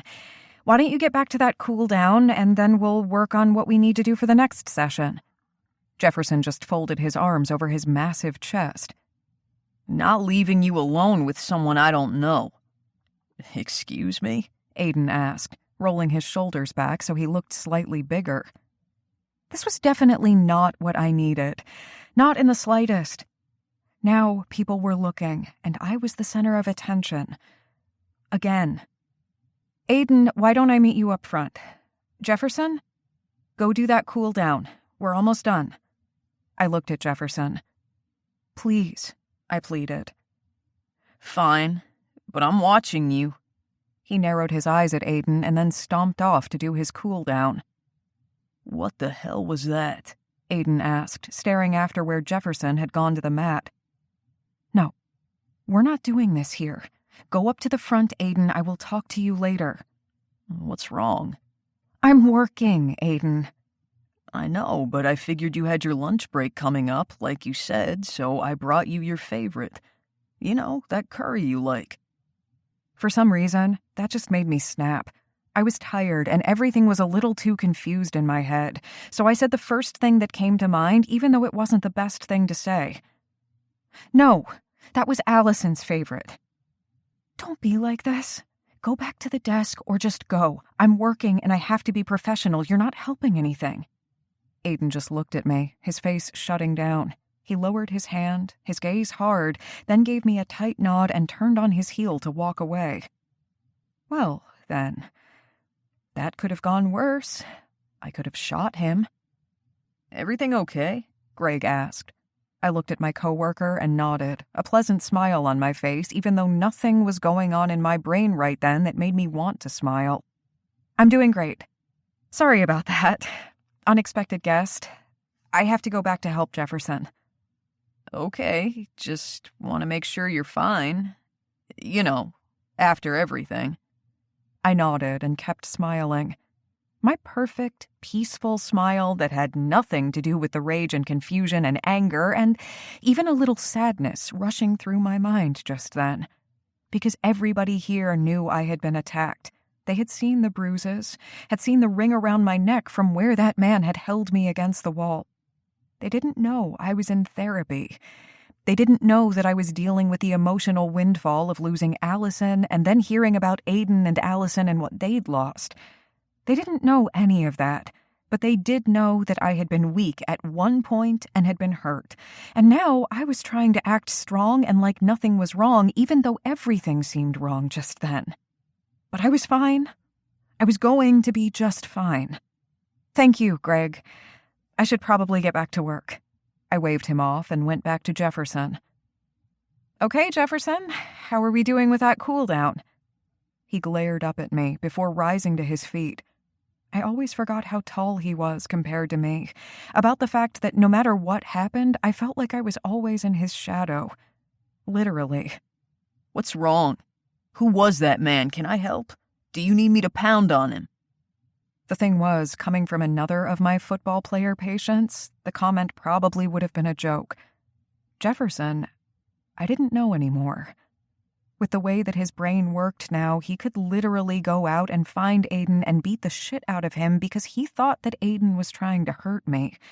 And technically, it wouldn't be Jefferson's fault. Not anymore. It was just how his brain was newly wired because of one too many hits to the helmet. And it worried me. Jefferson put his hand on my shoulder, giving it a squeeze, and looked down at me with an expression I had never seen before. I swallowed hard and gave him a smile, then took a step back. I'm fine, but let's work on you, okay? We're almost done today, and then we can work on our next schedule. There. Perfectly professional and not creeped out at all, not worried that I had just fucked things over with Aiden. Right after I realized that I actually loved him. Great. By the time I finished with Jefferson and my next client, I was frazzled and really just wanted a drink. The thing was, I had been planning to go to the bar right after work to see Aiden and the others. Now I just wanted to go home. Maybe I would go into the bar later when I wasn't so angry and feeling dejected, but not now. Now, I didn't know what to do. When I got home, I shot a quick text to my sister since I wanted to make sure she knew I might not be showing up to the bar, and went straight to the freezer for my ice cream.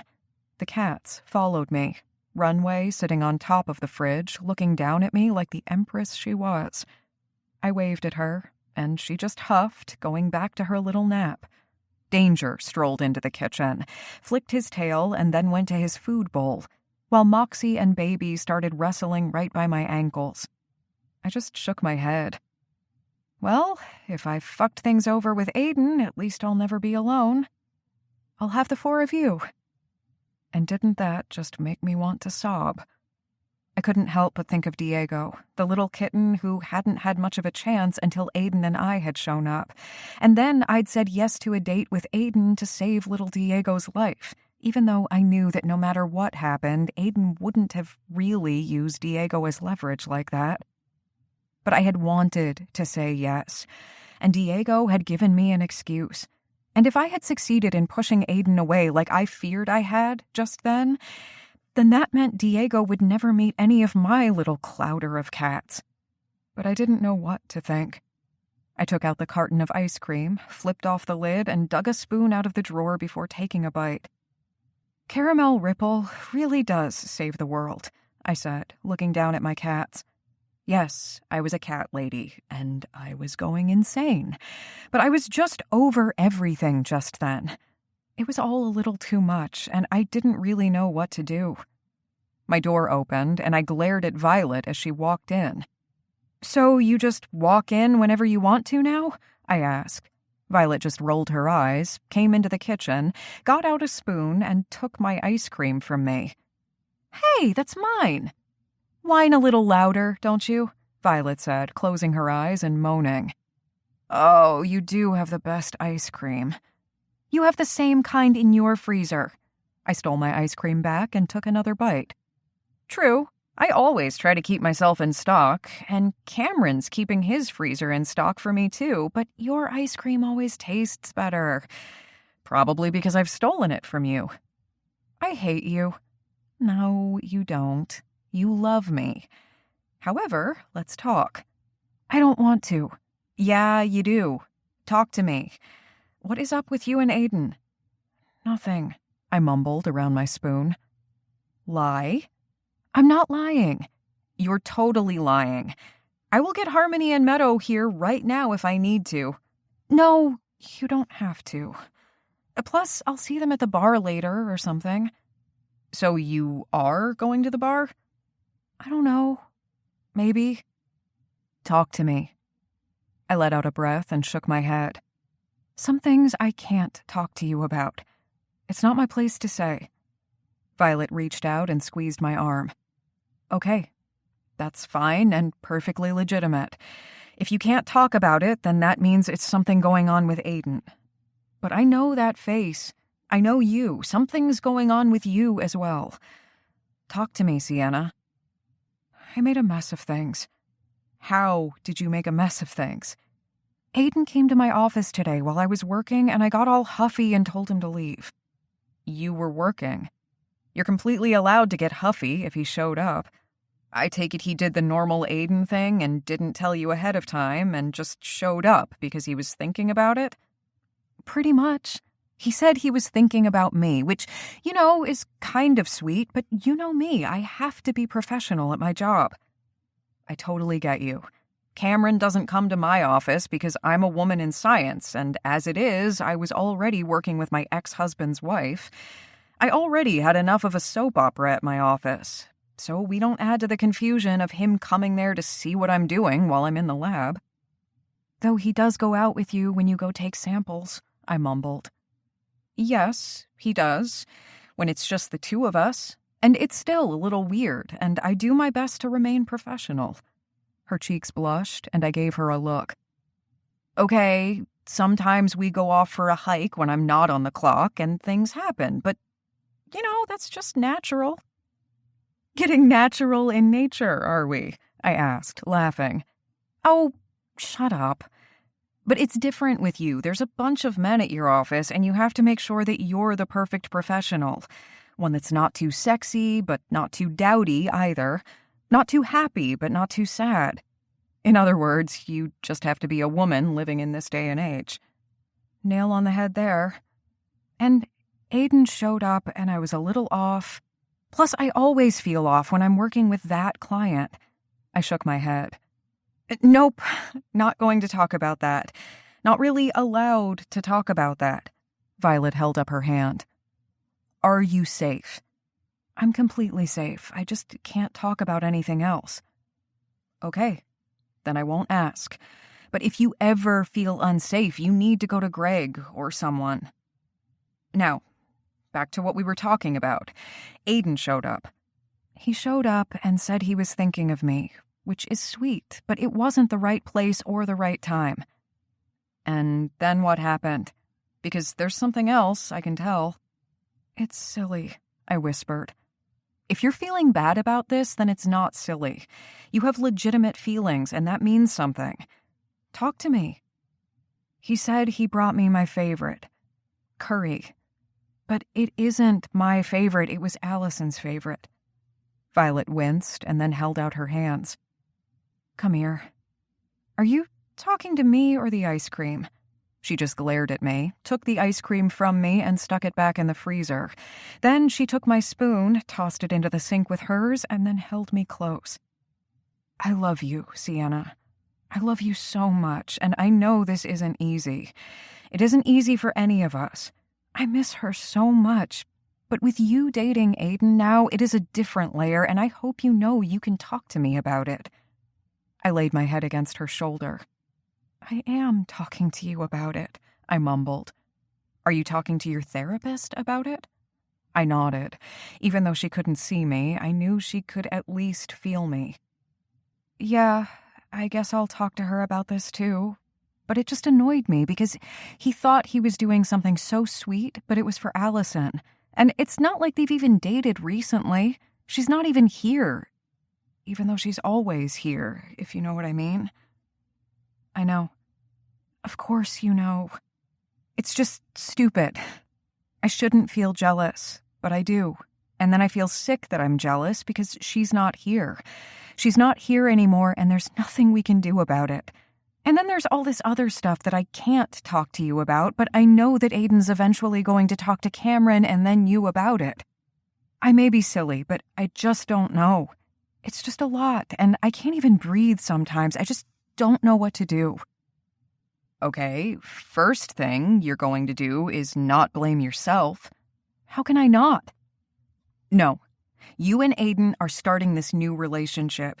You are allowed to do this. It was never hoes before bros with us. Because we aren't hoes? That too. But we've always been conscious enough of our feelings to understand that sometimes we're going to fall.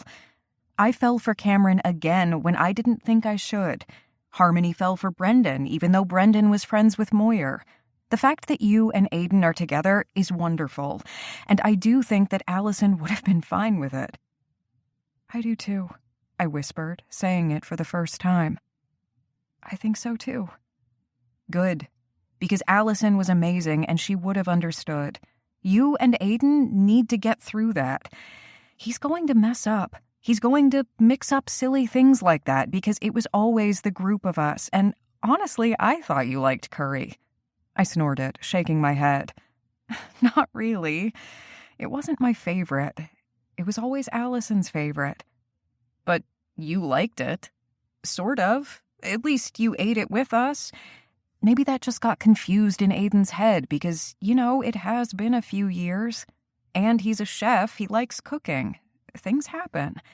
So what you're going to do is you're going to go to him, and if he gets all grumpy, you're going to explain to him that when you're at your place of work, there needs to be boundaries and rules. And then you're going to talk about food, because he loves food, and I know you do too, and you're going to find something that can be yours together and not something that's also mixed up with Allison. But you need to talk with him. Don't do what I did and not talk and then miss out on so much. I love you. She smiled at me. I know. You're not Han Solo, I mumbled. Well, he did shoot first, after all, Violet said, rolling her eyes. And so I laughed and held my sister close, because I was being silly and I just needed to talk it out. But that meant I needed to confront Aiden, which was sometimes my favorite thing and sometimes made me want to bash my head against the wall.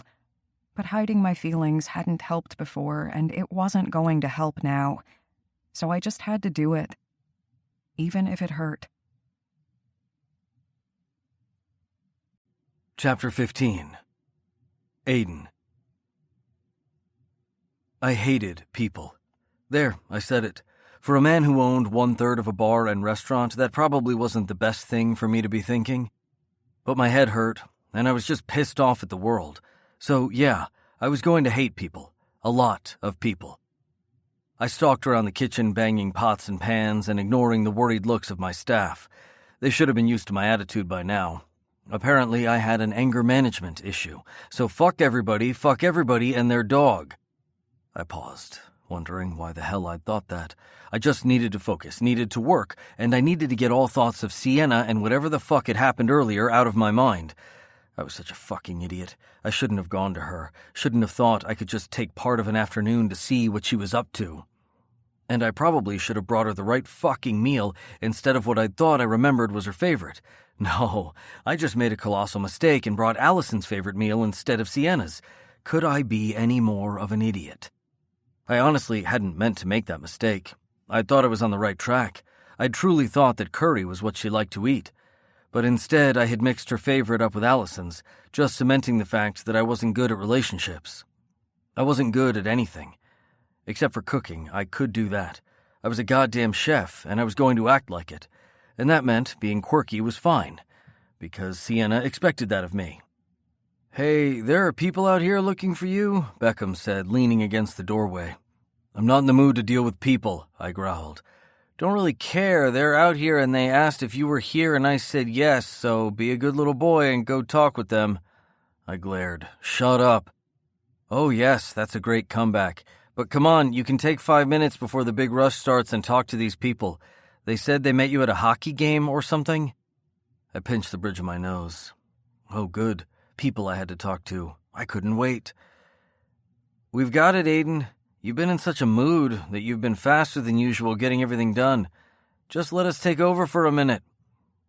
I glared at my staff and then shucked off my apron and put it on the hook. "Fine. And if you act like a petulant child anymore, I think I'm going to have one of your brothers slap you," Beckham said. I flipped him off, then sucked in a deep breath and let it out slowly. "Sorry. I'm in a mood." "You don't say." "How has no one ever punched you before?" I asked. "No one wants to hurt this pretty face," Beckham said with a wink, although something did pass over his eyes when he said it. I wondered what the hell that meant. But I had my own problems, and the fact that Beckham was sometimes a broody asshole and sometimes a sarcastic one wasn't something I could deal with right then. He acted like the rest of us, so I couldn't really blame him. I walked out to the bar where Olivia and Derek were sitting. Derek tilted to the side, so Olivia's chair was right between his legs. They were looking at each other as if they were the only two people in the world, and I couldn't help but feel a stab of jealousy. I didn't remember when I had decided that I wanted that with Sienna, but it had just happened. We just had this thing, and then it turned into me wanting her in my life, but I couldn't pinpoint the exact moment when. Should I be able to? I didn't know. Maybe that was part of the problem, but I looked at the way Derek and Olivia were with each other, and I realized I wanted that. Yes, I wanted that, but maybe Sienna didn't. Perhaps I was the one who wanted too much, just like before. After all, I'd had to use a kitten to get Sienna to date me. Maybe I wasn't good at this. I already knew that she was better than I was, and she was slumming it to be with me, but I hadn't known it would hurt like this. But I was getting ahead of myself. I would just push that away and talk to these two. "Hey, you came," I said, clearing my throat. "It's a nice place," Olivia said, smiling. "You mentioned it, and we thought we'd stop by. But you're probably getting busy. You don't have to be out here too long." "No, I have a few minutes." Beckham chuckled under his breath and went back to cleaning the glasses. I flipped him off discreetly under the bar. Apparently not discreetly enough since Derek started laughing. "No, really, the place is great. I think we came in here before. I don't know, maybe a year ago or so, I'm not quite sure. It has the same vibe as before, but maybe a little different." I swallowed hard and just smiled. Business. I could do this. "Yeah, when our dad passed away, the bar came to us. We've changed a few things, but tried to keep it what it's always been. The Conley Brewery." "I'm so sorry," Olivia said quickly, reaching out to grip my hand tightly for a moment before letting go. "Yeah, sorry. Didn't mean to bring that up. The two of us know better than anyone what it means to try and move on and pick yourself up after you lose someone close." The two of them shared a look that was so private and filled with pain yet hope that I felt like I was intruding. I didn't ask what they were talking about, but I nodded. Thanks, we're doing okay. We're figuring things out. But the fact that the place is getting busier is a good thing. Tell me about it. Derek just shook his head. Restaurants keep popping up all over the place down here, and then they fade away just as quickly. I'm glad this place is staying, though. You're only a couple streets down from my shop, which is a good thing considering I'm still thinking about what my next tattoo should be. We're here for you whenever you need us, but we gotta put your name on the waiting list. Olivia bounced in her seat. He's full-time now and actually has a waiting list instead of just walk-ins. It's a big deal. Olivia did a little booty shake in her seat, and Derek just rolled his eyes. Yeah, it's a big deal, but the shop and its name kinda helps with that. And probably your talent, too, I said.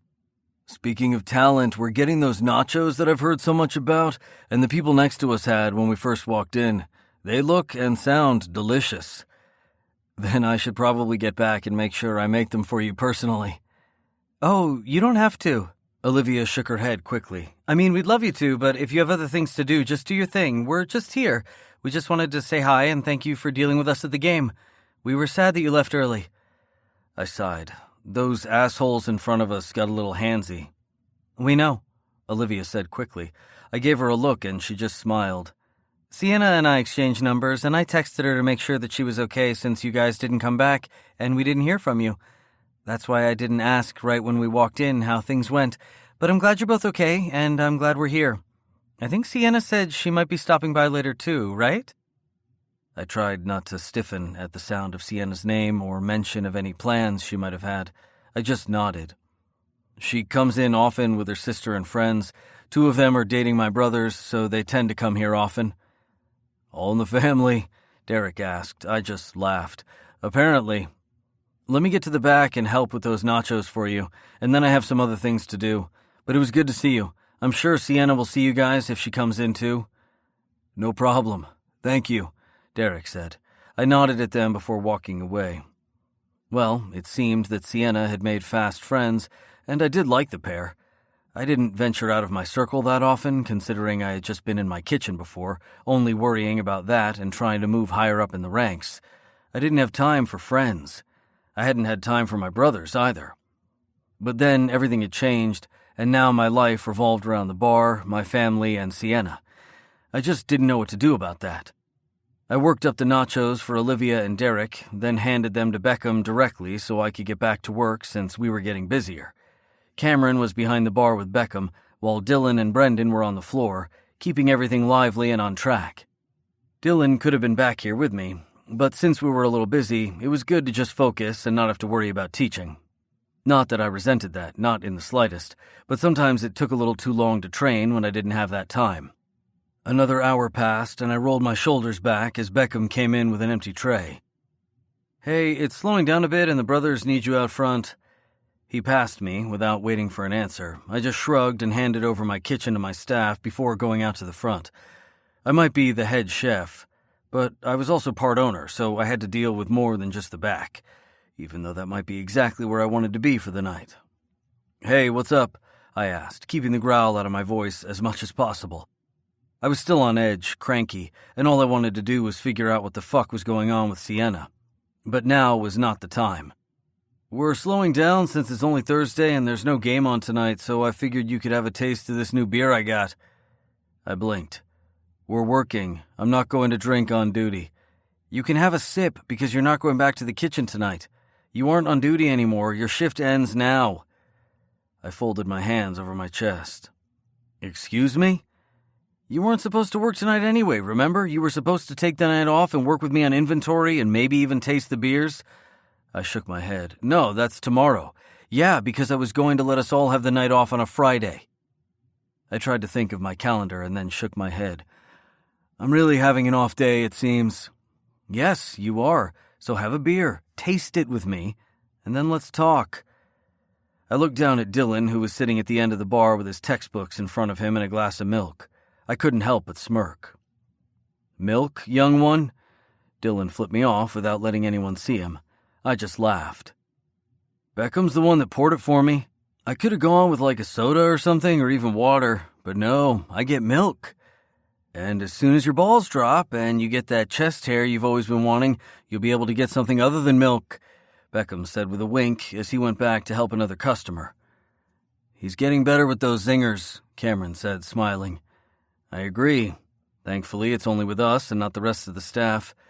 Well, he's an asshole, but he's our asshole, Brendan said.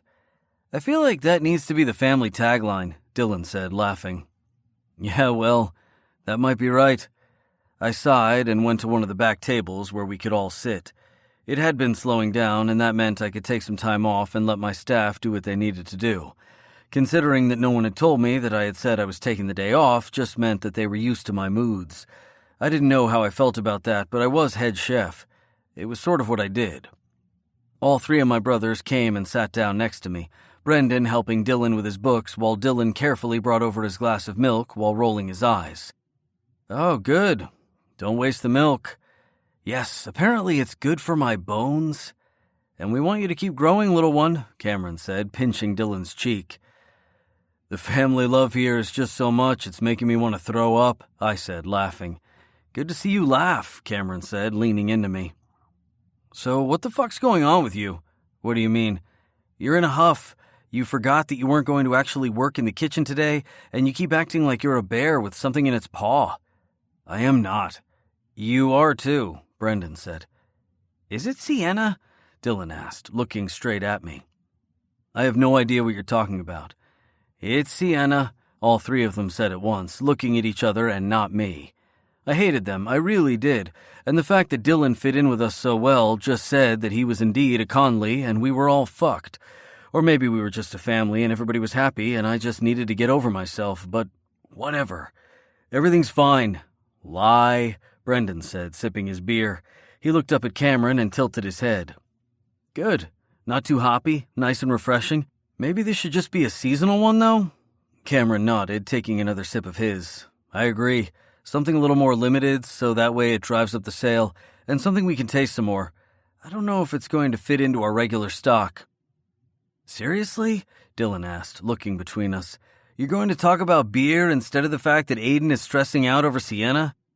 Beer's important. It's kind of our livelihood, Cameron said, his eyes filled with laughter. No, food is our livelihood, I snapped. Okay, so food is your livelihood, that's great. What's wrong with you and Sienna? Dylan asked, throwing his hands up into the air and almost spilling his milk. Women are complicated. Well, that's an understatement, Cameron muttered. Well, if you ask me, Dylan began. No one asked you, I snapped.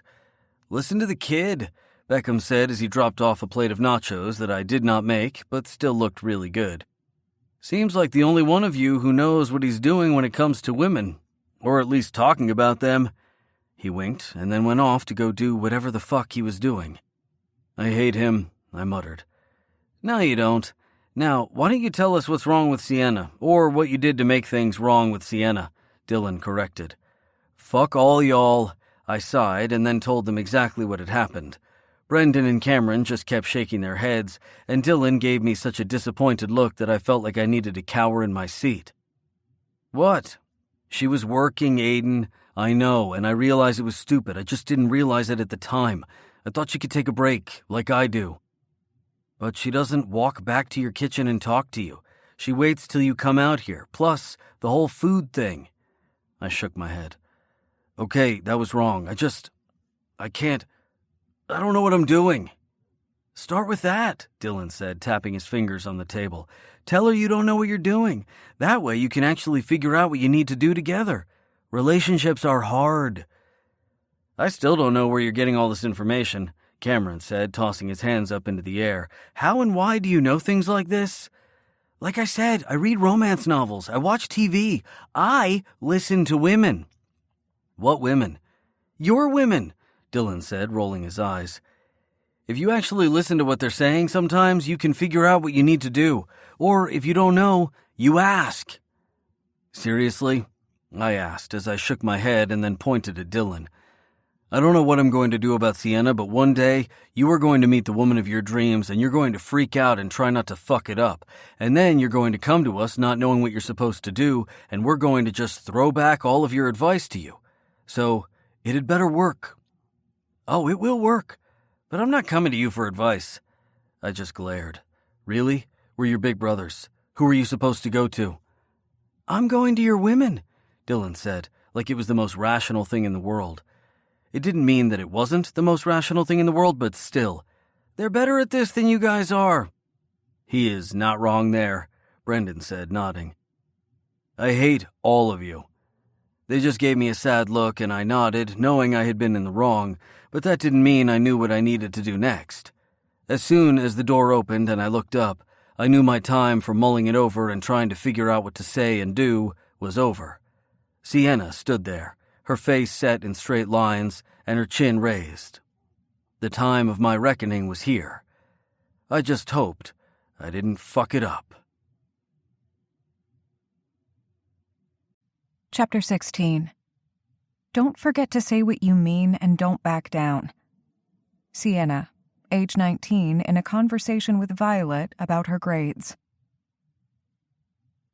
Sienna.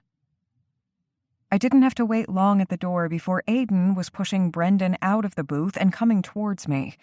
I knew I looked stern and ready for anything, but I was literally shaking in my shoes.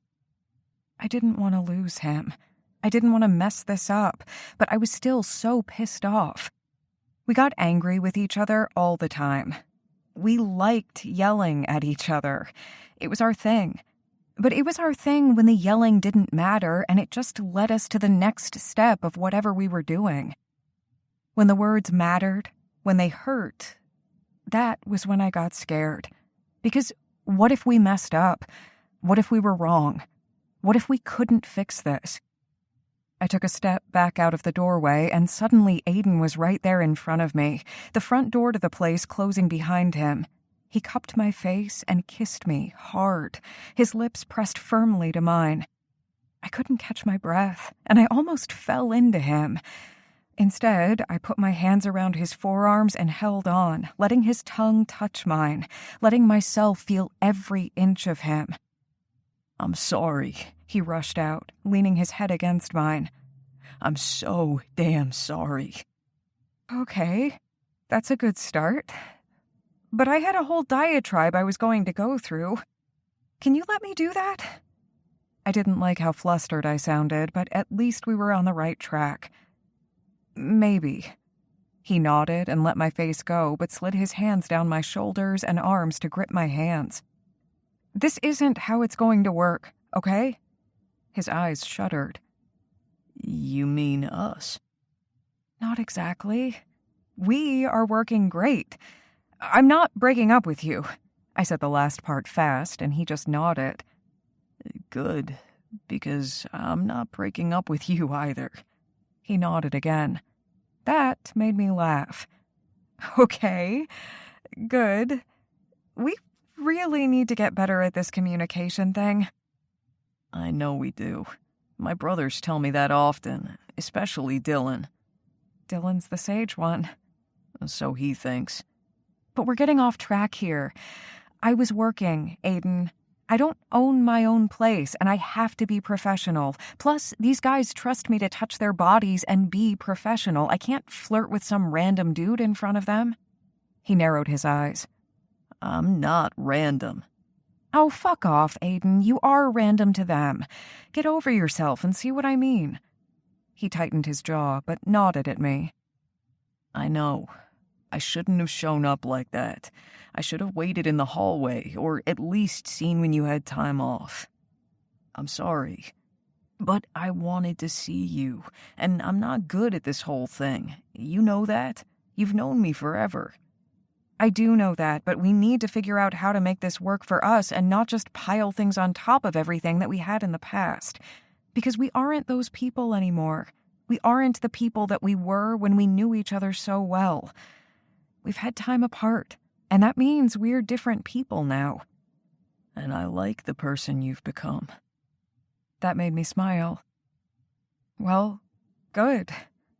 However, while I like the person that you've become, we also need to figure out how we fit into each other's lives now. And that means if we want to see each other, maybe we shouldn't just show up at each other's places of business. I winced and looked up at the bar I was standing in front of. Well, if we do, then maybe not go to where we're actually working. I mean, I can be standing in front of your bar, and that's fine. I get you. Like, you don't come into my kitchen, and I won't go back to where you're actually working with clients. But if I want to stop by and you're busy, I'll leave a note or something. Or text me. I might not have my phone on me all the time, but I want to see you. And I know our schedules don't always work, and sometimes you're working late or I need to get up early, but we're going to make this work. 'Cause I want to do this. We're doing this, and you don't need to get all huffy if I need to be at work. Fine. And I wasn't huffy. You definitely huffed. You huffed and stormed out, and then I had to deal with everything at work after. He cupped my face and sighed, kissing me softly. I'm sorry about that. I won't do it again. It was stupid. I just wanted to see you, and I didn't think about anything else. It's just been a long time since that sort of thing happened, and I'm not good at this. Well, we're going to get good at this. Sienna? Yeah? I'm sorry about the food. I thought you liked it before. I was wrong. I liked it because Allison did, I said honestly. And then I leaned into his chest for a hug before pulling back. We're very complicated, so yeah, it's going to hurt sometimes. We'll figure out exactly what my favorite food of yours is so that you can bring it to me. Or you can bring a variety of things as long as you don't think it's my favorite because it was Allison's. Yeah, that was a mistake on my part. And I probably shouldn't have been so harsh about it when you brought it. But it was just one thing on top of another. We'll figure it out. Just don't push me out and walk out like you did again, okay? I can't promise that. My temper gets the best of me sometimes. I'm trying to do better about it, but I'm not great about it. I kissed him again. Maybe we need to talk about that too. I was never good at therapy. I'm not good at it either, but maybe it'll help. And then we can talk. Maybe. He kissed me hard and then smiled against my lips. You know I'm at work. I pushed at him, laughing. You're outside of your work. But if it's a problem, I won't kiss you. Kiss me all you want. I kind of own the place, and I know it's completely different than your place of business and how things work. I'm not going to be that asshole again. Thank you. I noticed that you're not contradicting the fact that I said I was an asshole. The first step in fixing a problem is realizing you have one. Sure, whatever you say. You know, the guys kinda kicked me off the job for the night. Do you want me to take you home? I took the light rail in, so that would be nice. Let me grab my things. He kissed me again, and I sighed into him, hoping this would work, because I loved him. I loved him so much that it was scary, but I wasn't ready to tell him. That time would come. We just needed to work out the kinks in the first part of our relationship, and then we could get to the whole love and future thing. Do you want me to stay overnight? Aiden asked as we got into his car. That would be nice. But what about Diego? He cursed under his breath. I suck at remembering him. I mean, not really, because I'm not a horrible cat parent, but I'm not good at the spur-of-the-moment things. Well, I squeezed his hand. If we're going to keep seeing each other, and if we ever spend the night at each other's houses, we're going to have to worry about the cats. So maybe we should bring Diego over to my place. I winced as I said it, and Aiden gave me a look of mock horror. I don't know about their safety. What do you mean, their safety? I worry about your 4 cats. Diego's a little tiny ball of fur. He is Satan. Satan himself. That kitten is not Satan. I don't know. If I call him Satan, he comes running right to me. I laughed, shaking my head. You cannot call that kitten Satan, Aiden Connolly. Satan is as Satan does. That is not the same, you weirdo. I can't help it if he's demonically possessed. He is not demonically possessed. He's just in that kitten stage. And when does that kitten stage end? Is it going to be any time soon? Well, I think maybe 3 or 4 years. Dear God. Well, I mean, the kid stage lasts like 18 years, and then you have to deal with them as adults, so I guess cats are better than humans in that way, right? You say that, but then when you have kids, you're going to have to deal with them and your cats. I swallowed hard, purposely not looking at him when he was talking about kids. Because we were so not ready for that. Just because I loved him didn't mean we needed to talk about kids right then.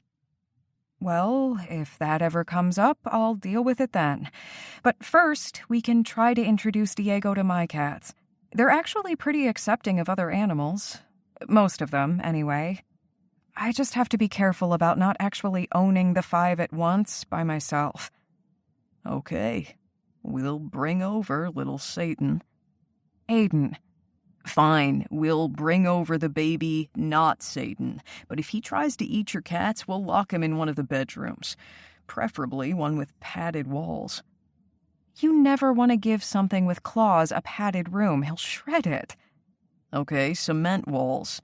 And chains. Lots and lots of chains. I never knew you had such a torture side. Well, Satan brings it out in me. Diego. His name is Diego. You say Diego, I say Satan. Tomato, tomato. We should have named him Diablo. You're ridiculous. You haven't had to deal with Satan. I have 4 cats. I think I can deal with your kitten. Famous last words. Diego was excited to get in his little carrier and buckled into the back seat, and we even picked up a couple of things for Aiden so he had something to wear in the morning. I noticed that we didn't pack him any pajamas, and I was just fine with that. I didn't think we would be needing them. Okay, are you ready? I asked, looking over at him. He had his bag over his shoulder, and little Diego clutched tightly to his chest. We had taken him out of the carrier because he was so small that it should be fine. Okay, we really took him out of the carrier because he was adorable, and we couldn't help it. But still, adorable. I opened the door and looked back at Aiden. Wait right here. Just let me see if the cats notice. I closed the door behind him, and we stood in the foyer as the 4 cats slowly made their way into the living room. Oh, they knew something was amiss. They knew that there was a stranger.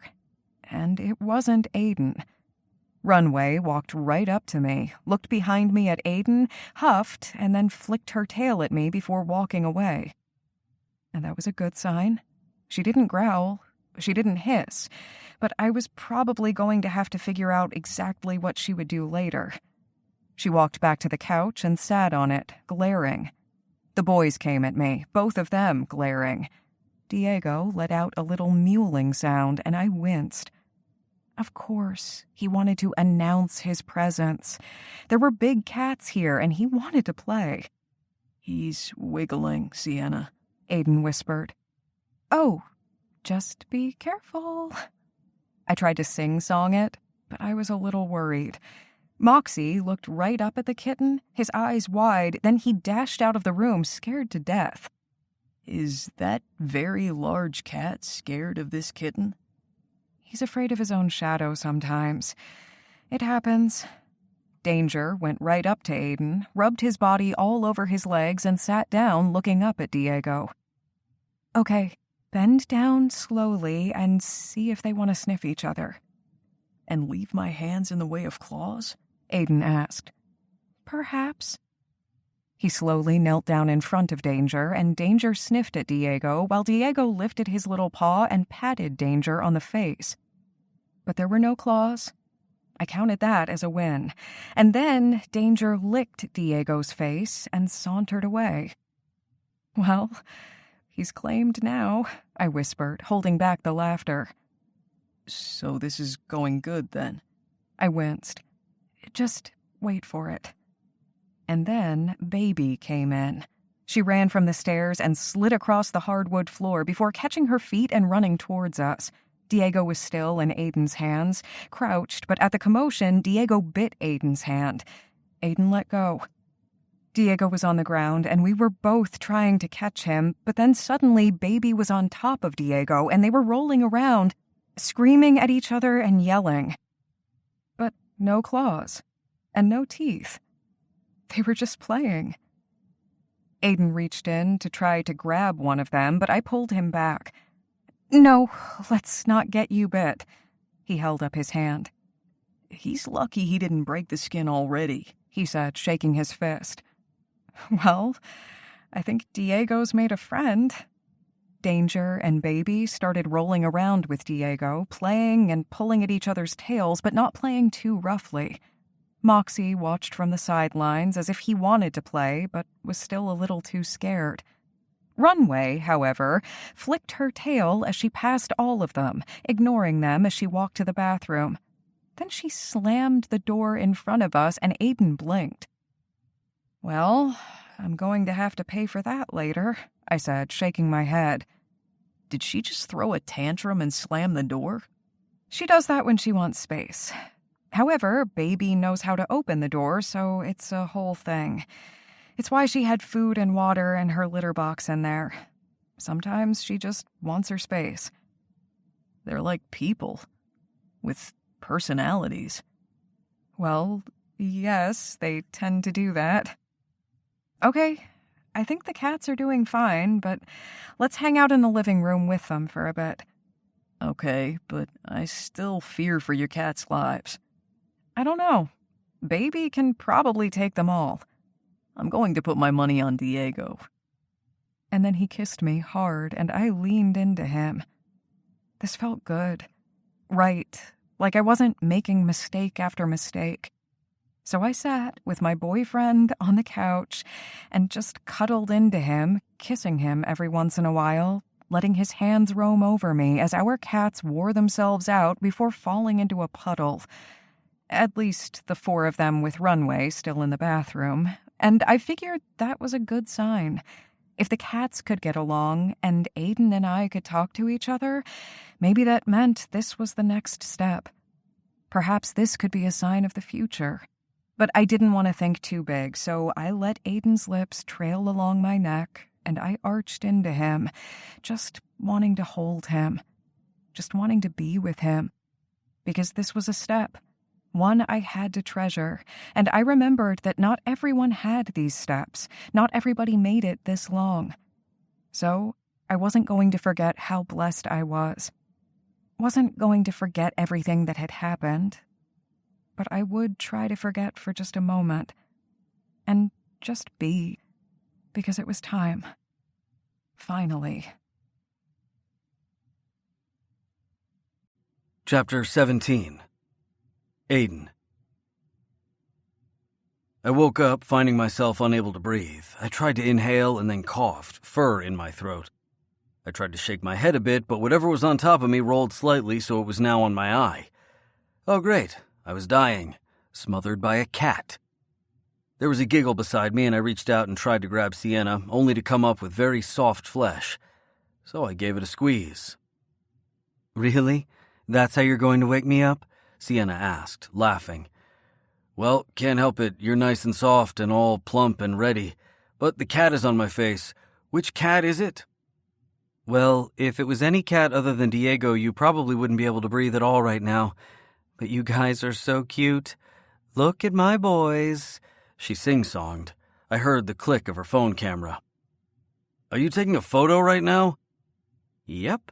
And I know that since you're not actually forcing the cat off you, you like him just as much as I do." "I'm afraid if I push him off me, he's going to claw my eye out or something. Sienna, get him off me." "Aw, look how you whine." But she did reach out and grab the kitten, pulling him up to her very naked chest. "Okay, you have a kitten on your boobs?" She glared at me. "He's on my shoulder, not actually on my boobs. But I was naked. But then so are you. And then the cat was here.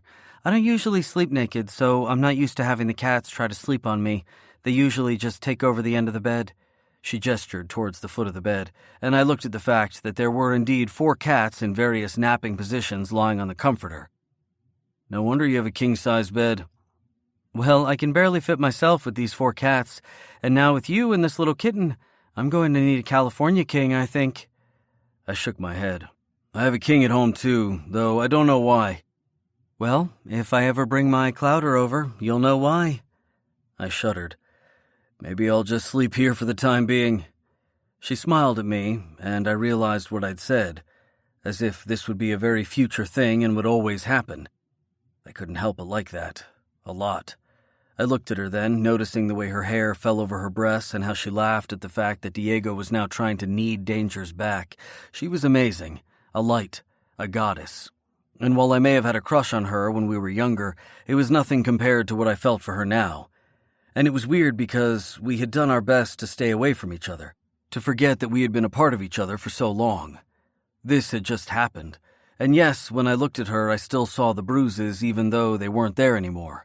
I still saw what had finally pulled us together, an attack that never should have happened. But I saw the strength beneath that too. I saw the woman that I cared about, the woman that cared about me. She made me happy, and that meant I just had to keep doing the right thing and not mess things up because, as was evidenced by what had happened the day before, I was really good at messing things up. Wait, did you really take a photo of me while I was naked? I asked, looking up at her. She blushed. Yes, but the blanket's covering you. There is some naked chest, but damn, Aiden, you have a very beautiful naked chest. She winked, and I rolled my eyes, then reached out and cupped her breast, flicking her nipple between my thumb and my forefinger. You have a very lovely chest as well. And then I froze and looked down at the 5 cats who I swore were looking at me. Maybe we can kick them out? She looked over and winced. Yeah, I've never actually had sex in this bed before, other than with myself, and even then the cats aren't allowed. So, yeah, maybe we can go take a shower and see what we can do there. I was still reeling over the fact that she had never had sex in this bed other than with herself. I swallowed hard. So you masturbate a lot in here then? She blushed all the way down to her very flushed nipples. Well, does every day count as a lot? I choked on my own spit and sat up quickly, looking down at the now tense area of my crotch. Well, I mean, I do it every day too, so I hope it's not a lot, or we probably have a problem. I swallowed hard. Though I haven't actually done it in a while because, well, I've been with you, and you know I'm not as young as I used to be. She laughed at that and reached over to kiss me gently. Then Diego moved between us, and we both scattered back, laughing. I haven't actually made myself come often without you around recently either, but I guess that can change if you want. But the cats need to be away first. She winked and then rolled herself off the bed, dancing naked towards the bathroom. I looked at the cats, who all looked at me with suspicious gazes, and shrugged. Well, I'm going to go follow your mother, and we're not going to talk about what's going on, okay? I asked. I realized I was talking to cats, but apparently I was a cat guy now. It's just what happened. So I rolled off the bed and also walked naked towards the bathroom, closing the door behind me. I laughed along with Sienna as we looked down at the little cat paws pushing their way under the bottom of the door, followed by little meows. You really have no time alone, do you? I asked, pressing my body against her and kissing her hard. My dick slid between us, pushing against her belly, and her breasts felt perfect against my chest, her nipples hard little points that I could actually feel. You're pretty damn amazing, I whispered, kissing her again. Well, you're pretty amazing too. And no, I never have time alone. They're always like that. Apparently it's the same with kids. I looked at her then, imagining her round with my child, and then imagining us raising him or her. I swallowed hard, trying not to think too far into the future, but then I just couldn't help it. She was right there. I never really wanted kids before. I don't really know if I want them now. She looked at me then, confusion on her face, but not hurt. I held my breath, trying not to say too much or think too hard. I wasn't asking to have your baby, she said casually. I shook my head. Well, I didn't think you were, but I'm just saying I didn't really think about it before because I didn't want to think about it. With my mom and how the foster system was, it just wasn't something on my mind. And then it had to be on my mind when Allison and I got pregnant, so I just want you to know that I don't know what that part of my future is for me. I had to think about it once, and then I forced myself to never think about it again. She cupped my face then and kissed me softly on the chin. It's okay, Aiden. We're pretty new at this. We're allowed to take our time, and we don't have to actually talk about children or what we want in our futures yet. But I don't want to lead you down the wrong path where you want kids and then suddenly I don't know if I do or not. Aiden, we've only been on a few dates. That doesn't matter. We're not just some normal couple. We're Aiden and Sienna. I know. And that's why I'm actually having this conversation with you naked in my bathroom while my cats try to get in. Let's just take it one step at a time. We'll figure out what we want. Because I don't know if I want kids either. I have a lot of cats as it is, but we can make that decision later. First, we have to make sure that we're exactly what we want, and that's going to take time, right? I watched her eyes search my face and then nodded. Time. I cleared my throat and then kissed her again. Speaking of time, I know you have to get to work soon, so I better be quick. And then I went to my knees and made sure she woke up exactly the way we both wanted, with her in my mouth and, frankly, in my heart. Chapter 17. Aiden. I woke up finding myself unable to breathe. I tried to inhale and then coughed, fur in my throat. I tried to shake my head a bit, but whatever was on top of me rolled slightly, so it was now on my eye. Oh great, I was dying, smothered by a cat. There was a giggle beside me, and I reached out and tried to grab Sienna, only to come up with very soft flesh. So I gave it a squeeze. Really? That's how you're going to wake me up? Sienna asked, laughing. Well, can't help it. You're nice and soft and all plump and ready. But the cat is on my face. Which cat is it? Well, if it was any cat other than Diego, you probably wouldn't be able to breathe at all right now. But you guys are so cute. Look at my boys. She sing-songed. I heard the click of her phone camera. Are you taking a photo right now? Yep. And I know that since you're not actually forcing the cat off you, you like him just as much as I do. I'm afraid if I push him off me, he's going to claw my eye out or something. Sienna, get him off me. Aw, look how you whine. But she did reach out and grab the kitten, pulling him up to her very naked chest. Okay, you have a kitten on your boobs? She glared at me. He's on my shoulder, not actually on my boobs. But I was naked. But then so are you. And then the cat was here. I don't usually sleep naked, so I'm not used to having the cats try to sleep on me. They usually just take over the end of the bed. She gestured towards the foot of the bed, and I looked at the fact that there were indeed 4 cats in various napping positions lying on the comforter. No wonder you have a king-size bed. Well, I can barely fit myself with these 4 cats, and now with you and this little kitten, I'm going to need a California king, I think. I shook my head. I have a king at home too, though I don't know why. Well, if I ever bring my clouder over, you'll know why. I shuddered. Maybe I'll just sleep here for the time being. She smiled at me, and I realized what I'd said, as if this would be a very future thing and would always happen. I couldn't help but like that. A lot. I looked at her then, noticing the way her hair fell over her breasts and how she laughed at the fact that Diego was now trying to knead dangers back. She was amazing. A light. A goddess. And while I may have had a crush on her when we were younger, it was nothing compared to what I felt for her now. And it was weird because we had done our best to stay away from each other, to forget that we had been a part of each other for so long. This had just happened. And yes, when I looked at her, I still saw the bruises even though they weren't there anymore. I still saw what had finally pulled us together, an attack that never should have happened. But I saw the strength beneath that too. I saw the woman that I cared about, the woman that cared about me. She made me happy, and that meant I just had to keep doing the right thing and not mess things up because, as was evidenced by what had happened the day before, I was really good at messing things up. Wait, did you really take a photo of me while I was naked? I asked, looking up at her. She blushed.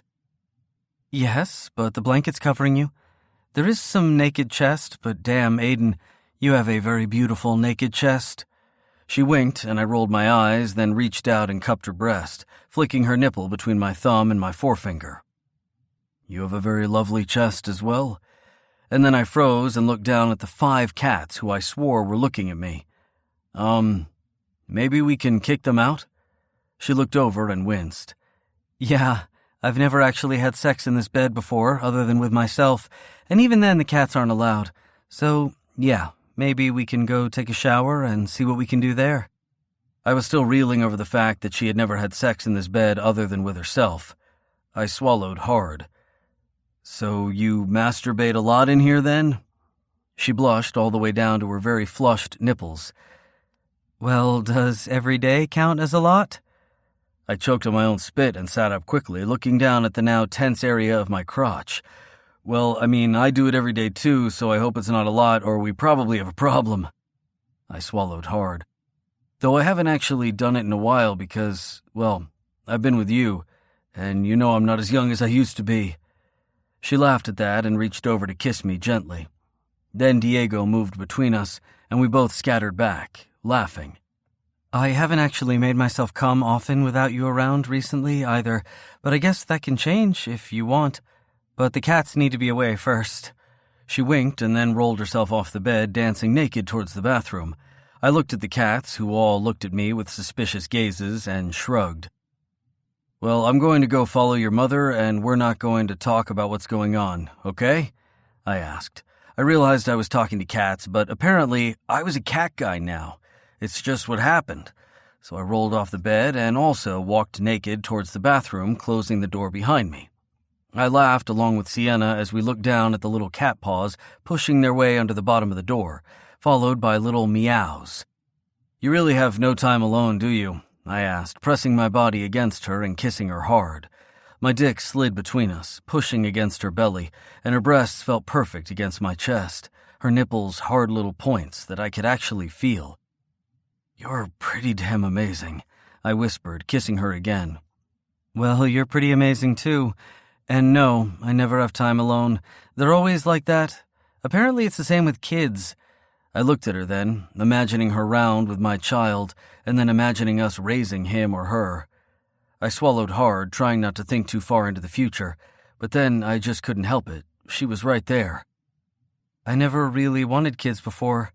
I don't really know if I want them now. She looked at me then, confusion on her face, but not hurt. I held my breath, trying not to say too much or think too hard. I wasn't asking to have your baby, she said casually. I shook my head. Well, I didn't think you were, but I'm just saying I didn't really think about it before because I didn't want to think about it. With my mom and how the foster system was, it just wasn't something on my mind.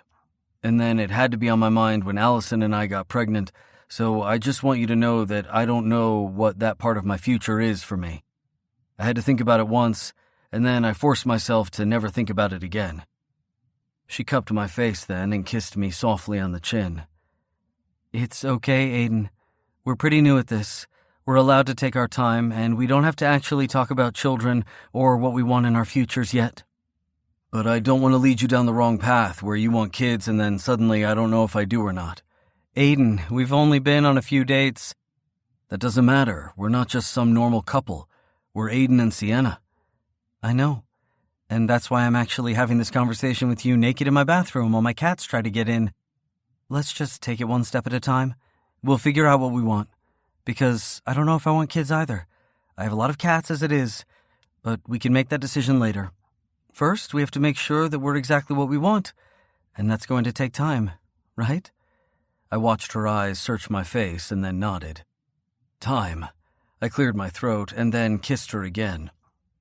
Speaking of time, I know you have to get to work soon, so I better be quick.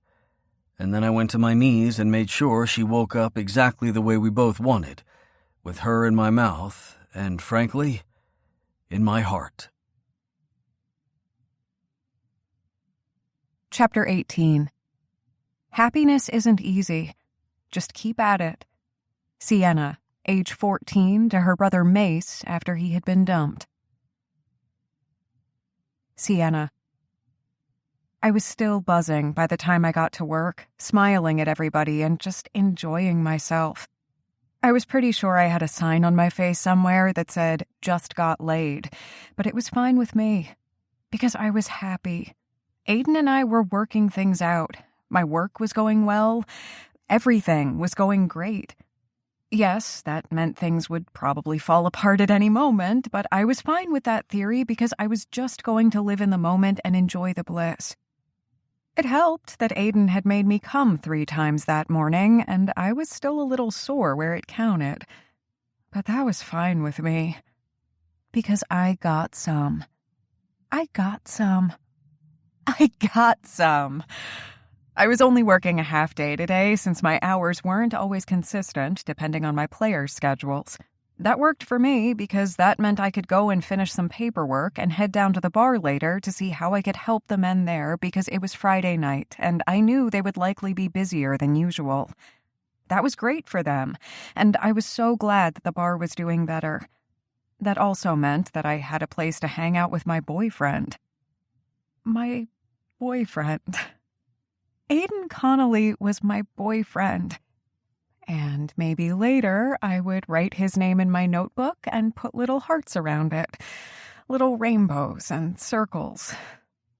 You okay over there? Rocco asked, smiling at me. I looked up at the offensive lineman and just grinned. I am doing wonderful. New boyfriend then, Miss Knight, he winked. I rolled my shoulders back and glared at him. I can have a wonderful day without a man in my life. Oh, you totally can, and I know you do. You're one of the best ones here at what you do. However, that glow on you, that's love. I looked at Rocco. You're not supposed to actually notice things like that. Hey, my wife has been training me how to act around women and to see their moods since I was 16. I still sometimes miss when she gets a new pair of shoes or a different haircut, even though it looks like the exact same haircut she had before, but I try. However, I can read that mood, and that happiness comes from love. You're far too observant, and we need to be talking about your progress and not my love life. But you have a love life, so praise be, and I'm sure my wife will be happy to hear that. I froze, looking at my paperwork. Why on earth would your wife be happy about that? Suddenly, all these thoughts of his wife worrying that I was working with him and other things swamped me, mostly because one of my other clients when I first started had had a very possessive wife who had tried to get me kicked out of the practice because she hadn't liked my hands on her husband. The guy hadn't minded, but since the wife had, I had moved on to different patients. Maybe I would have made a different decision now, but when I was starting out, I hadn't wanted to deal with hurt feelings or anything that could get me fired. Rocco quickly shook his head, his hands up. Maddie likes you. You're always nice to her when she comes in, and you answer her questions since I'm not the best at making sure I can help her figure out exactly what's going on with me, or how to say it. Maddie just wants to see you married. She wants to see everybody married. He grinned then. She wants to see everyone pregnant, too. It kind of helps that we're having one of our own. That made me smile and push all thoughts of whatever had happened before out of my head. You're having a baby. Took 7 years of us trying and getting different fertility treatments and stuff, and it didn't help that I wasn't feeling up to it all the time, if you know what I mean. I held up my hands. You don't need to explain further. Hey, you're sort of my doctor. You know what kind of meds they put me on and all that stuff, but anyway, we are finally having a baby, and she is going to be here in about 3 months. Wow, you really are along then. Yeah, we didn't want to say anything until she was really showing and we were out of the woods for that first set of worries. It's not easy, you know? I thought about Allison losing the baby and how devastated Aiden still looked when he thought about it. He would always be devastated. Frankly, so was I. My best friends had lost their daughter, and there was nothing I could do about it. I know. Well, if there's anything you need, like trying to work around your schedule with a new baby or something, let me know. Thanks. I figured Maddie's going to come in a bit once we figure things out, and we'll see what I can do at home. Because I want to be at home more now with the baby and helping Maddie, but I also don't want to mess up my back along the way. Or my neck. Well, we will figure out exactly what we need to do. but you're allowed to lift a couple of pounds. Yeah, that's true. But Maddie's worried I'm not going to be able to lift her if something happens to her, you know? That was a real fear, because his spine did have issues, something that we all needed to think about. Okay, so we'll figure out exactly what we need to do. But let's finish you up here, and then Maddie and you can come in, and we'll figure out exactly what steps you need to take in case something happens. But we're going to go with the idea that it's not going to happen, and we'll just take safety measures. Sounds like a plan, Miss Knight. I smiled then and went back to work. By the time I was done with him, my own shoulder had started to ache, so I did some stretching exercises and went back to my office. Jefferson was standing in the waiting room talking to the front desk clerk when I passed. I frowned. I didn't think he had an appointment today, but since he wasn't paying attention to me, I went back to my office to go and check. I should be done for the day, so it was a little weird that he was here, but maybe he had an appointment with someone else. No, that didn't make sense. Perhaps I'd just forgotten? I went to my tablet and looked. He wasn't on the schedule. He wasn't even on the schedule for next week, in fact. Weird. I picked up my things, stuffed them into my bag, and walked out to the front area. Jefferson wasn't there. Hey, Sandy, why was Jefferson here? Oh, he had a question about getting to see you this week, but I said that you were full. Really? Is something wrong? No. Honestly, it sounded like he just wanted to see you. He said that nothing was wrong, he just wanted extra time, but you're booked and you're past overtime hours if you add him in. Well, if he calls again, maybe I can work something out. Okay, I'll let you know. But you know Jefferson, sometimes he just likes to have extra appointments with you. I know. You know you can talk to Greg if it gets weird? It's not weird yet, but I'm very aware of it. It seemed that everybody had noticed that Jefferson had a crush on me, and that wasn't good. I told Aiden that I needed to remain professional, but that meant that my patients had to be professional as well. You know what? I'll talk to Greg tomorrow. Jefferson's a sweet man, but he's also a big guy and can make you uncomfortable. I know. It just annoys me that I feel uncomfortable at all. But this isn't the time or place to talk about it. I'll figure out exactly what I want to say, and I'll talk with Greg later. Okay, girl. You have a good day, and tell Aiden hi for me. She waved at me after she'd said it. I swear, am I wearing a sandwich board that says something? No, honey, you're wearing a smile, one that reaches your eyes in the most perfect way. I'm happy for you. I tightened the strap on my bag and smiled. I'm happy too. I made my way out to my car and lifted my head up to the sun as it beat on my face. It was nice not having to work the full day so I could actually enjoy some of it. Yes, I needed to do some paperwork, but I'd been working a little too many hours back to back lately, trying to make sure that I kept up with my caseload. But I was having a good day. A really good day. I had just reached my car when someone put their hands around my throat and tugged my ponytail. I didn't have my keys out, didn't even have the little cat thing that hadn't saved me before. Flashes of the man's hands on my throat from before, and that feeling of brick behind my back and against my cheek slid into me, and I froze. I didn't fight. I didn't do anything. I needed to fight. What was going on? Why don't you see me? The deep voice rasped in my ear. I knew that voice. I sucked in a breath, trying to breathe, but I couldn't.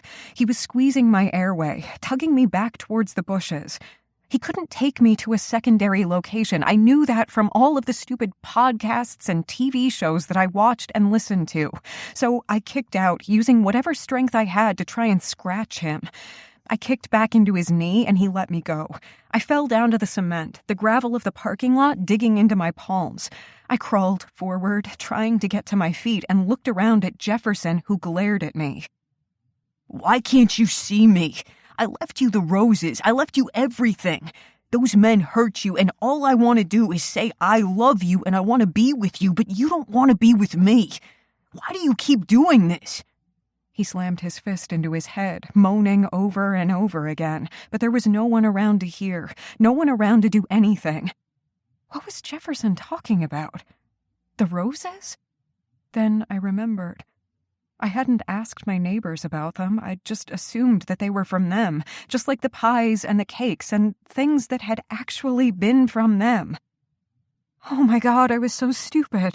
I was so worried about everything else that I hadn't really thought about what was going on. Jefferson? Jefferson. I was standing then, my palms out. I knew blood was dripping from the cuts there. My throat hurt, and I knew tears streamed down my cheeks, but I didn't know what to do. He was so much faster than I was. You had to go out with him. With that asshole. He doesn't even know you. I know you. He slammed his fist against his chest a few times. I've always loved you, Sienna. Why don't you see me? I see you, Jefferson. Everything's fine. Nothing is fine. Nothing will be fine again. Then he came at me once more. I turned around quickly, but he tugged on my ponytail again. I hit the ground, and then he hit me. One time. Another. I curled myself into a ball, trying to protect my face, but he just kept hitting me. I screamed, and then there were voices, shouts, but I couldn't hear them.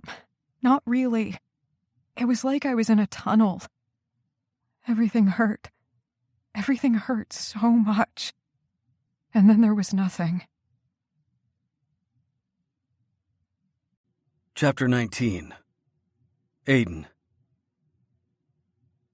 I knew dancing while chopping was probably not the best thing in the world to do, but I was still doing a little hip shake as I chopped onions. I had come in early for my shift so I could go through some paperwork with Brendan, and then figured I would help with some of the prep before I went back to help Cameron with inventory. I was just filling in and felt good knowing that I had some really good staff members who knew what they were doing. I knew I needed to hire another line cook, and that would come, but first I would just enjoy my day. I had woken up with a cat on my face, but I'd had some amazing sex and had most likely taken the next step in my relationship with Sienna. I was just happy. It had been too damn long since I had felt like this. And from the way everyone kept looking at me, yeah, they knew it too. I wasn't acting like myself. I wasn't being an asshole. Maybe this was a good thing. I was humming to myself as Cameron came running into the kitchen, sliding on the floor, gripping the edge of the wall to steady himself. I dropped my knife and glared at him. What the fuck is wrong with you? You do not run in here. We have knives and oil. It's Sienna. You need to come. My stomach dropped to my feet and I was already walking towards Cameron, untying my apron and tossing it at one of my staff members. Someone take care of my kitchen. We got it, Chef. Take care of your girl. I didn't even know who'd said it. I couldn't pay attention. I trusted my people. I had trained them. They could handle it. But Sienna needed to be okay. What was going on? Images of her attackers came to mind, and I almost threw up. What's wrong? What's happening? I don't know. Violet just called and said Sienna was attacked in a parking lot, at work.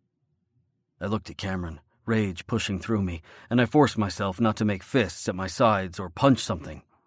I wanted to yell. I wanted to scream. I wanted to rip someone apart, but that wasn't going to help anyone. I just looked at my brother and tried to calm my breathing. At work? You think it was those guys? Bile coated my tongue, but Cameron shook his head. No, Violet made sure to tell me that, but we need to get there, and then maybe they can tell us everything. Is she okay?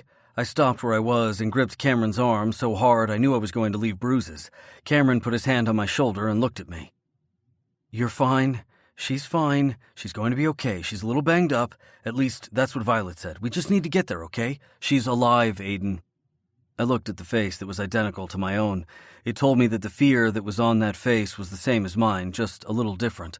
I couldn't breathe, couldn't focus, but then hands were on my back and Brendan was pushing me towards the door, Dylan opening it, keys in his hand as he jostled from foot to foot. Come on, we've got to go. I got the bar, you take care of our girl, Beckham called, and I looked over my shoulder. Beckham slid off his jacket. He wasn't even supposed to be here this early. None of us really were, but somehow we were all there, and we were going to get through this together. But dear God, Sienna had to be okay. She had to be fucking okay. I sat in the front seat as Dylan drove us and Brendan and Cameron got into Brendan's car. Apparently they thought it would be best to have more than one car in case someone needed to leave. I didn't know how they were all thinking so clearly when all I wanted to do was throw up or punch something, but there was nothing I could do. Everything was out of my hands. It was Allison all over again. We were losing the baby, I was losing her, everything was just going wrong and I couldn't fix it. I put my head in my hands and tried to control my breathing. Dylan let go of his death grip on the steering wheel and reached out to pat my shoulder. She's strong. She'll be okay. I looked at him then, my breaths coming in ragged pants. She shouldn't have to be strong. I wasn't there. Again. You can't be there for her all the time, Aiden. She was at work. It's daylight. And she was attacked again. This is fucking Denver. This doesn't happen here. It happens everywhere, but she's fine, and we're going to figure out what happened. But you need to calm down. They're not going to let you stay in the waiting room if you break through the drywall or something with your fists. You need to act calm and rational and try to figure this out, okay? There was fear in Dylan's voice, and while he usually sounded older than he was, I could hear the child there. Hear the fact that he was scared too. And I remembered that Dylan had dealt with our mother longer than I had, and now our mom was dead and I didn't know if Dylan had been there when it happened. I didn't know anything about that connection because I chose to ignore it, but I wouldn't from now on. I would ask if Dylan wanted to talk about it. But right now, I just nodded at my little brother. I was thankful that he was here, even though he was just as scared as I was, because I could hear it. I could see it on his face. Somehow, Dylan got us to the emergency room while obeying all the traffic laws and without getting us into a car accident. Cameron and Brendan parked a few spaces away from us, and we all jogged towards the emergency room. Harmony and Meadow and Violet were standing in the waiting room, all huddled together as we walked in. The women looked up, and then tears slid down Violet's face as she ran to Cameron's side. My brother held her close, murmuring in her ear as Harmony went up to Brendan and wrapped her arms around his chest. They all held each other, and Dylan and I just looked at Meadow, who gave us a soft smile. We're waiting for news. I was with Violet when I heard, so I came. She swallowed hard, and I reached out and gripped her shoulder. Thanks. Yeah, I'm going to go actually head to the bar now and help Beckham out because I think he'll be short-staffed, and I know this needs to be a family thing, but you guys just keep me in the loop, okay? I frowned as she walked away and then looked at Dylan. What was that about? Dylan asked. I shook my head. I had seen the fear in her eyes, and I figured there was a reason she didn't want to be here, didn't want to be in this hospital after what had happened. And that was fine. She could have her secrets, but I wasn't really thinking about that right then. I was just thinking about Sienna and the fact that we didn't have any news. What can you tell us? I asked Violet, keeping my voice calm, collected. Because even though I wanted to hit something and I wanted to rage, I thought about Sienna at that hockey game and her pale face when I got angry. And it calmed me down. Because I didn't want to be that angry man. I didn't want to be the person that put fear on Sienna's face. I didn't want to be the one that made her remember what had happened in that alley. And I sure as hell didn't want to be the person that reminded her of what had just happened today. Fuck. This was too much. Apparently one of the people that she works with, one of her clients, there was something wrong with him or something. I don't really know, but he came at her in the parking lot and just kept hitting her. They knew she tried to fight back because they could see it on her hand or something. I don't really know, but he knocked her out and now they're doing a concussion protocol. She has a few stitches from where she hit the pavement or something. I don't know anything. She started shaking and Cameron held her close before sitting down in one of the chairs and pulling her onto his lap. He kissed her forehead and just whispered to her as I looked at Harmony and Brendan, who were holding each other, the two of them pale but steady. I looked at Dylan, who was wiping tears from his face before he went and sat down next to Cameron, taking Violet's hand in his. We were a family. It had taken way too long to get here, to get to the point where we could rely on each other like this, like we should have done the whole time. But we were here, and my stomach hurt. I just wanted to see Sienna. Are you the family of Miss Knight? One of the nurses asked, and we all stood up, shaking. We're her family, Violet said. All of us are. Our parents and my brother and his family are on their way, but we're all family here.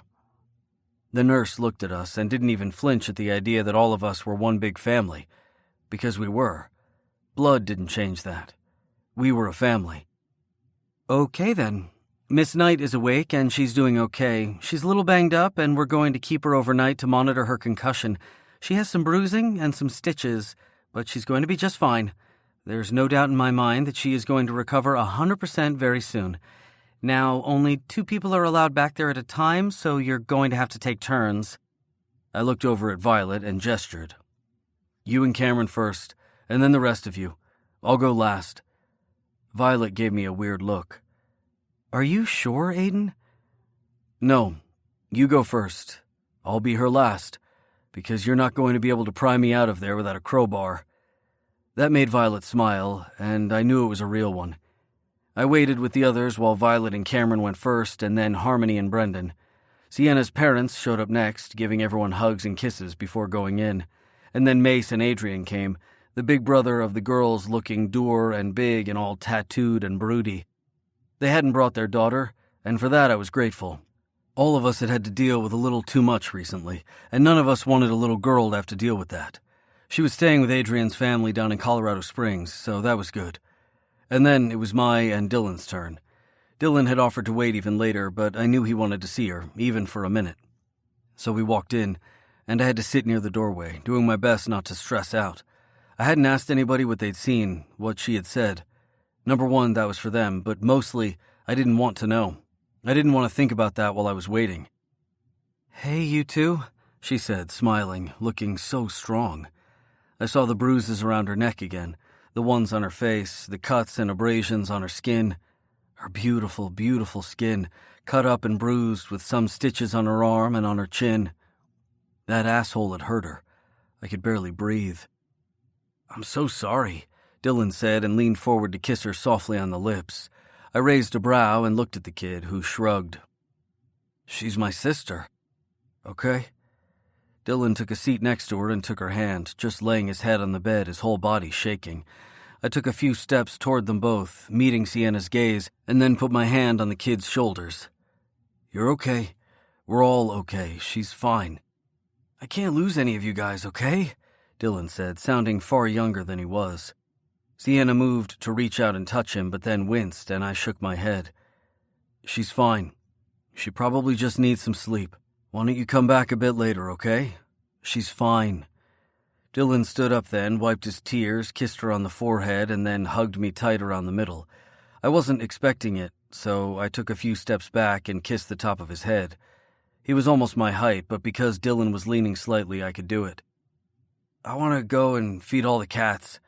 Well, I need your house key, but I'll get it from Violet, okay? I'll take care of everything. He waved and then jogged off, and I wondered how that had just happened.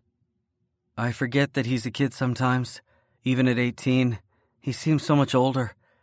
I looked at Sienna then and sank down into the chair Dylan had just vacated. I forget too, and I missed out on so many of those years. All of them, really. You're not missing them now? I tasted salt on my tongue and realized I was crying, so I leaned forward and took her lips. Softly, so I wouldn't brush any of her bruises. The fact that it was hard to do broke me. Sienna, it's fine. I'm fine. I'm just really tired of being in this hospital. I never want to see you bruised again. I have cats. I run into walls. I'm going to get bruised. But not like this. I don't want this to ever happen to you again. I don't think I can stomach it. I don't want to stomach it either. I want to be okay. They arrested him. I don't want to talk about him. I growled out the words, but she didn't flinch. I told myself I had to calm down, because she was already pale enough and I didn't need to see the fear of her face like I had at the hockey game. He had a traumatic brain injury, Aiden. So he had a lot of issues, always had, and he's sort of fixated on me, I guess. I don't really know, and I figure we'll hear more about it later. But after my attack in the alley, I think it sort of triggered something in him, like he thought I was his and he hadn't been able to protect me. I laughed, but there was nothing funny about what she'd said. I thought the same thing, that it was my fault that you had been hurt, that I should have been there to protect you. Yes, so it's a normal, common thing. But if you already have a brain injury, sometimes it can mess things up for you, and it messed him up. I don't think I can blame him, she said, her voice hard. I want to blame him. I want to get angry that I'm in this hospital bed again and that my whole body hurts and that I'm afraid, but I can't. Because you can't really blame someone who can't help or think for themselves. You don't have to blame, but I might blame a little bit. I'm pretty sure your brother or my brothers are going to want to blame a lot, too. Fair enough. I just don't think I have it in me right now. You don't have to do anything. You just have to heal. I'll take care of you. And I might just let you. I was so scared. I was so scared that I would never be able to talk to you again, never see you. I didn't realize how important you were to me until I realized that no matter what happened, I wanted you in my life. I'm fine, Aiden. Tears filled her eyes, and I shook my head, leaning forward so we were nose to nose. I almost lost you, I growled out, trying to stay calm. I love you, damn it. I don't want anything to happen to you. Her eyes widened some, and then she smiled. I love you too, Aiden. I don't want anything to happen either. So let's just try to live in the moment like we said we'd do, okay? Because I love you so much. I wiped her tears from her face and kissed her softly, trying not to touch her stitches. I didn't realize I loved you until I thought I'd lost you. Not really. And shame on me, because I should have realized what those feelings I was having were. I'm kind of new to them too. I didn't realize until I almost lost you before either. At your work? She nodded. You wouldn't have lost me then. I'm an asshole, but I wasn't that dumb. Well, sometimes we're dumb together. Now, can you just sit here a bit longer and talk to me about food or something silly? There's nothing silly about food, I said, and she laughed before wincing. Okay, maybe not something funny. Maybe just something calm. I just want to hear your voice, and I just want to be with you. Then can we yell and fight with each other later? Of course, she said softly. I hear the makeup sex is the best part. That's the Sienna I love and adore. Can you say it again? That I love you? She nodded. I love you, Sienna Knight. I didn't really understand what that word meant when I was a kid. I didn't understand that you could have a family who loved you, that you could have people in your life that you cared for that were part of your soul. And while I loved someone else, someone close to us, it wasn't the same. I hope you realize that. I hope you know that you're my everything. My it. I'm going to do everything in my power to make sure that I'm worthy of that, okay? She was crying again, and I wiped her tears one more time. I loved her too, Aiden. She'll always be here between us, but that's okay, because she should be. We should never forget. I'm so glad I get to love you. I'm so glad that I get to call you mine, even if it hurts a little. My heart thudded just a bit, and then I nodded, wiping away my own tear. I think we can do that. I think that's the perfect way to honor her. Although if you tell anyone that I'm crying like this, I will have to take away your favorite foods. Deal. We'll both be stern and strong and not cry. She hiccuped a sob, and I kissed her again. I love you, Sienna, I whispered. I love you, Aiden Connolly, even if I hated you first. And then I laughed and held her hand, wanting to hold the woman I loved, but knowing that she needed to heal first. Because it had taken us too long to get here, even if it felt like a blink. And though I wanted to punch something, wanted to scream at the world for what had happened, I wasn't going to. Because she was my touchstone, my calm in the storm, and I would never take that for granted. Never again. Sienna Knight was mine, and I would do everything in my power until the end of my days to let the rest of the world know that, so they understood. Epilogue. I love you. Always. Sienna. Today. Sienna. I really want a beer, I said, leaning against Aiden's chest. You had your last painkiller this morning, meaning tomorrow you can have a beer. Today, you're just going to cuddle with me and use me as your liquor. That was a horrible line, Brendan put in. Like a horrible line. I can't help it. I'm cheesy now. It's a thing. I laughed against Aiden, but I didn't wince this time, so I counted that as a win. It had been a week since the attack, and things were getting back to normal. Whatever normal was. The attack in the alley, when I had been mugged, was a one-and-done thing. Something I would probably never get answers to. Much like a lot of things in my life, it seemed, but we hadn't been able to find the attackers, and I didn't think we ever would. I was finally going to take another set of self-defense courses, but that didn't start for another 2 weeks. I still had to heal. Putting it off because I had been busy was stupid, and it had almost cost me my life. I never wanted to be that person again. Jefferson was facing charges of assault, but not attempted murder. He didn't even have to face stalking charges because those wouldn't do anything to him anyway, and while I didn't blame him fully for what had happened, I knew he needed help, and physical therapy wasn't enough for him.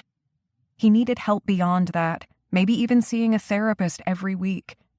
He needed help that I couldn't give him. And honestly, the thought of being near him again scared me. So, he was no longer my client.